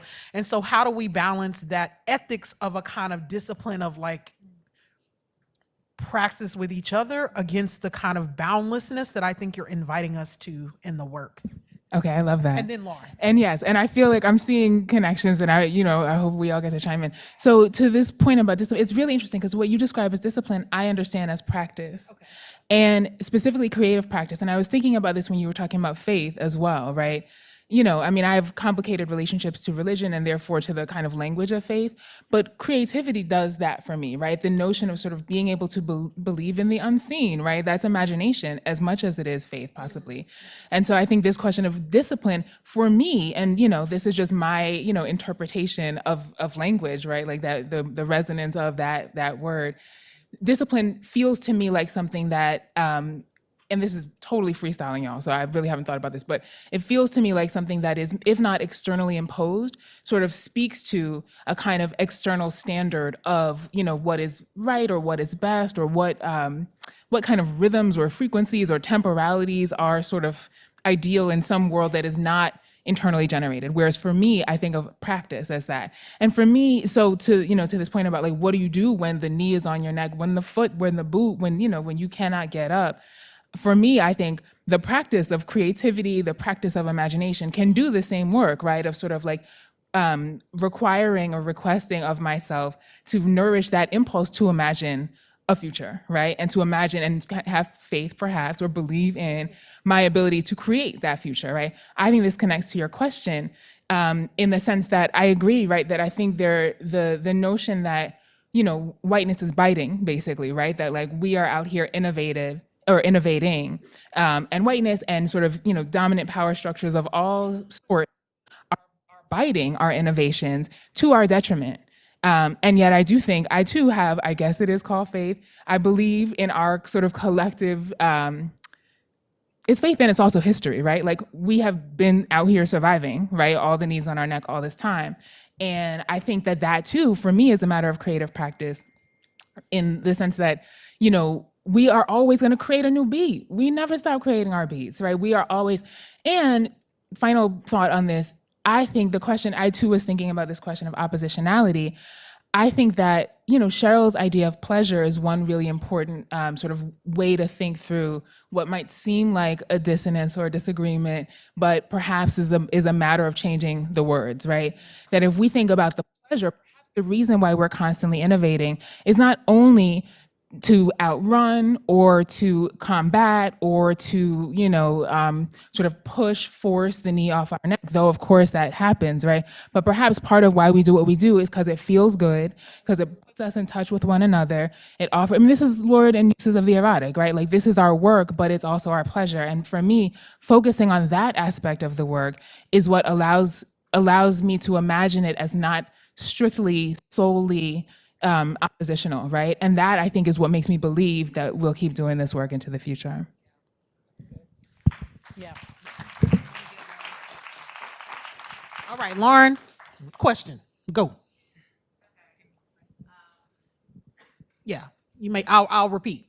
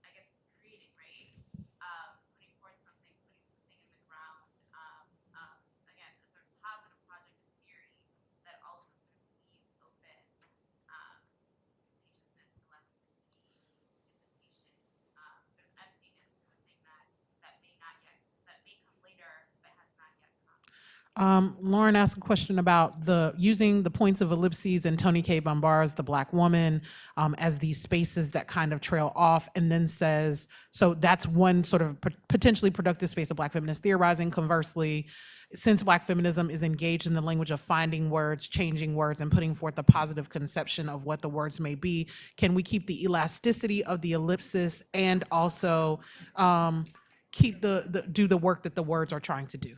Yes.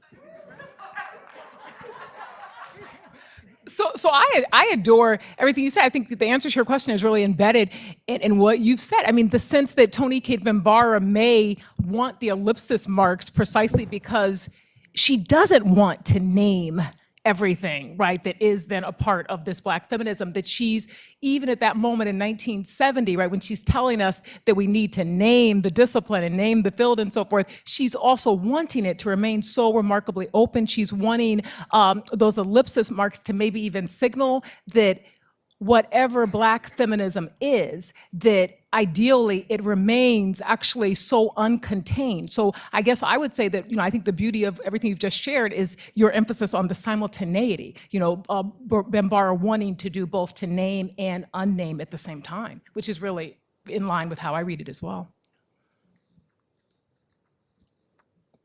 Nothing to add here. I want to end with a provocational quote from Toni Morrison, and this is our last thing. In Morrison's The Future of Time, she contends, "Time, it seems, has no future. The course of time seems to be narrowing to a vanishing point beyond which humanity neither exists nor wants to." She goes on, "Even our definitions of the period we are living in have prefixes pointing backward: postmodern, post-structuralist, post-colonial, post-Cold War. Our contemporary pop prophecies look back behind themselves, post after what has gone before. It is true, of course, that all knowledge requires a grasp of its precedents. Still, it is remarkable how often imaginative forays into the far and distant future have been solely, simply opportunities to reimagine or alter the present as past, and this looking back offers no solace for humanity's future." Yeah. But Cheryl Wall insisted, as a faith-driven, creative-driven practice, that we can, in fact, change our own future. That even if we're being post-Black, we can be post-Black in a Black way. And so what we want is to make sure that we are not, that we are always balancing all the temporalities that attend to us at any given moment. And we also want to remember, Margot says, whenever someone asks what time is it, the answer will never be it's post-Black time. And I would add, whenever somebody asks what time is it, it will never be post-feminist time. Black feminism is out of time, all about time, and always on time.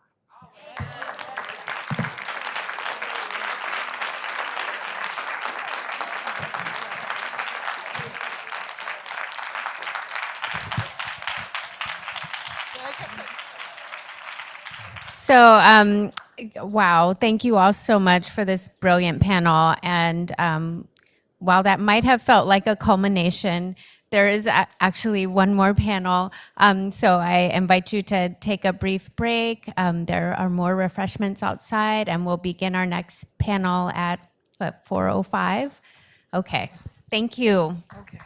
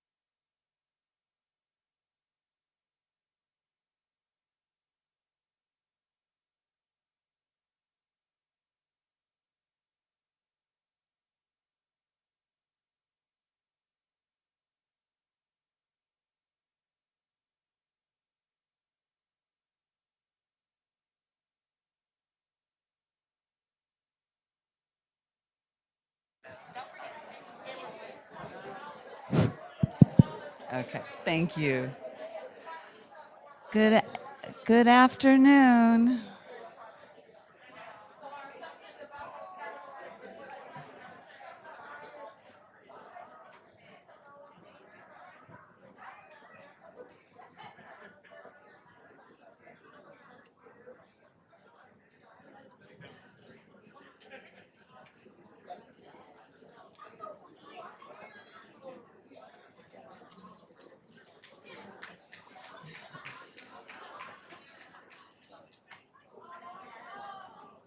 Oh, okay, here we go. Good afternoon.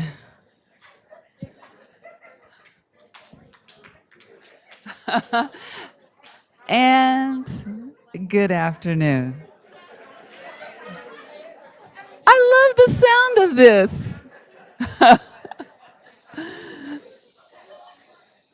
Nobody wants this sound to end, but we do want this last panel to take place. So thank you all. Thank you all. It's my pleasure to cue up the last panel of the symposium with a very full head, full heart, full spirit. I have been thinking about what quote I wanted to offer you from Cheryl's work for this, and I had maybe 3 or 4 selected and have been going back and forth about them. I think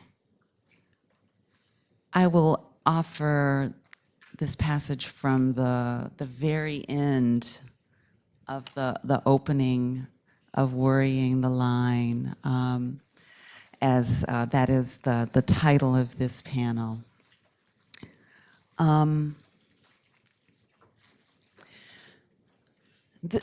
The introduction of Worrying the Line talks about the 2 ways of thinking about the line that Wall, the scholar, Cheryl, teacher mode.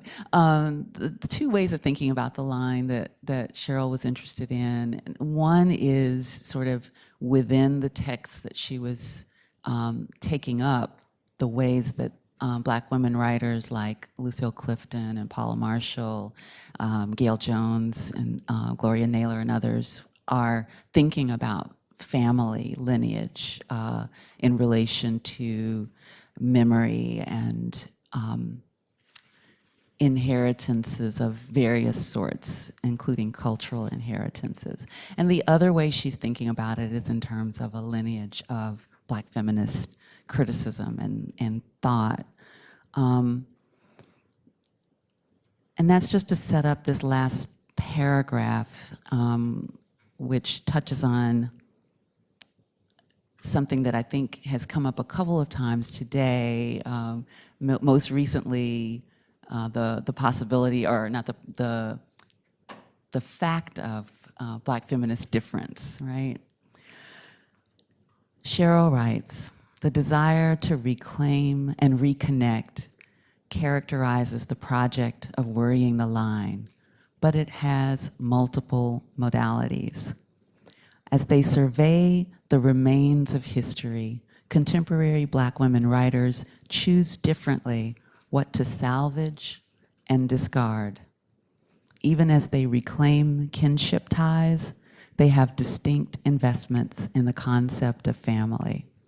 Some seek to reform the concept they have inherited, while others extend the definition of family beyond the biological and thus the patriarchal. Just as they redefine lineage, they redefine literary tradition. Here too, they choose differently what to recuperate and reject. Genre makes a difference, as do generation and location. Black women writers may constitute a chorus, but in each of the following chapters, individual voices offer singular variations on this New World song. I think over the course of the symposium, we've heard quite a chorus with lots of individual variations on what Black feminism is and on what Cheryl Wall's legacy in this work of Black feminist scholarship is. It's just been such a wonderful pleasure. This panel, Worrying the Line of Black Feminist Scholarship, represents an intergenerational sampling, sliver of Cheryl's people, to paraphrase Erica talking about Cedric Robinson. It's peer colleagues, former junior colleagues who are now, of course, senior in his field, and former students. A chance for us to hear once again, what it feels like to be C-O- to worry the syllable, collegial, collaborative, in community with Cheryl Wall at different stages of one's career, different stages of her career. I am so excited for what this gathering of brilliant people will have to offer us. I'm going to turn things over to our moderator, Soika Colbert. Soika Diggs Colbert is the Idle Family Professor of African American Studies and Performing Arts at Georgetown University.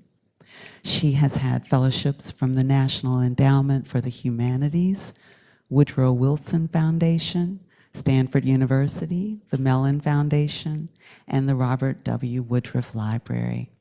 Colbert is an associate director of the Shakespeare Theater Company and the author of Radical Vision, a biography of Lorraine Hansberry, Black Movements, and the African American Theatrical Body. She also served as a creative content producer for the Public Theater's audio play, Shadow/Land. Her research interests span the 19th and through 21st centuries, from Harriet Tubman to Beyonce, and from poetics to performance. Please help me welcome Soika Colbert and this wonderful last panel.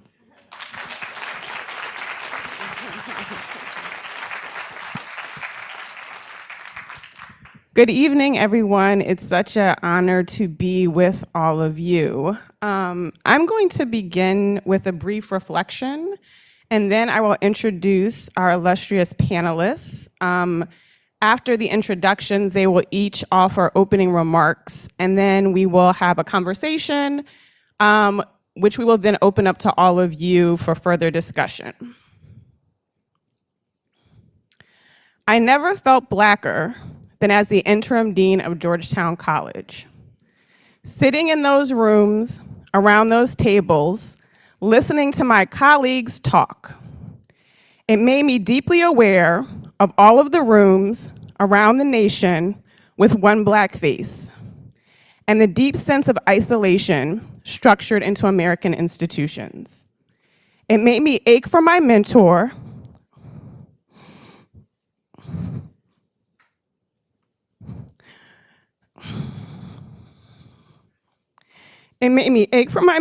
who died at the beginning of the pandemic and served as the first Black woman chair of the English department at Rutgers.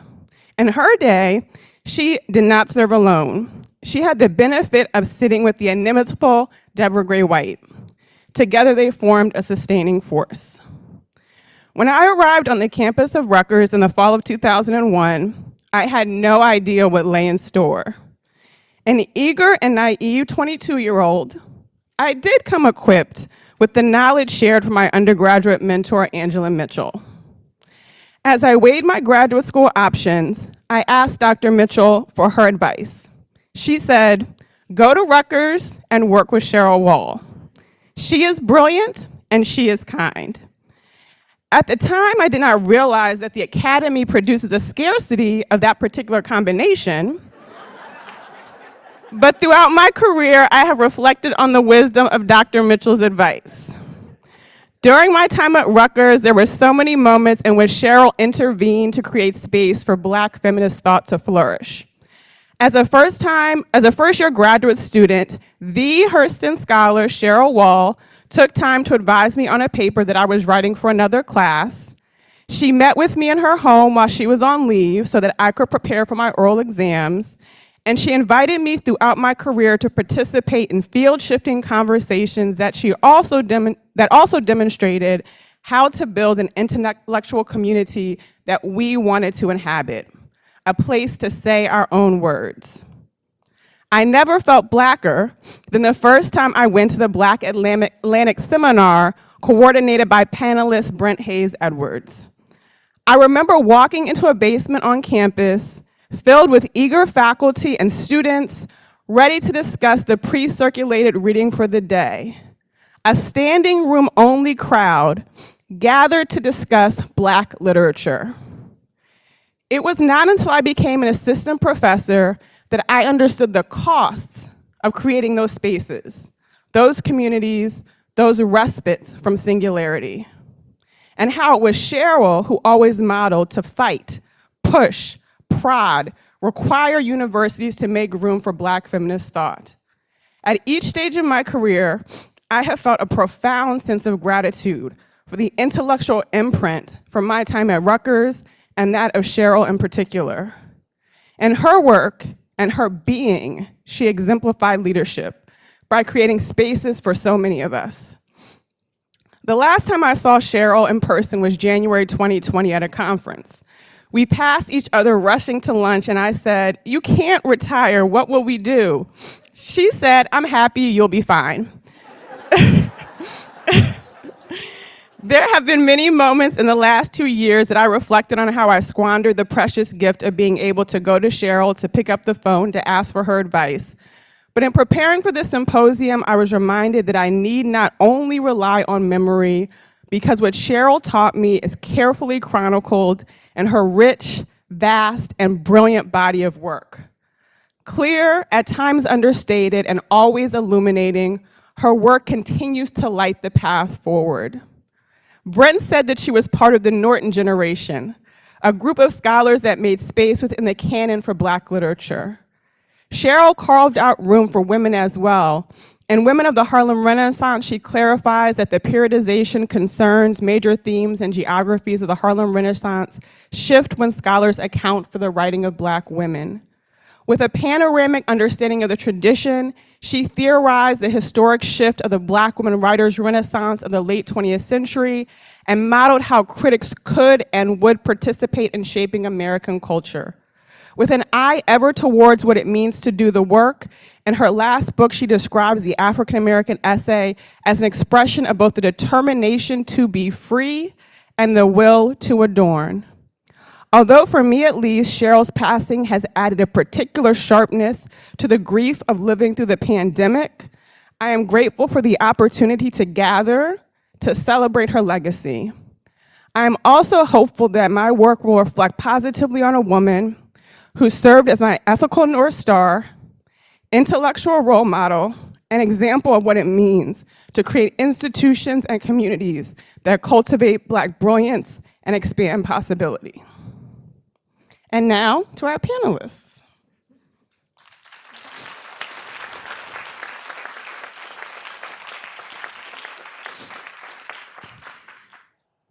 Thaddeus M. Davis is the Geraldine R. Siegel Professor of American Social Thought Emerita and Professor of English at the University of Pennsylvania. She is the author of Understanding Alice Walker, Southscape's Geographies of Race, Region, and Literature, Games of Property, Law, Race, Gender, and Faulkner's Go Down Moses, Nella Larson, Novelist of the Harlem Renaissance, and Faulkner's Negro Art in Southern Context. She edited and wrote the introductions and explanatory notes for the Penguin Classic editions of Nella Larsen's Passing and Quicksand. Her recent essays are Because What Else Could He Have Hoped to Find in New Orleans, If Not the Truth, William Faulkner's Absalom Absalom, in New Orleans, A Literary History, Southern Geographies and New Modernism, in a History of the Literature of the U.S. South, Richard Wright's Triangulated South, Formation as Preface and Prelude, and Richard Wright in Context, and To Breathe a Collective Air in Narrating History, Home and Diaspora, Critical Essays on Edwidge Danticat. Our second panelist, Brent Hayes Edwards, is the Ping Family Professor of English and Comparative Literature at Columbia University and the editor of the journal PMLA. His most recent books include Epistrophes, Jazz and the Literary Imagination, and his translation of Michael Leraris' Phantom, Africa. In 2020, Edwards was elected to the American Academy of Arts and Sciences. Our final panelist, Mary Helen Washington, is a distinguished university professor emeritus in the English department at the University of Maryland College Park, specializing in 20th and 21st century African American literature. Her monograph, The Other Blacklist, The African American Literary and Cultural Left of the 1950s, received honorable mention in the William Scarborough's Prize competition for the Modern Language Association. She has edited 3 collections of African American literature, Memory of Kin, Stories About Family by Black women writers, Black-Eyed Susans and Midnight Birds, Stories by and about Black women, and Invented Lives, Narratives of Black Women, 1860 to 1960. From 1967 to 1980, she was the Director of Black Studies at the University of Detroit. From 1980 to 1990, she taught at the University of Massachusetts, Boston. She was president of the American Studies Association from 1996 to 1997, and was awarded the American Studies Carl Board Norman Holmes Pearson Prize for Lifetime Achievement in 2015. Her current project, which I can't wait to hear more about, not today, but at some point, or unless you talk about it today, is Afterlives, Legacies of the Black Literary Left. Please join me in welcoming our panelists.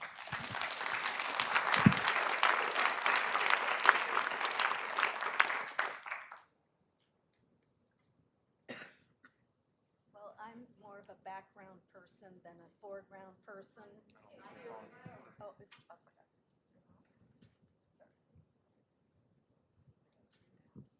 There we go. Thank you. Well, I'm more of a background person than a foreground person, so I won't tell stories about my interactions with Cheryl. I wanted to sort of think through, all the special times that I did have with her, and I thought, I should tell them about when we gathered in the lobby of the Algonquin Hotel after Toni Morrison's monumental birthday party at the New York Public Library, how we didn't want the evening to end, and just sat there talking and drinking, a whole group of us. I think Paula was there and Deborah and so on. And then I thought, well, maybe I should tell them about the time that Cheryl and I were invited to the Bush White House because Laura Bush wanted to have a panel on the Harlem Renaissance. And Laura Bush and her librarian self enjoyed books, and some of them were by Black writers. And Cheryl's beloved sister was there, and she can attest to the fact that it was a happening. It was an event. But then I realized, that's not me. I'm not that sort of person. I can't tell those stories well. So of course, falling to my background position, I'll read my 2 pages to you. Whenever I read Cheryl Wall's work, I see her face with its Mona Lisa smile, wise, knowing, engaging, unrevealing all her secrets and pleasures. And I also hear my parents' recording of Nat King Cole's Mona Lisa. So I hear the two voices, my parents listening and talking about that recording, and then I see Cheryl's face when I read. It was Arnold Rampersad, my Beinecke Library table mate when he researched Langston Hughes and I. Nella Larson, who later, when he was at Rutgers as the inaugural Zora Neale Hurston chair, asked me to read Cheryl's work for evaluation. Of course, I had known that work from her visionary editing of Changing Our Own Words in 1989, in which she charted the significant cultural components of Black women's writings and anticipated the increased prominence of cultural theory for interpreting that writing. But Arnold wanted me to evaluate what was in process, Women of the Harlem Renaissance, 1995. And from that auspicious beginning and through all of her career at Rutgers, I had the good fortune of writing for her promotions and her many Rutgers honors. Sometimes, as Arnold knew full well back then, letterhead can be useful and for the right reasons. It was a lesson Cheryl absorbed to the fullest, as many young scholars here today can attest. To Rutgers' English department's great credit in recognizing her monumental contributions, the requests for supporting letters for Cheryl's nominations to honors came so fast, so close together, that at one point I wondered whether I could just resubmit the previous recommendation. But apropos of the title of this panel, I have another story to tell about Cheryl's work. I was a co-editor of the Gender and American Culture series at the University of North Carolina Press, where I succeeded historian Nell Painter to co-edit the series with historian Linda Kerber. Cheryl's acknowledgments to Worrying the Line, Black Women Writers, Lineage and Literary Tradition, 2005, thank her anonymous press readers and the named series editors. What she never knew was that it was my great joy to be both her press reader and the series editor to shepherd Worrying the Line through the editorial and the press boards and to write the reports. It was an honor, actually, to work on forwarding Cheryl's accomplished and polished manuscript and to see it through to publication. Worrying the Line, I believe, is the crown jewel of Cheryl Wall's numerous contributions to African American literature, and specifically to Black feminist thought and Black women's scholarship. She examines canon formation, literary history, cultural models, familial genealogies, musical tropes, and much more in deconstructing the changing shape, dimension, and concerns of the line, and in representing the insistent relationship to past, heritage, and history of Black women's writing. Theoretically, culturally, and historically informed, it is the work of a mature, confident scholar, that woman of the Mona Lisa smile, comfortable in treating the entire range of African American writing across periods and across issues of gender and genre. Lovingly invoking her parents' stories in Toni Morrison's Black Book as exuberant souvenirs of generational narration passed down in images and recorded in song rather than lost, it is remarkable and impressive in its range and grasp of Black music and the blues as the line trope and technique demonstrate. But it also is attentive to visual culture, film, photography, and painting. And in addition, Cheryl makes an exceptional effort to combine the work that she did in Changing Our Own Words, and especially the essays of three of the contributors to that volume, and brings those essays to the present moment in that book. Brilliant in every way, it especially showcases Cheryl's abundant skill in archival research and profound acumen in examining records. It seems almost unnecessary to say to this audience and to remind it that it was Cheryl who used census records and other documents to pinpoint Zora Neale Hurston's exact date of birth and to map a clear reading of Hurston's self-invention to propel herself into her chosen career. I believe that subsequent generations of Black feminist scholars should not forego that type of archival work and unglamorous digging through the repositories that also contributes to the ways in which we might read text or examine lives or retell stories. The epistemological, the not always already inherent possible ways of knowing, that epistemology then provides another not to be overlooked legacy of Cheryl's work for future scholars, even in this age of digitized materials and ephemera. Along with Mia Bay, Farrah Griffin, Barbara Savage, and others, I had the pleasure of participating with Cheryl for a number of years in the Black Women's Intellectual History Group. It had a long incubation with Deborah Gray White and more women researchers and intellectuals meeting at Rutgers in its early incarnations. That work and Cheryl's essay, Living by the Word, June Jordan and Alice Walker's quest for a redemptive art and politics, led to her important book on freedom and the will to adorn, The Art of the African American Essay, 2018. Also from the University of North Carolina Press, which though it was not a gender and American culture book, I could help facilitate readers and reports.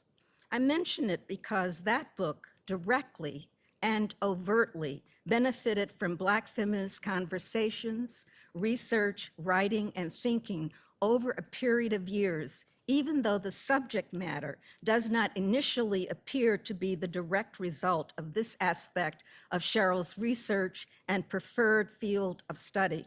Though, of course, the title itself pulls straight from Zora Neale Hurston. The hand of women's work or thinking is not always transparent, but should not be written off because it is not immediately apparent. The last two times Cheryl and I met in person, she smiled, her Mona Lisa smile, and talked about her ongoing research on Nora Holt. When I called Nora the beautiful Nora Holt and remarked that she was the great brainy beauty of the Harlem Renaissance, Cheryl laughed as only she could with joy and recognition. Nora Holt, as some of you may know, was the stunning beauty immortalized in a cache of nude photographs. Cheryl's work on reclaiming Nora combined her love of the period, her dedication to women's subjects, her field of expertise, and her phenomenal sleuthing ability. Among the many sadnesses of her unexpected transition is that we will not get to see, read, and savor her analysis and positioning of Nora Holt in all the dressed and undressed glory that Cheryl was certain to cover and uncover in giving us Nora once again embodied in the fullness and all of that fullness of her being. That is to say, Cheryl did not attend simply to major figures, whether Hurston, Morrison, Walker, Tony Cade, Audre Lorde, or Lucille Clifton, so that she encourages us to look, as she did often, to the sometimes overlooked yet important, whether Marita Bonner or Paul Marshall. And by that, she encourages all of us by her turning to Nora Holt to explore, to expand, and to delve beyond for all the riches that still lie buried or partially obscured. What an incredibly rich legacy for Black feminist future scholarship.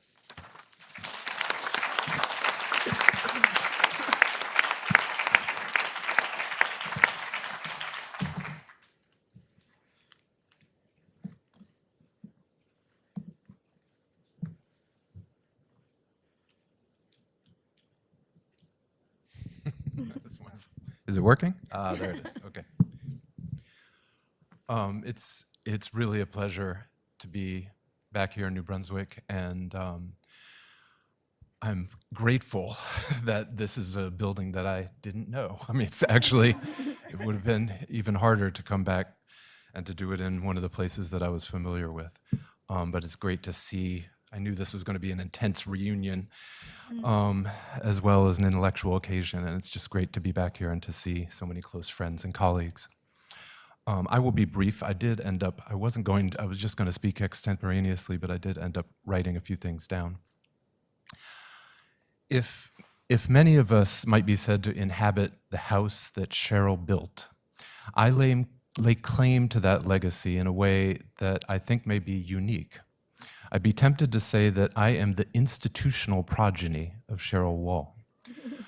Although Barry Qualls was the chair when I was hired, I have fond memories of my very first trip to New Brunswick when Barry met me at the train station and gave me a tour of campus in his car, which, enthusiastic and charming as he was, and still is, did not persuade me to move to Highland Park. Barry was the chair when I was hired, but the next year when I started, Cheryl took over. And my time as an assistant professor here at Rutgers coincided exactly with her tenure as chair of English. It wasn't lost on me that I had the extraordinary good fortune to be an untenured faculty member at Rutgers during a period when the two most powerful departments in arts and sciences were chaired by Black women, Cheryl in English and Deborah Gray White in history. That's the house I grew up in. A few years ago, I dedicated my book Epistrophes to Cheryl, along with Robert Steptoe, who taught me as an undergraduate, and Robert O'Mealy, who taught me in graduate school. While she was touched, I remember Cheryl was surprised at the gesture. "But I wasn't your teacher," she said. "But I do think of her as my teacher, not in the sense of a seminar leader or a dissertation advisor, but as my senior colleague. It was from her, more than anyone else, that I learned how to inhabit the profession, especially as a Black scholar. We didn't have overt conversations about this, and she certainly never gave me directives. But I learned by watching her in the spaces we shared: faculty meetings, orals, exams, dissertation defenses, workshops, literary readings, receptions, and colloquia. I remember doing a workshop on one of your chapters. I noted her generosity and meticulousness with students, her respect for the staff, her ways of deflecting or squelching the ego-driven pettiness of some of our colleagues. I don't think it's quite right to say she was a model, because it was never a question of imitating her style and because of the ways these issues are gendered. But her bearing left an imprint on me as I found my own way. I wanted to highlight this with my book dedication because it seemed to me that we don't often enough recognize these more subtle forms of professional formation. But Cheryl trained me as much as anyone. I don't mean that she coddled me or even that she protected me. My very first semester teaching, she put me on a search committee that conducted simultaneous junior and senior Americanist searches. It was a particularly complicated undertaking. I'm being very tactful today. It was a particularly complicated undertaking due to the tensions, both intellectual divergences and personality clashes, among the Americanists in the department at the time. I remember that I was flabbergasted when Cheryl told me that she was assigning me to the committee because she wanted me to be a living bridge, her phrase, between the Americanist and the African Americanist contingents in the department. It would be an understatement to say that I had no ambition to serve in such a capacity. I don't believe that she had any illusions that I could somehow mend these fault lines, which we all know are deeply ingrained in the history of the field. But I think she was convinced that I would be able to speak across these differences, to be heard by colleagues who otherwise wouldn't hear each other. And that confidence, if it was a challenge and even an imposition in my very first semester, was also a gesture of respect. I spent the most time with Cheryl and learned the most from her on other search committees. Looking back, I feel like we were doing searches in African American literature every year, some successful. I remember those interviews with Evie, Stefan, and Carter, and some not. The list of people we didn't get is illustrious. And strange or pitiful as it may sound, they were the most precious times, despite the slog and frustration of the labor. My memories of those meetings to discuss application files, those long days in MLA hotel suites, echo something Wesley Brown, who was often with us, recalled about his relationship with Cheryl in his essay for the James Baldwin Review. Quote, "Our mischievously, often laugh out loud, conspirational call and response sessions where we loosened our wits over the literary sweepstakes and the changing shame of the body politic." That's the life I lived with Cheryl. Whether tales from the trenches of recruitment or episodes of backstage bonding over department politics, most of these moments cannot be shared. Oh, the stories I could tell. But these indispensable shared confidences, as Wesley calls them, grew into something deep, not just a reservoir of experience, but also what I can only describe as political solidarity that could be conjured up with a single word or a knowing glance. Once, when I was considering leaving Rutgers, Cheryl said something that stuck with me. "You should be shaping the next generation of scholars," she commented. Of course, she wanted me to stay, but it wasn't a plea or an argument. She meant that I needed to be in the best position to fulfill that role, wherever that took me. And it wasn't about my own work, not that she was dismissing it, she simply took it for granted that it would get done. At a point where many people would have emphasized the implications of the decision for me as an individual, Cheryl characteristically saw it in relation to a responsibility in relation to the field and to the next generation. It stayed with me because it made me realize that the commitment, teaching the teachers, as Gayatri Spivak would say, was indeed crucial to me and something I wanted actively to put myself in position to do. Although again, we didn't discuss it at length, I thought a lot about Cheryl's long tenure at Rutgers. Not everyone has a choice in the matter, but for those that do, it is a profound decision, the decision to stay. I don't think of it as a moral issue, as though there's a right or wrong choice.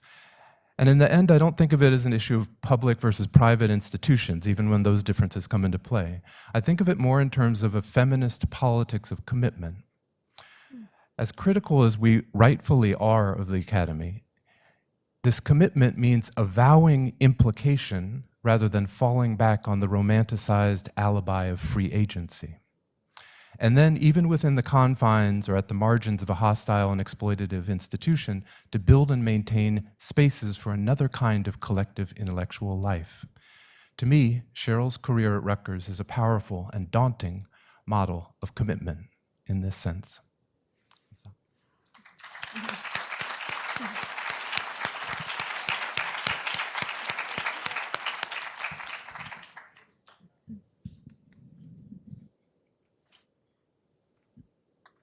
Good afternoon, everybody. I think everyone knows that I have been losing my voice, but I've got enough to get through this. Thank you all who have made this conference possible. I can't name you all, but you are all around, and I'm very grateful to you. I want to also thank Kamara and Gatsy, because you are the two that know best how beloved Cheryl was to me. I have felt over these last 2 days a great deal of warmth and love and support. I mean, I got lost this afternoon and the team sent a car to get me at the corner of Prospect and French Street, I think. And then I messed up my hotel reservations, and Evie was so nice, she pretended like it was her fault when she knew that I had messed it up. And Deborah McDowell and Thad have been my medical advisors, making sure that I get bourbon in my system.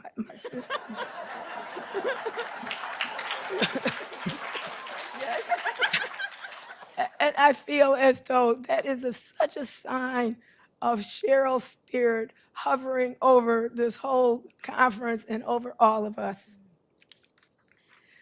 So when we were asked by Soyika to think about how Cheryl's commitment to rigorous intellectual inquiry has influenced our work, I thought immediately about her essay, Bare Bones and Silken Threads, Lineage and Literary Tradition in Praise Song for the Widow, because I was working on a biography of Paul Marshall, and Cheryl and I had already been in conversation about my work as always.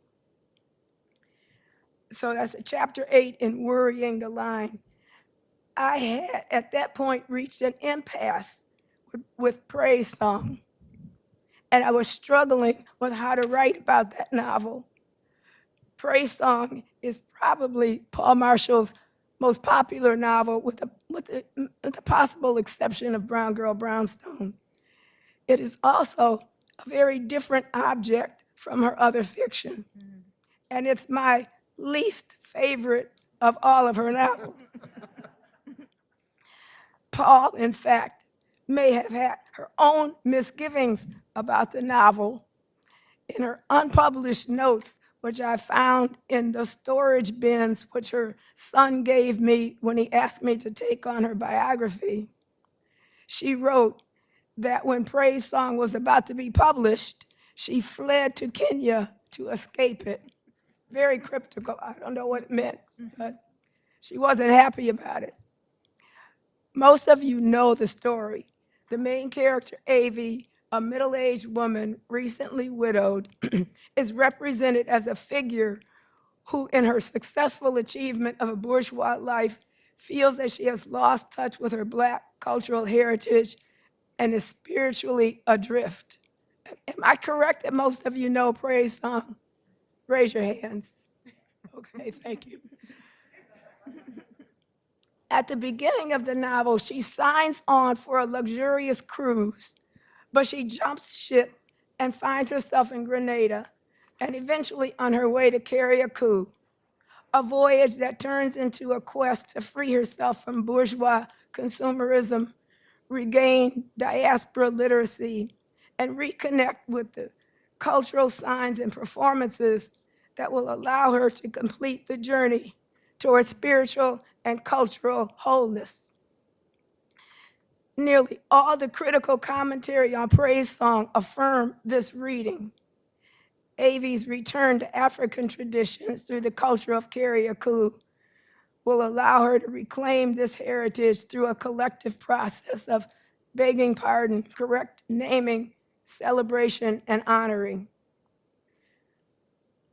I found much of the critical material on the novel as troubling as I found the novel. Even though I might have written some of this stuff myself. I was looking for and hoping to find currents in Praise Song that would contradict or undermine such notions as spiritual wholeness or Pan-African sanguinity. By the third paragraph of chapter 8 in Worrying the Lines, Cheryl had come to my rescue. She disrupted what I saw as an alarming line of criticism, as she gave me the firm intellectual ground to go beyond the notion of an untroubled Pan-Africanism. But she does so in her inimitable style, diplomatic and generous and subtle. Okay, so this is the way her intervention begins. And I want you to pay attention to the word also. Praise Song is, it begins here. While many critics emphasize cultural and spiritual wholeness, Praise Song is also a novel in which cultural knowledge will remain fragmentary. African Americans will never be able to recuperate the past completely, and individuals must continually compromise between the demands of material well-being and spiritual idealism. So now, if you paid attention to the word also, you see that it is doing a lot of work in that sentence. First of all, it lowered my desire for critical combat.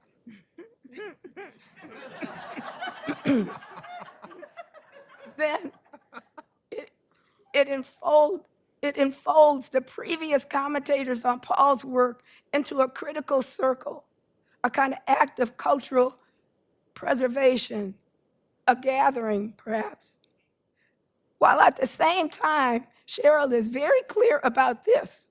She is proposing a new model of how to read praise song. And if you read Worrying the Line, you'll be so aware that she does this in every single chapter. She is always gathering, recuperating, and then critiquing.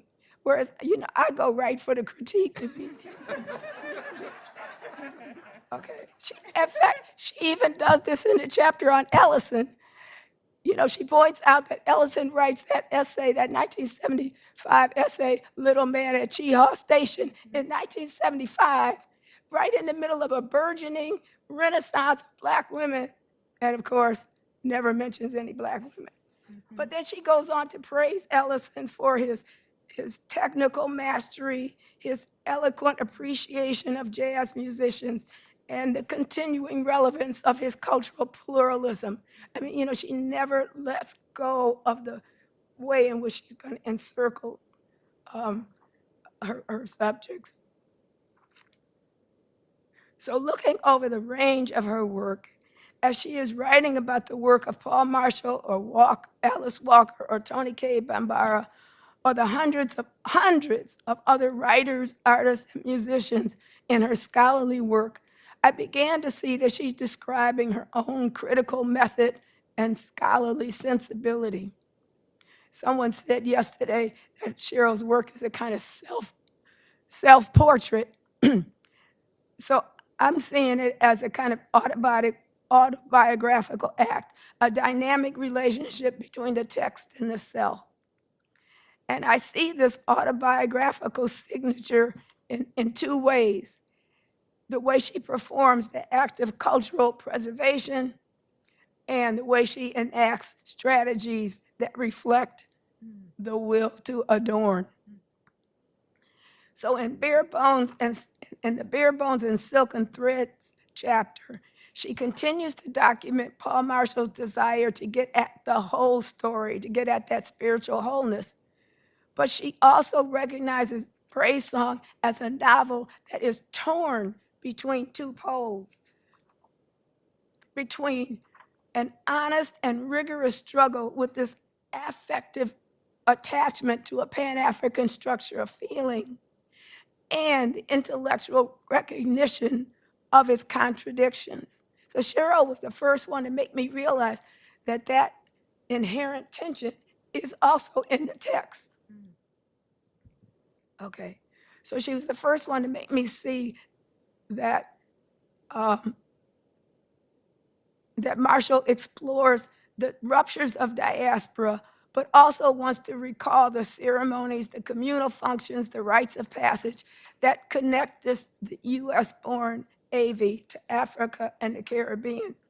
Cheryl's chapter points to this mostly overlooked act of cultural preservation in Praise Song, which is found in the novel's allusions to other Black cultural productions.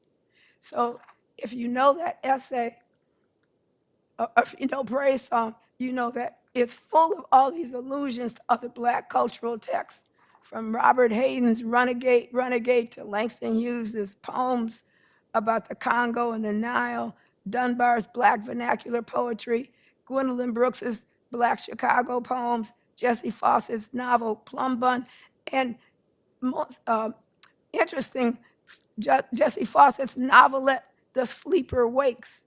Cheryl uses that as one of her titles, which documents Fawcett's interest in the Caribbean.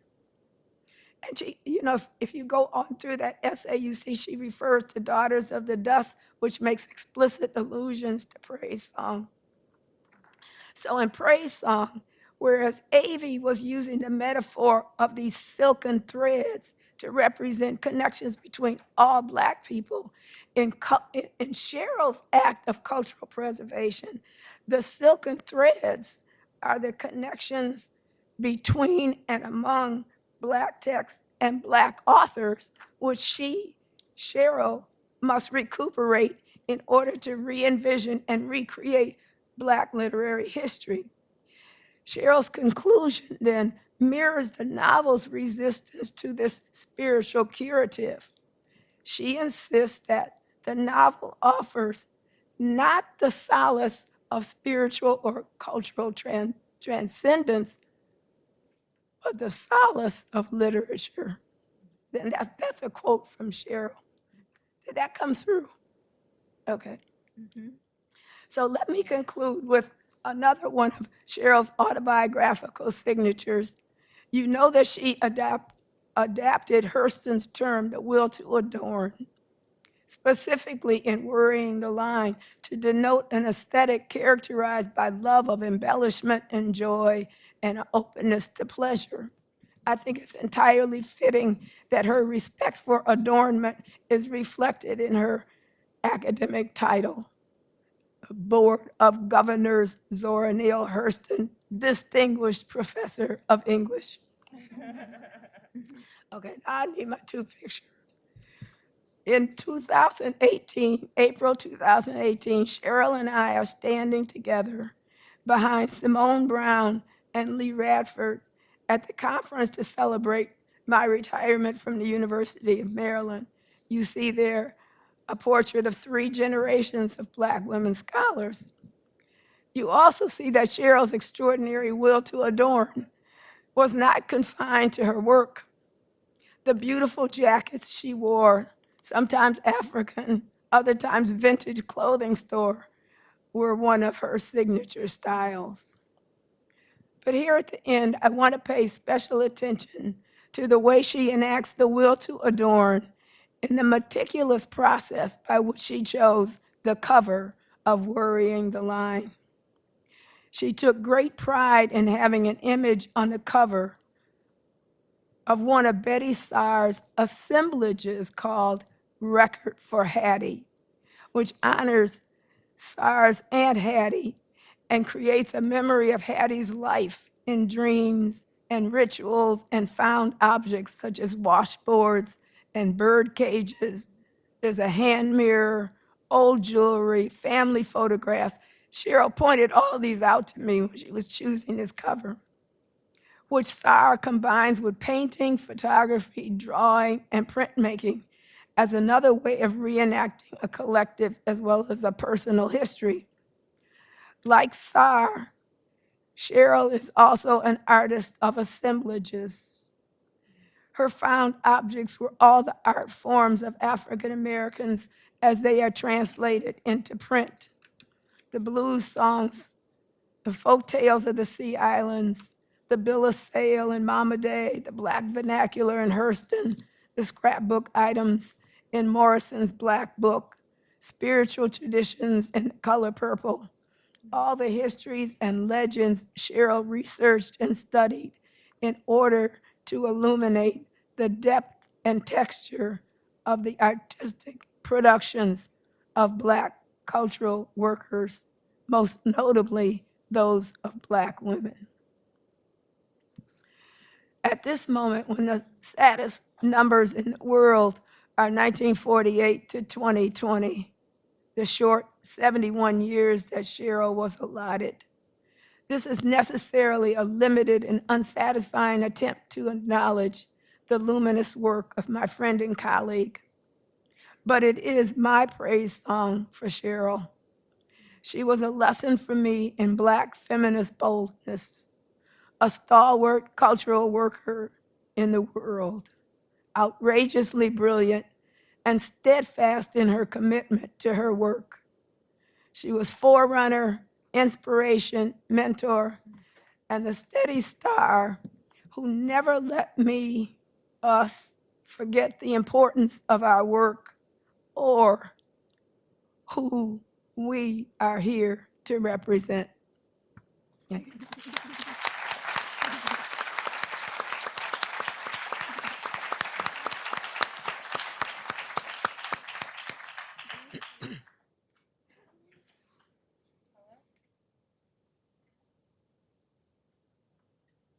This one.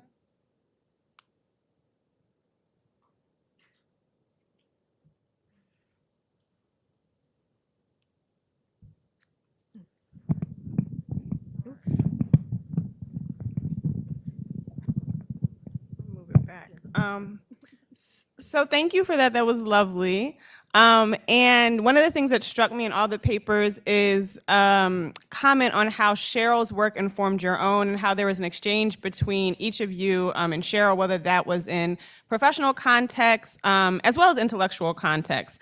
And so my first question is, and this is, riffing on the theme of our symposium and thinking about the future, and also borrowing from the language in Cheryl's Changing Our Own Words, what exchanges in Black writing today are most inspiring to you, or do you wish you could hear, or that you think are necessary for the field? So what exchanges do you wish you could hear and are inspiring you in our current moment? Well, this conference for one.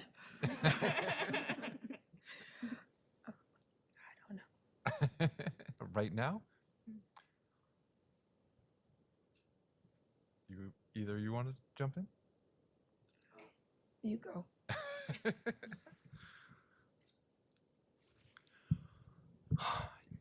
Yeah, I mean, you're driven by what you're thinking about, what you're teaching, right? At a given moment, what you're reading, what you're wrestling with.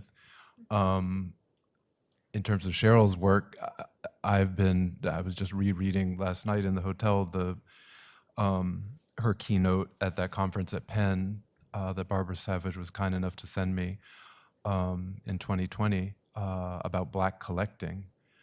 And I would have, because I'm writing about archives and the politics of Black archival practice in relation to political radicalism.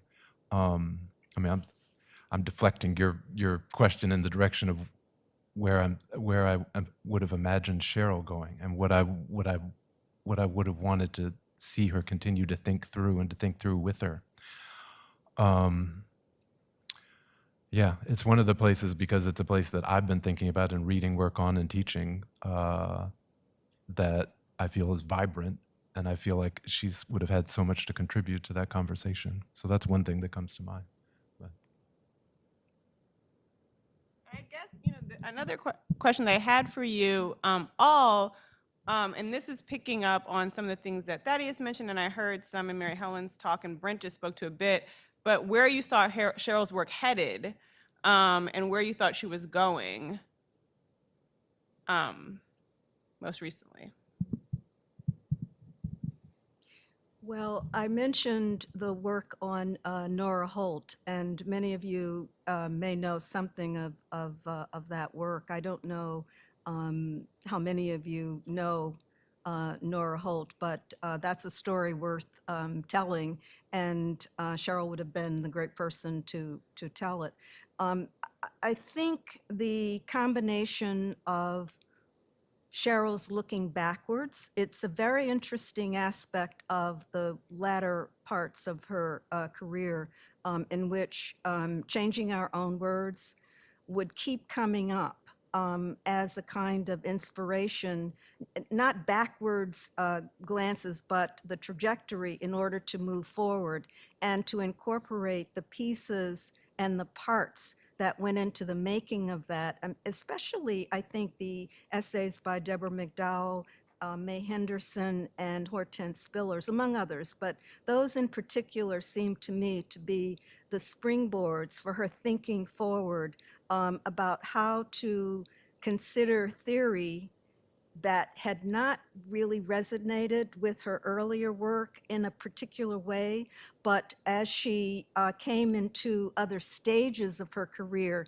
she began to reflect on the kinds of things that were resonating then, and then moving forward into a kind of future in which she could project herself on the basis of her own maturity in thinking, her intellectual ability, but also the ways in which she had collaborated and interacted with so many different Black women scholars, Black men scholars as well, but over several generations, and in particular paying attention to Black intellectual history in those later years. And I think Freedom and the Will to Adorn would not have existed without both that back looking and thinking through that had happened in collaboration with so many of the Black women historians, literary and otherwise, all historians of a piece. I don't know if Deborah would agree that, you know, we call ourselves crossing disciplines and sort of participating in history. But I think that's one of the aspects that I would certainly point to, and that trajectory then sees for me, it sees her looking to someone like Nora Holt, which is the past, going all the way back to the Harlem Renaissance work, and thinking about it in a different context. It wasn't just a biographical enterprise for her. I think it was also the reclaiming of a kind of intellectual Black woman who was not acknowledged as such at that point in time, but that in looking back with all of the apparatus that she had that Cheryl had come forward with by this century, 21st century, she was able then to recontextualize much that had gone on in the 1920s with women like Nora Holt. And the mentioning of her nude photographs, they're stunningly beautiful and should be seen.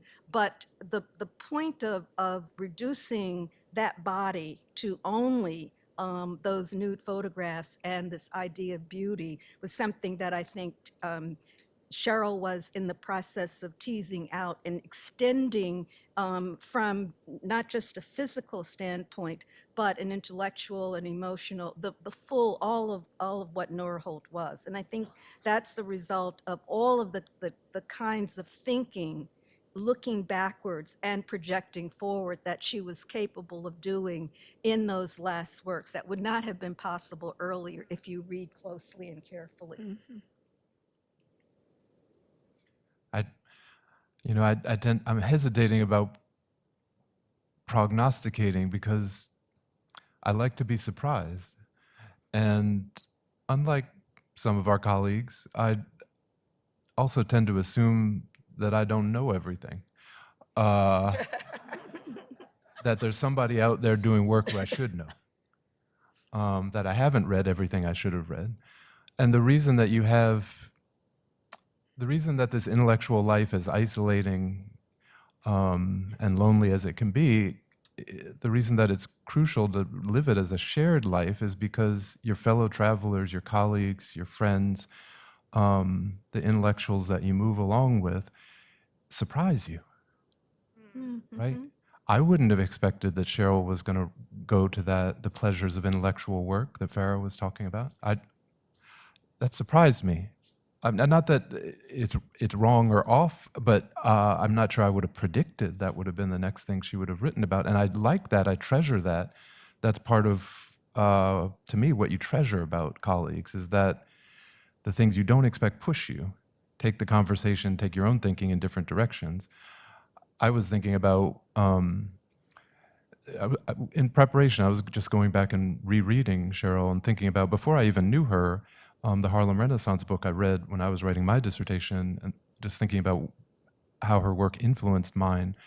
And it's interesting, if we associate her maybe most of all with Hurston, Morrison, it's really the Fawcett chapter that shaped me and shaped my own work in the part of my dissertation that became my first book.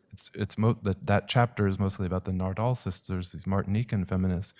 But it was her reading of Fawcett that actually kind of opened up a door for me. It's called Traveling in Place, you know that chapter in the Harlem Renaissance book? And if we're taught, almost in a knee-jerk way, we think of Fawcett as quiescent, as conservative, as demure, as prim, and content to remain in place. She insists in this, as in the way you were trying to spin out in the other book. She insists in this very subtle way on the experimentalist. It's not too strong to say that.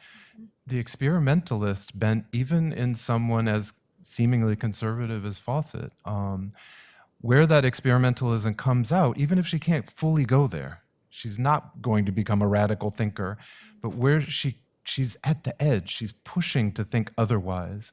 And what Cheryl points out is that it's especially in Fawcett's essays because they're about the Pan-African Congress, they're about Tangier, that's some of her, they come out of her travel writings. That's where she pushes the boundaries, that's where she pushes the limit.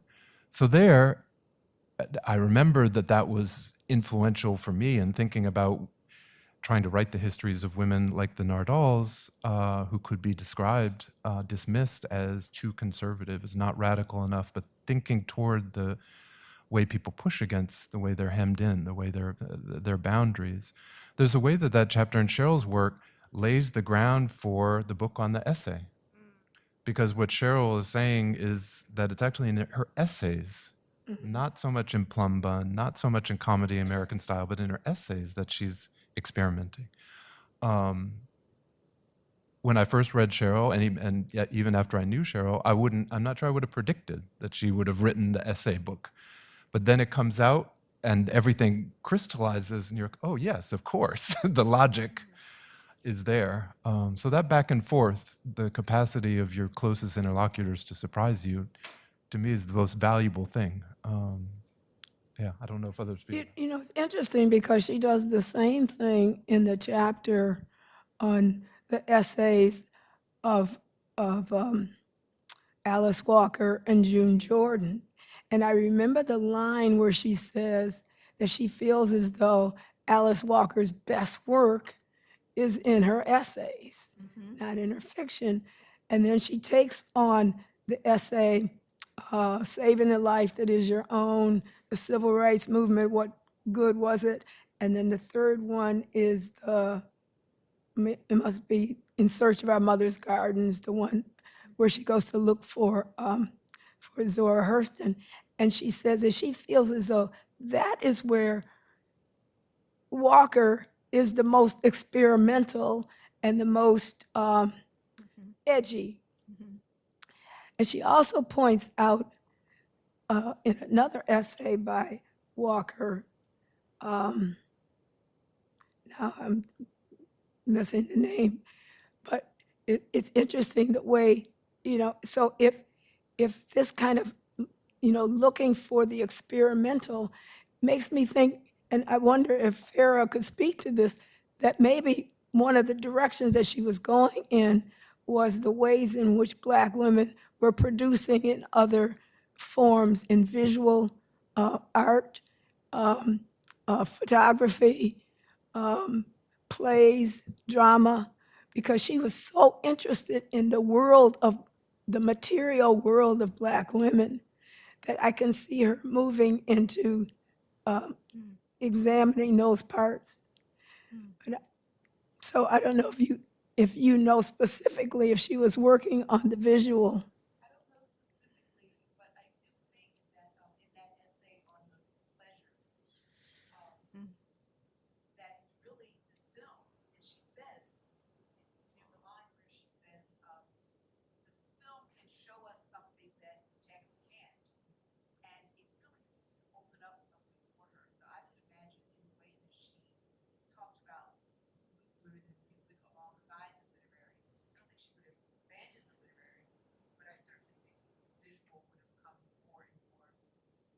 Into that, yeah.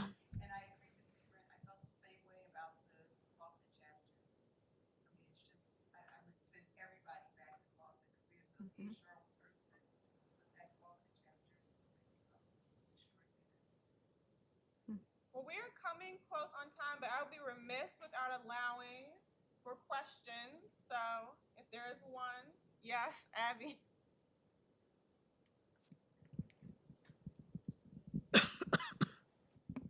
Thank you. This is an idea, and it may be more of a question for Kamara and Gatsy, but it was the Nora Holt project, which Cheryl thought about for a long time, talked about it, made me excited to know who this was. Do we know the state of it? And are there anybody here who can do for that what Toni Morrison did for Toni Cade with Our Bones, These Bones? Is there any chance that that project could be completed by somebody who loved her? That's my It's a question. good question. Thank you. I don't think that Cheryl had done much work. She had just started the research on Nora Holt, and I'm not exactly sure who Nora Holt was, but I believe there's a distinct connection between Nora Holt and Margaret Barnes, under whom Cheryl studied music. And I can tell you that Kamara and I were trying to plan a trip somewhere, and Cheryl said, well, I'm not going anywhere until I go to China so that I can do some research on Nora Holt. I'm sorry, what? And Berlin and Paris. And Berlin and Paris. Kamara and I were trying to go someplace else. But anyway, except for maybe Paris. But I don't think that she had that many notes. And the notes that she did have been turned over to the Pembroke Center at Brown University, which is available. I don't know. But I don't think that she got far enough for someone to finish it. I'm looking at the finding aid. There are 4 files of clippings, but there are a couple of talks. There are manuscripts of talks. The finding aid is online of the collection at Brown. Of her talks. All Cheryl's papers. Yeah.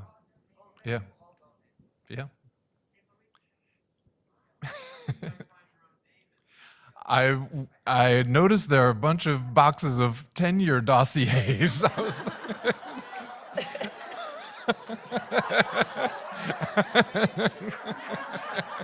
How horrible.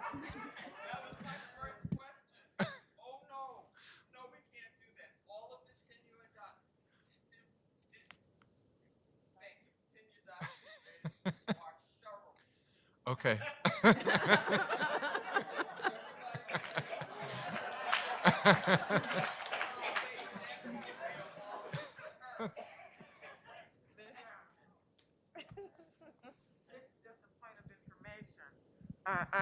Cheryl wasn't here to oversee, but in point of fact, I suspect legal counsel at Rutgers, it's much like university counsel at all universities, but if I can ever get my act together, my papers are going to that archive, and the counsel at University of Virginia made it explicitly clear that none of those papers pertaining to matters internal to the university can be bequeathed to another university. They can remain in my possession, but they cannot be bequeathed to another institution.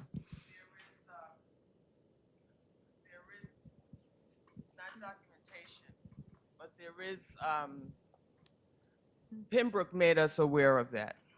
Okay, Brown, the Pembroke Center at Brown made us aware of that. And if there is anything that anyone feels is not something that should be public, we just have to get in touch with them and they will take it down.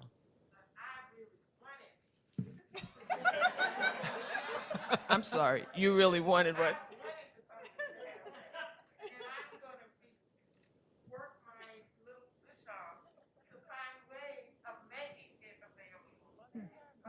I suspect, honestly, that if Cheryl had a hand in that, she did not.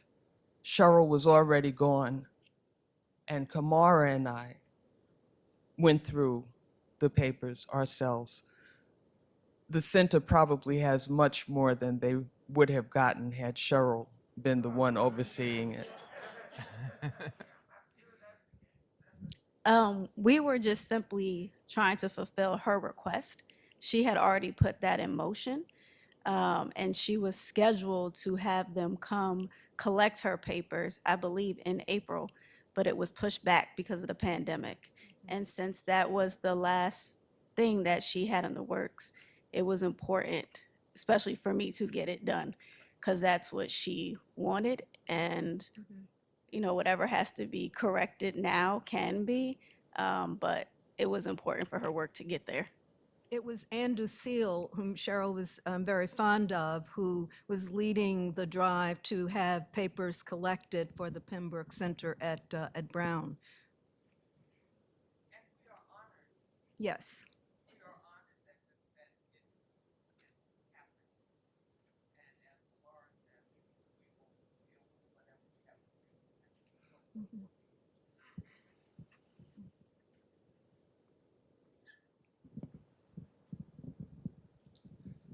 It's the Feminist Theorists Archive at the Pembroke Center. I was on the board, and we were looking for theorists to deposit their papers. I'm glad you're depositing them to Brown.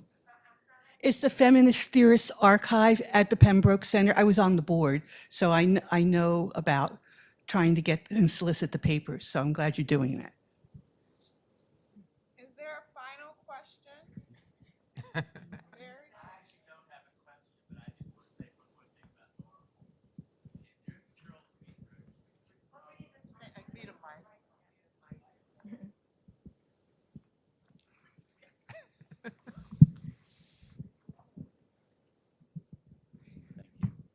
This is just a footnote to Nora Holt.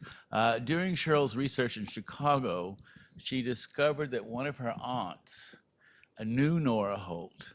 I mean, there were real biographical, so to speak, connections between Nora Holt and the family.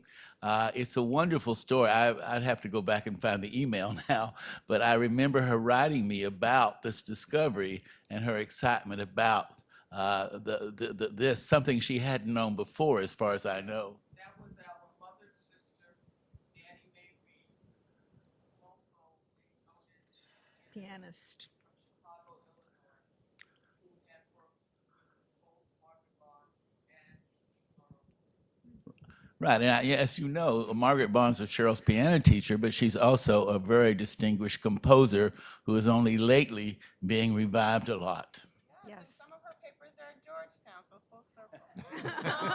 Well, I want to thank everyone for this robust conversation. Thank you to the panelists. Thank you. Thank you, Mary Helen.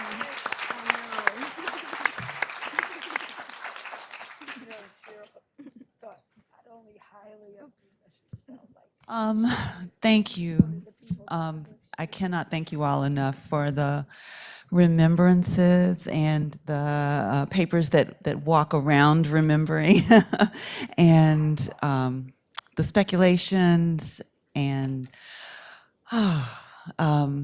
just the willingness to share what you know about Cheryl and lift her name up. Thank you.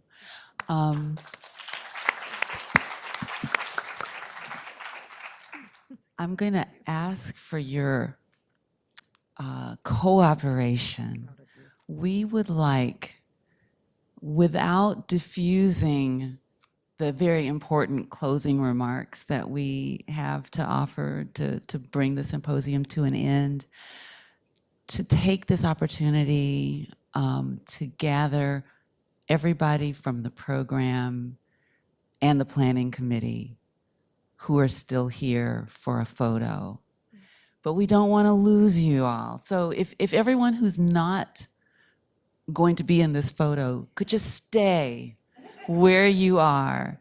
And if everyone who is on the program or the planning committee could come forward just right now, really quick, we're going to get a photo. It's too much to lose. Thank you.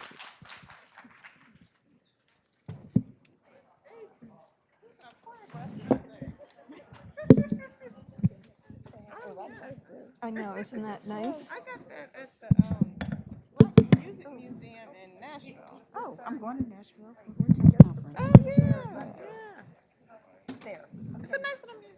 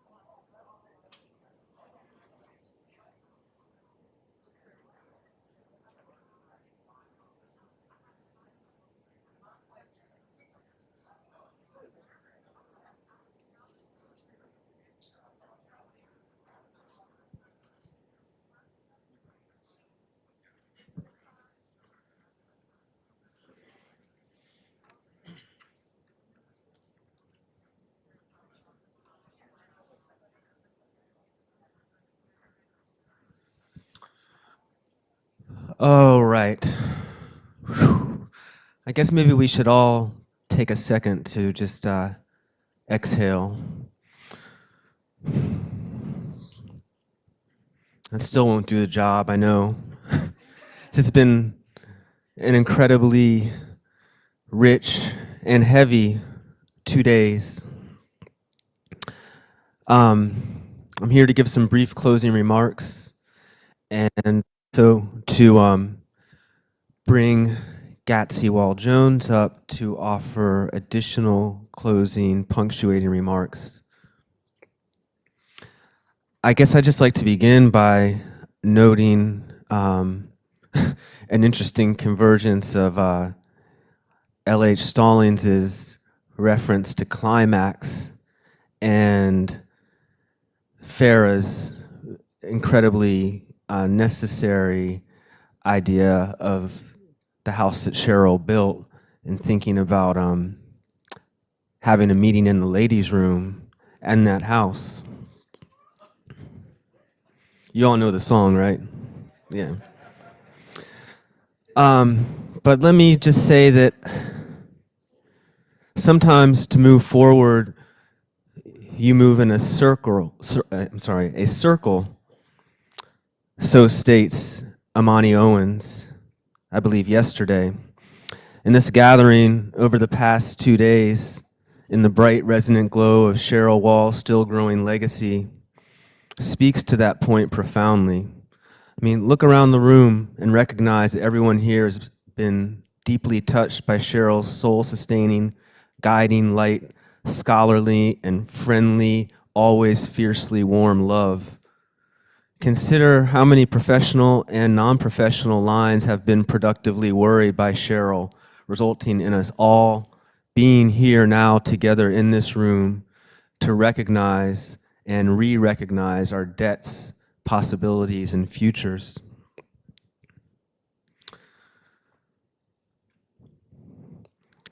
I wanted to also just make a note from the last discussion on the last panel about the question of Cheryl's forward movements and what might have been coming down the pike. And just a general point about that in the years I shared with Cheryl as a colleague, a friend, and across the hall office neighbor, it always struck me that a lot of what we've talked about and properly recognized as the house building work of mentoring and bringing scholars up through the initiatives like the postdoctoral fellows program, and just more generally, that work was always about building, but it was also about Cheryl learning. And she always wanted to know what the new work was. And it always just struck me that those processes of looking through applications, it was such an exciting one for her because she was seeing what people were doing and was so excited by it. I just wanted to recap a few of the interventions that were made and observations across the 2 days, and I'll try and be quick. But opening up yesterday, I thought we heard from the younger generation, maybe the youngest generation of scholars here on the Ready panel, who attested to the ways that part of the house that Cheryl built, that multidimensional structure, has opened up possibilities beyond the imagination, allowing students, as Anna Hinton noted, to be seen in a way that I couldn't see myself. The Changing Our Own Words Then and Now panel recalled and reframed Cheryl's pioneering work in bringing together and editing, gathering, we should say, the collective wisdom produced in the volume. Here we were able to listen to reflections on Cheryl as a major architect of Black feminism in the academy, through sustaining an intellectually foundational, dynamic, generative, and forward-looking work. Should not be lost on us, pointed out by Deborah McDowell, that the changing of words captured in the edited collection title is also a transforming of words, or transforming of worlds, emanating from Cheryl's sense of honor, obligation, accountability, and the unwillingness to cede hard-won ground, I believe the term was. Those photos and emails, though, Farah, thank you for sharing such interior, personal, intellectual windows into Cheryl's life, allowing us to lean alongside with you into the vivid brightness of Cheryl's radiance, as you put it.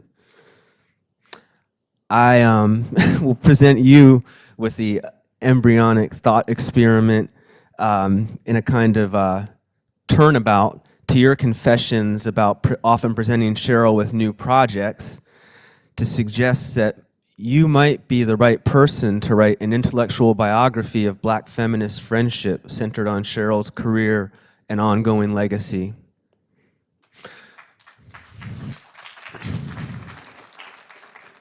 There's so much to say about Farah's sweeping critical storytelling, walking us gently and with purpose through vignettes that I feel nourished us in a time of need and direction, and how to best move forward with heavy hearts, seeking the best way to move with the legacy of our beloved colleague, friend, and mentor. Today we've heard incredibly rich interventions continuing. I was just thinking specifically about Gershon and L.H. Stallings discussing the ways that Cheryl's Black feminist praxis has enabled a reclaiming of the center through an always ongoing commitment to transformation that they both think through or thought through on the panel in terms of magic, metaphysics, and temporal dimensions of Black sexualities. A perspective or perspectives encouraging us to understand Black feminist critics and writers as collaborative, vernacular, conjuring myth makers.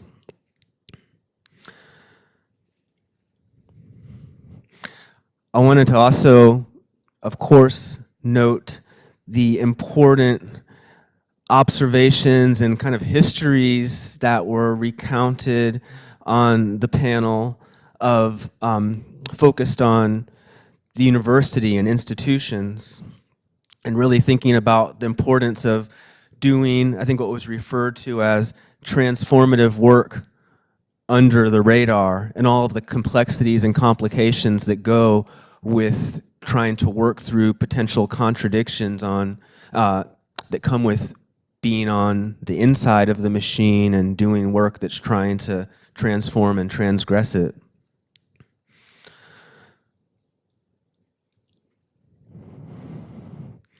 I'll say less about the last panel because we just heard it, and you know, there's just so much to still be thinking about on those questions of the future directions, and I think it's obviously, you know, there's more conversations to be had. I'll just note that on the Nora Holt, Cheryl, yeah, just backing up what Gatsy said and Barry too, that the Nora Holt project was one that Cheryl was so excited about. And I was able to hear that excitement often, you know, in our four-ways back and forth to each other's offices across the hall. I remember I have an email, I think maybe in March of, you know, the year that Cheryl passed, telling her about a show on WNYC that was talking about Nora Holt, and Cheryl's response just being one word: wow. I'm going to close now, and just with one reflection on a point that Margot Crawford reminded me of, and then several other people have kind of picked up on at different points today, that Cheryl is with us now, her presence. She has brought us together. She is watching us with warm, critically astute approval, I would say, of what we've done. And I would dare say pride over her, if we want to think of it as a kind of flock.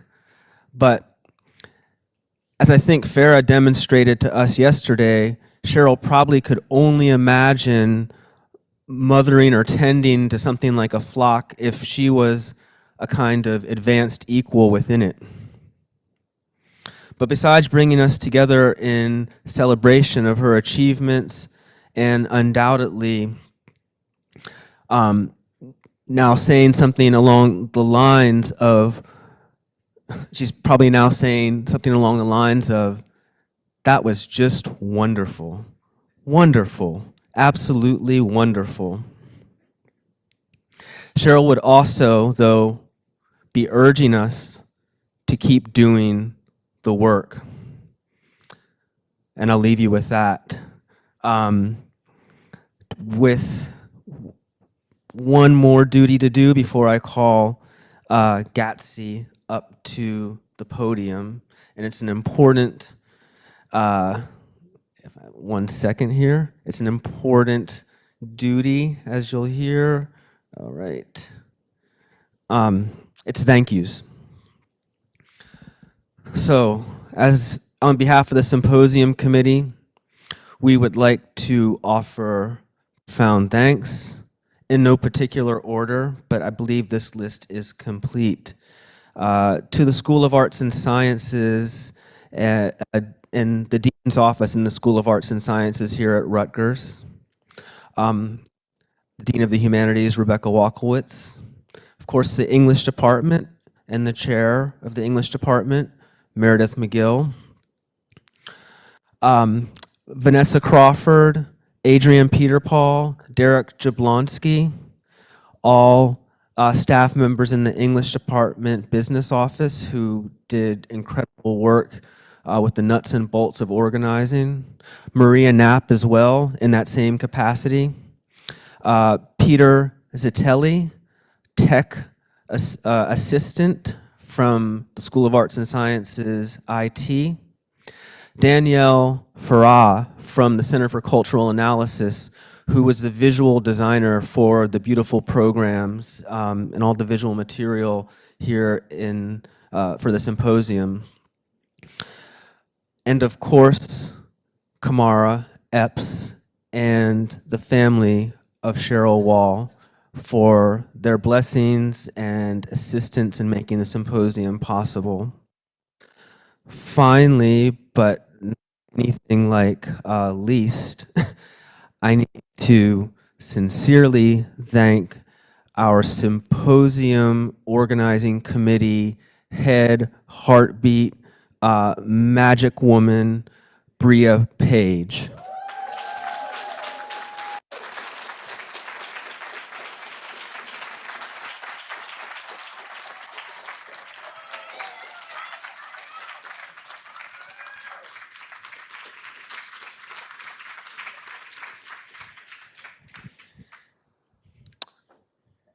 Thank you. I would now like to keep your attention here to the podium while I turn the mic over to Gatsy Wall Jones, beloved sister of Cheryl Wall.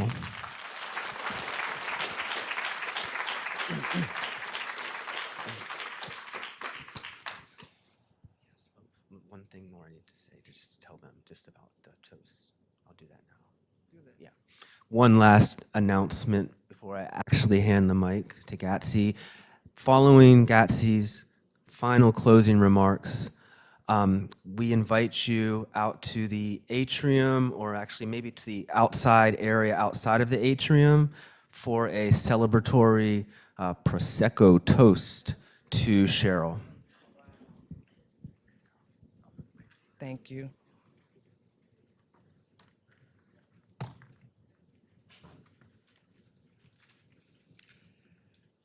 Good evening, everyone.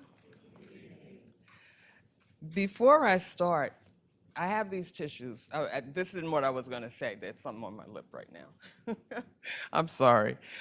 But I do have these tissues, but I'm not going to cry. I just have them just, just because. But before I start, there were a couple of things that happened in the past couple of hours that I noticed that I'm not a writer, so I'm not going to be able to work it into what I already have here. So I'm just going to say it right now. The first thing is that I am sitting in seat 111. And Cheryl and I were raised in Jamaica, Queens at 111-44, 144th Street. So there is no question and no doubt in my mind that my sister is in this space.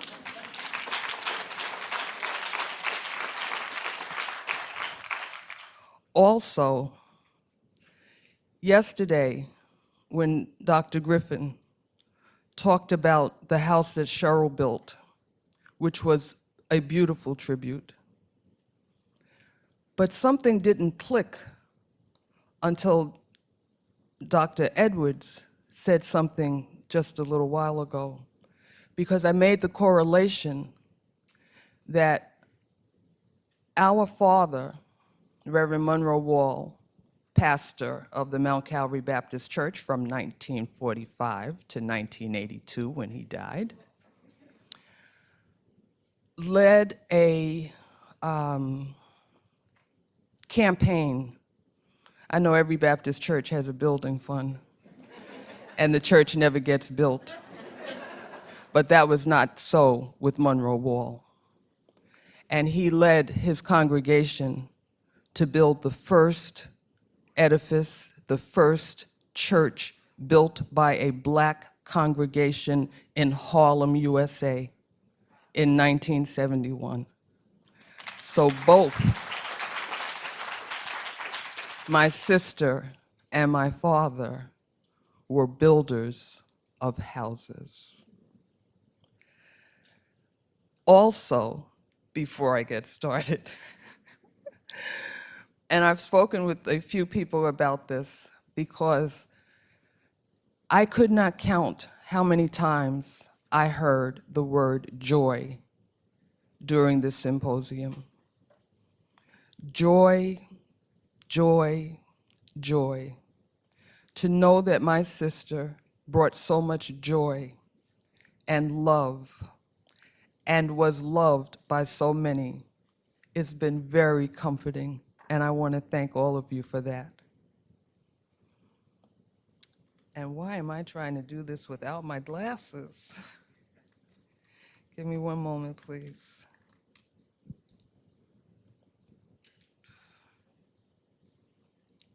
And lastly, the last thing before I get started is that also speaking of my father and my sister, my father used to say, I'm not a big shot. I don't want to be a big shot. I'm just fine with being a little shot. That's just fine for me. My sister, I'm sure that's where Cheryl got her humility. But Cheryl, like my father, was not a little shot. She was a celestial shot. She was a shining star. And so those two correlations came to me, and I just needed to get them out the way. Okay, so good evening. I start with the quote. I start with the quote from Cheryl. Scholarship is a collaborative enterprise. This symposium has been absolutely everything. Eye-opening, informative, and extremely moving as well. I remember in 2020 when Dr. Shockley sent the email informing Cheryl a 2-day symposium honoring her work was a go for April 2020, and even inviting Cheryl to participate in the session. Cheryl forwarded that email to me saying, "How wonderful is this?" She was so excited, knowing that her near 50 career at Rutgers was coming to a close and she would be retiring in 2020. We talked about it a lot. She was happy, honored, and typically Cheryl, she was silently very, very proud. And I know that she knew that this symposium was going to be special, but I doubt she ever even dreamt it would be this spectacular. The list of participants in this event is extraordinary. The panels and exchanges have been breathtaking. Knowing this is the world in which our beloved mother, sister, and aunt continuously resided is just beyond. As I have looked, listened, and learned over the past 2 days from names I have either known for years or those that I'm just hearing for the first time, I move forward with even more pride in Cheryl's impact in this field. She was indeed simply amazing. In 2019, Cheryl presented a paper, I believe it was here at Rutgers, titled Sheer Good Fortune, a reflection on my career. In it, she says that by the time I left Howard, I knew that Black literature had a long history and a limitless future.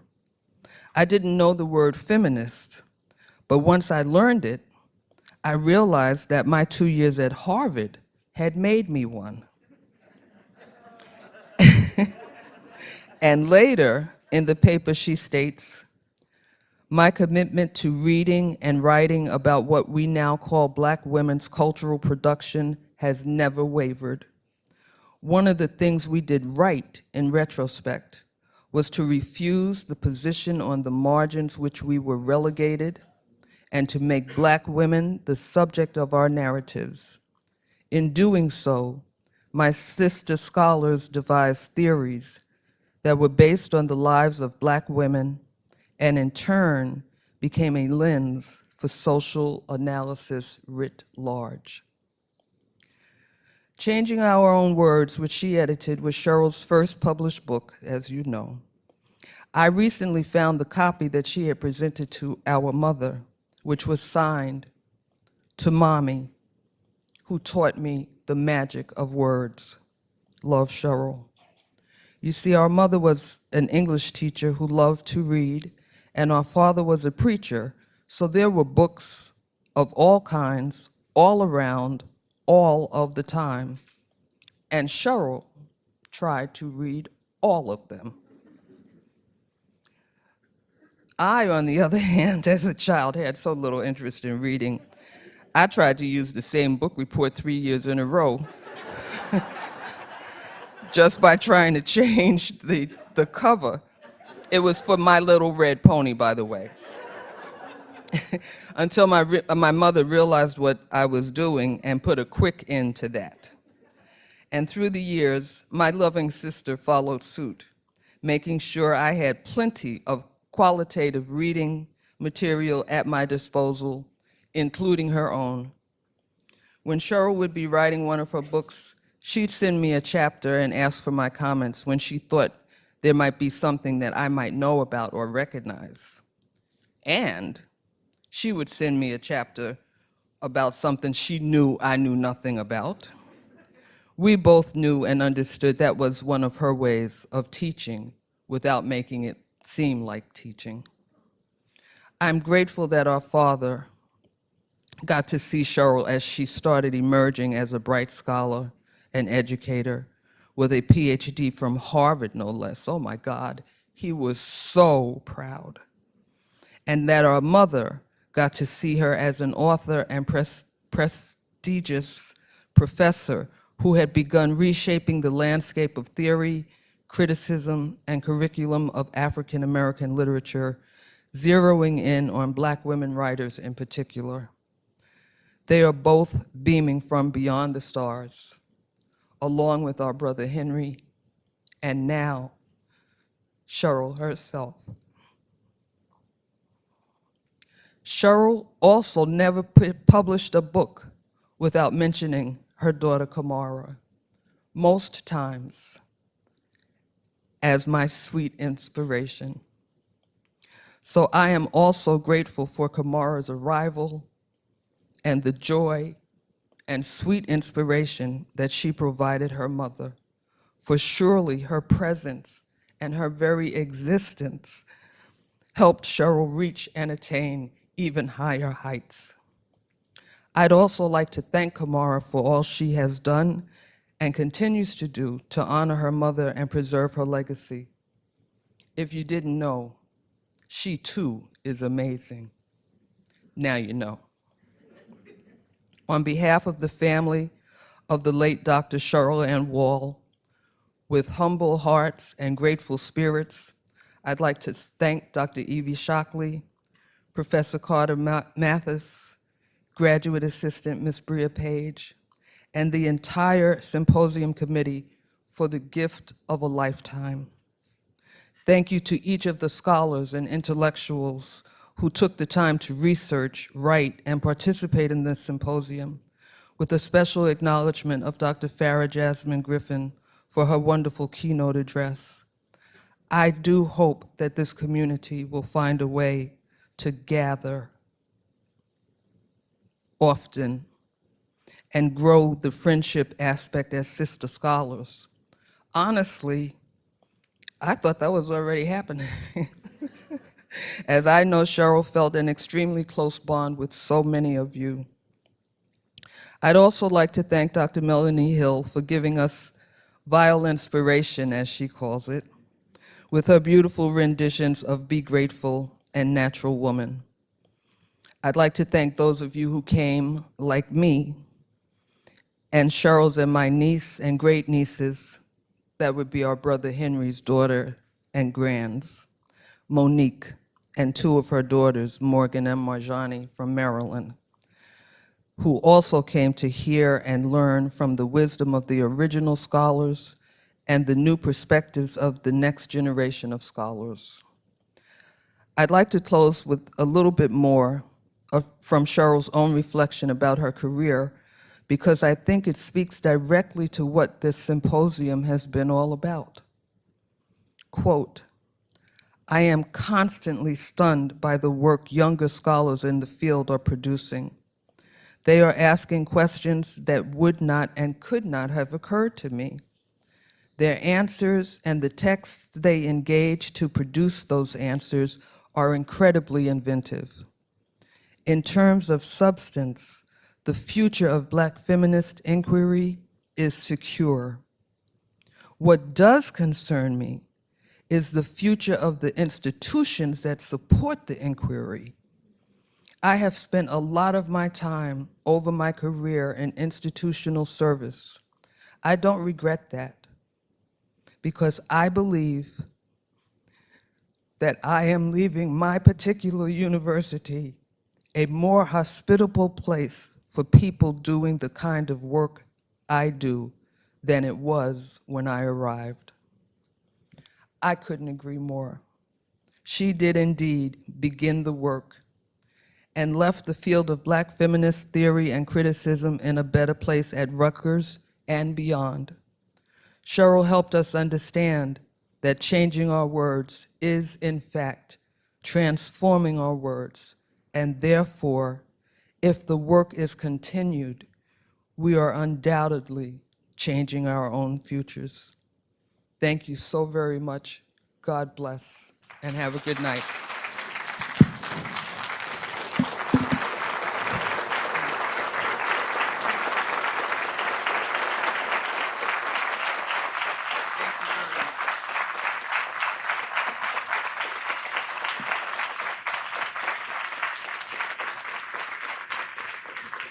And may I just say one more thing? I'm sorry, because this was also from the last panel. When Dr.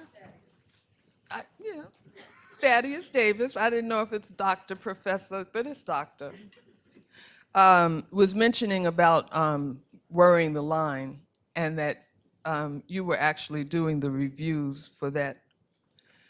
Cheryl has mentioned that Worrying the Line was the book she most enjoyed writing. I think she would be honored and tickled to know that you secretly were the one doing the reviews and the one helping to push that book through. Thank you very much.